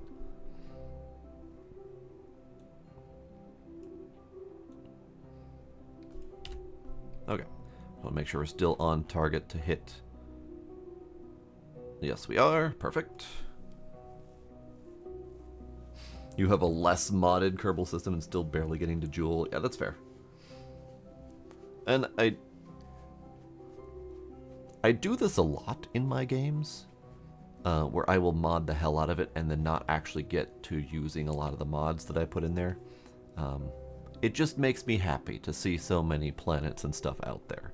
Regardless of whether or not I'm actually going to make it there, it's the possibility that sparks joy, if you will. Okay, so we got 3 days to get to Titania. My next alarm is for 9 days, so we got time. We're gonna quick save, and we're just gonna go there.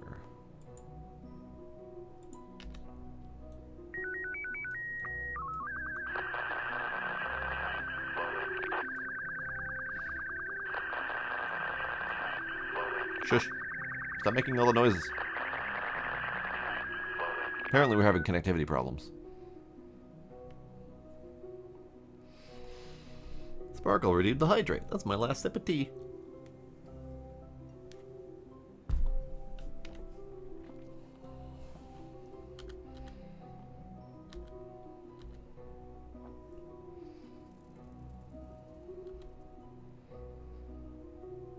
Okay, there we go. Oh, that reminds me, I need to add a command to include my mod pack. Someone on YouTube had asked for the mod pack, so I figured I would do a share copy of it.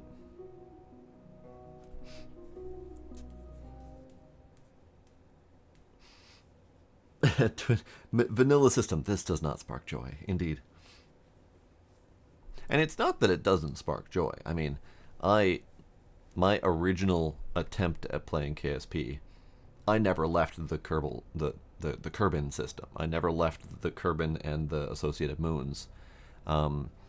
In KSP 2, I did a trip to Duna and I did a trip to Joule, just a flyby.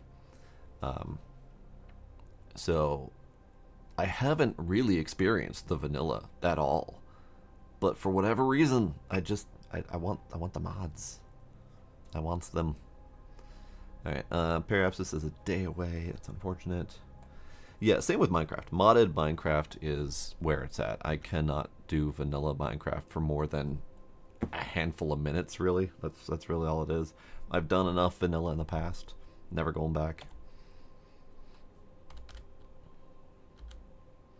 Alright, let's get this thing on approach.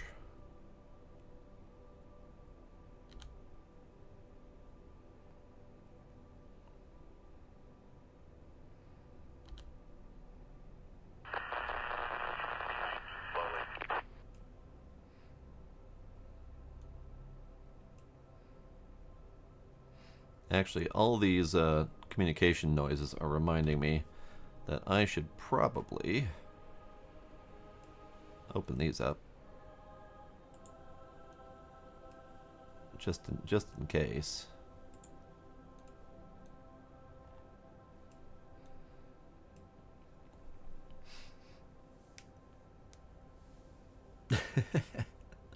Yes.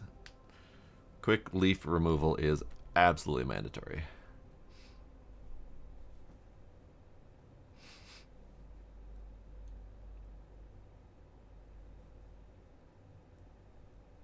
Are you talking about the radio static noise that you're talking about, Demos?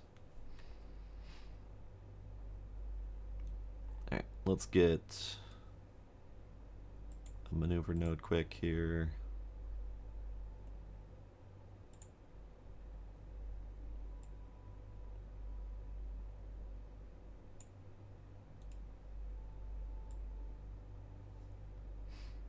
Ooh.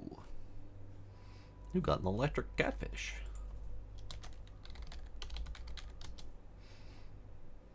Oh, when the signal finishes transmitting. Yes, I hate that. If you get a better sound and know how to change it, by all means, let me know. Like, it's fine once or twice, but it's not great repeatedly.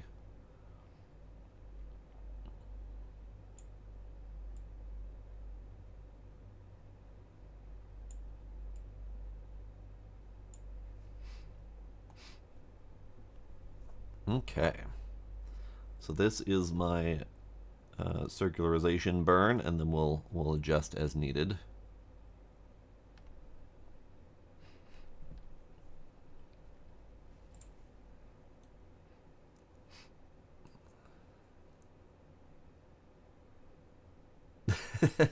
Oh, because of these the pink things. Yeah, I get it, Sparkle.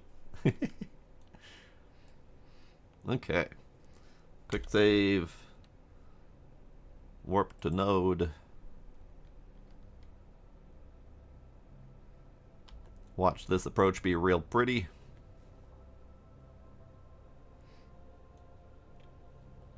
But Sparkle, my purple planet. Or my purple moon. There it is. Right there. It's all big and pretty and purple. Okay. Now you may go to bed. Good night, Sparkle.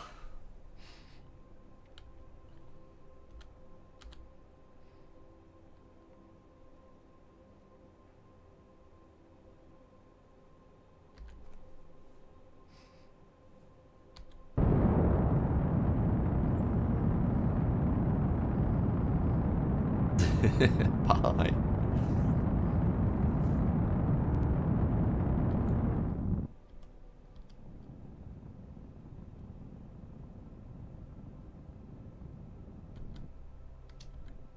Okay.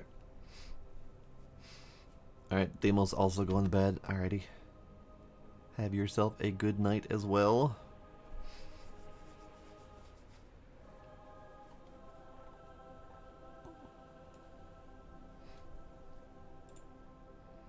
Okay, so now we just need to expand out at Apo just a little bit to get this thing up.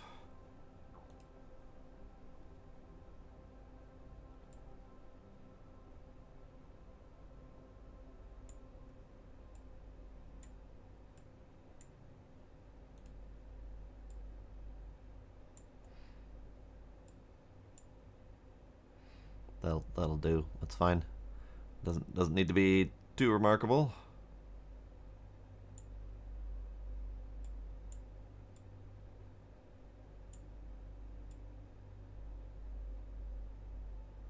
As I continue to fiddle with it, this is fine. Okay, I'm done. I'm done. Done fiddling.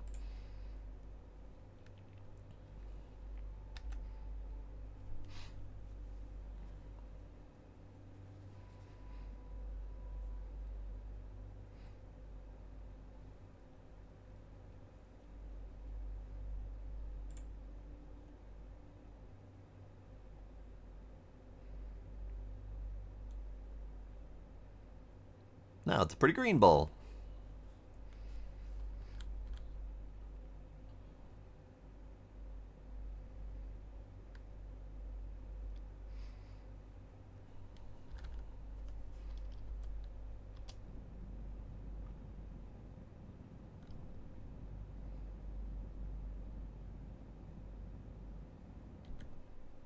Okay, we are good. We're good. We're done. Oh, poor puppy. Poor puppy with the tummy issues.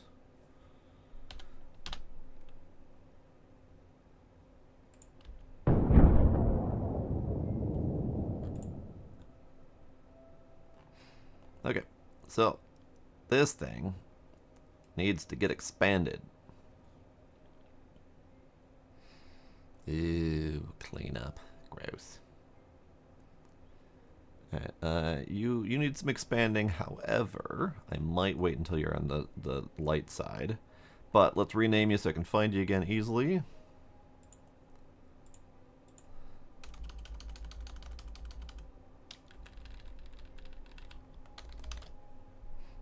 Well, we'll call you T1 for Titania. Maybe TI1. I'll do. Alright, accept you. So you'll get expanded out in a moment. We'll do the grand reveal of the whole thing around the light side of Titania. You need to go home. Okay, not home. I don't know if I want to get you home. That's a lot of effort. Maybe you'll just go down to Titania.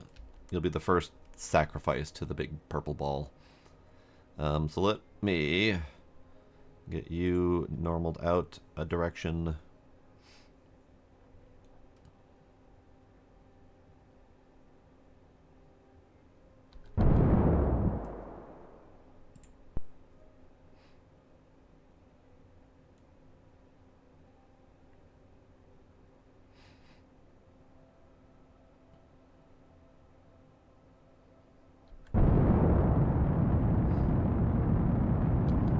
Alright. If you're gonna survive, you're gonna survive. But I doubt it. So good luck and goodbye to you. Can I find my other dude? I lost him already.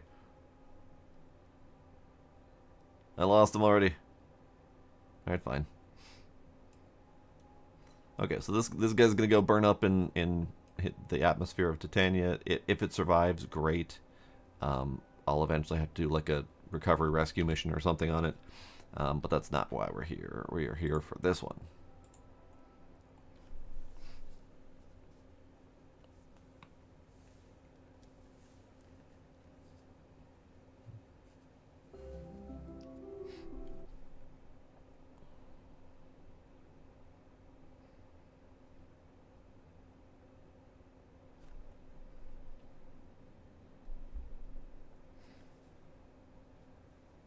We are eventually here for this one.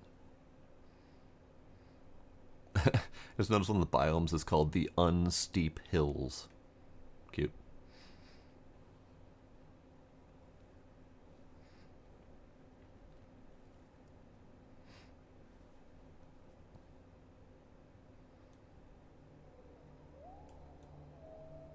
Okay. Here we are. We need to get to the light side of things. So we can have, you know, light and stuff.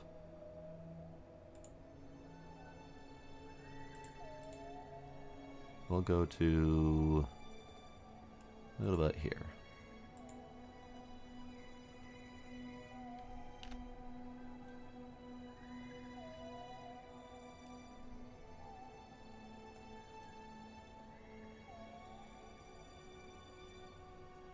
I'm hearing a noise. An unexpected noise. I don't know what that noise is. But either way.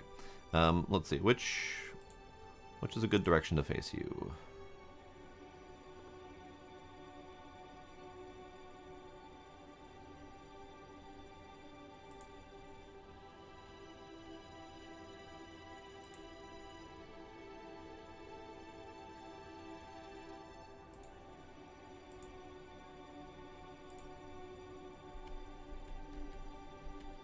I think this will be fine. Okay, let's get this thing all expanded out.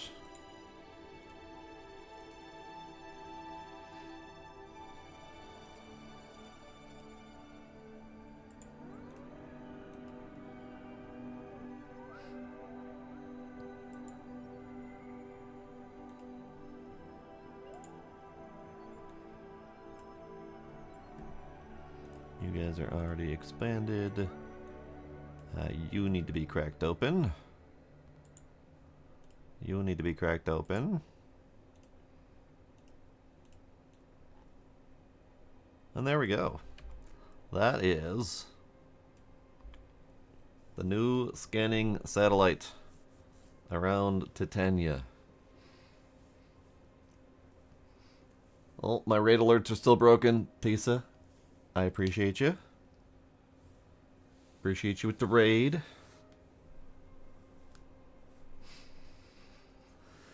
From factories to space. Nice.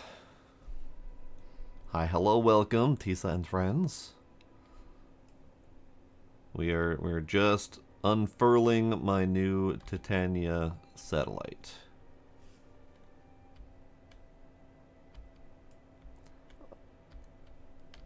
Let's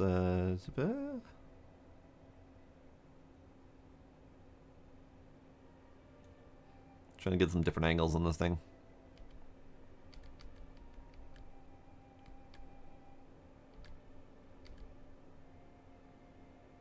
There we go. Oh yeah. Titania. We're doing science now. So we will perform orbital survey.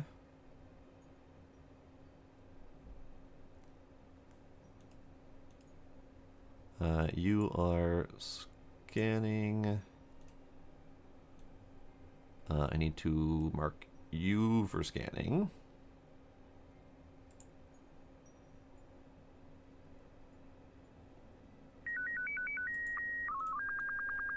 Well, apparently we got resources.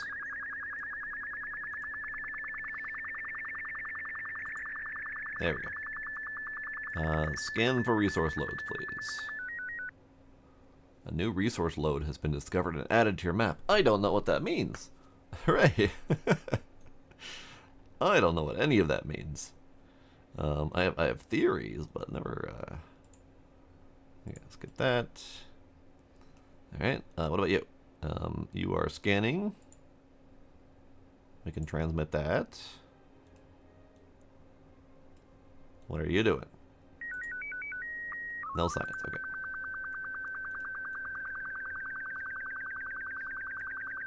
You just get some dial-up nightmares? Yeah. It's not a great sound. It really is not.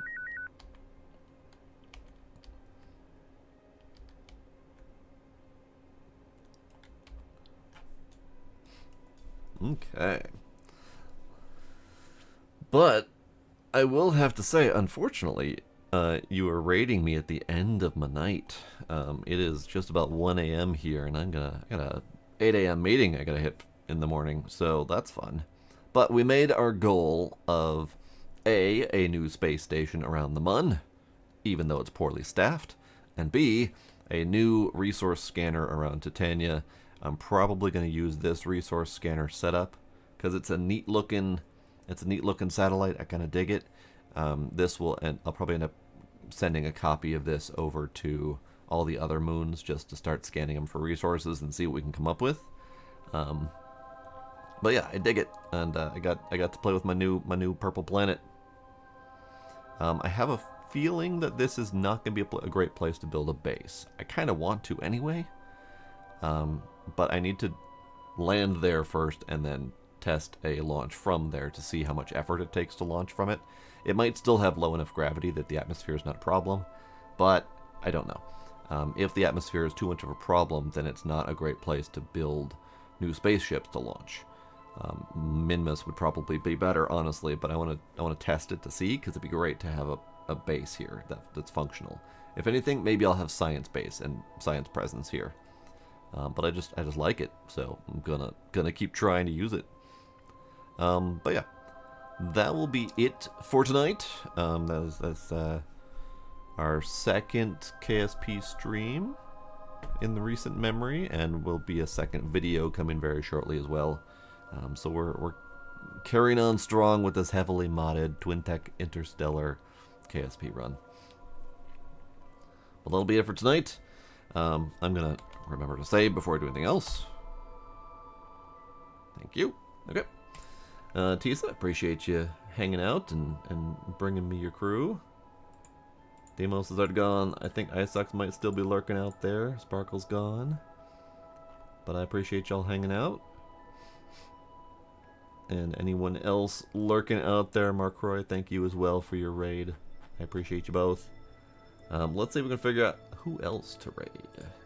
Who do I have anyone at 1 a.m. that's ready to go?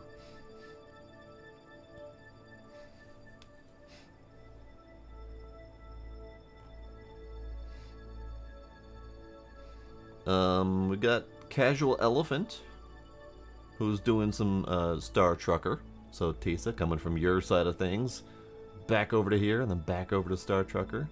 Let's do that. Unless I have any people following. Nope, no one that I'm following right now. So let's do that one. We'll do a raid over to Casual Elephant then. So, thank you all for coming. Tomorrow night, I don't have any plans. Come to think of it. Oh, maybe we'll do a vote. Who knows? It'll be a surprise. But thank y'all for coming. I will see y'all next time. Let's go raid Casual Elephant. I don't have a raid message. I'm not that smart. But you'll come up with something. I have faith in you. Alrighty. I'll see y'all next time. Bye.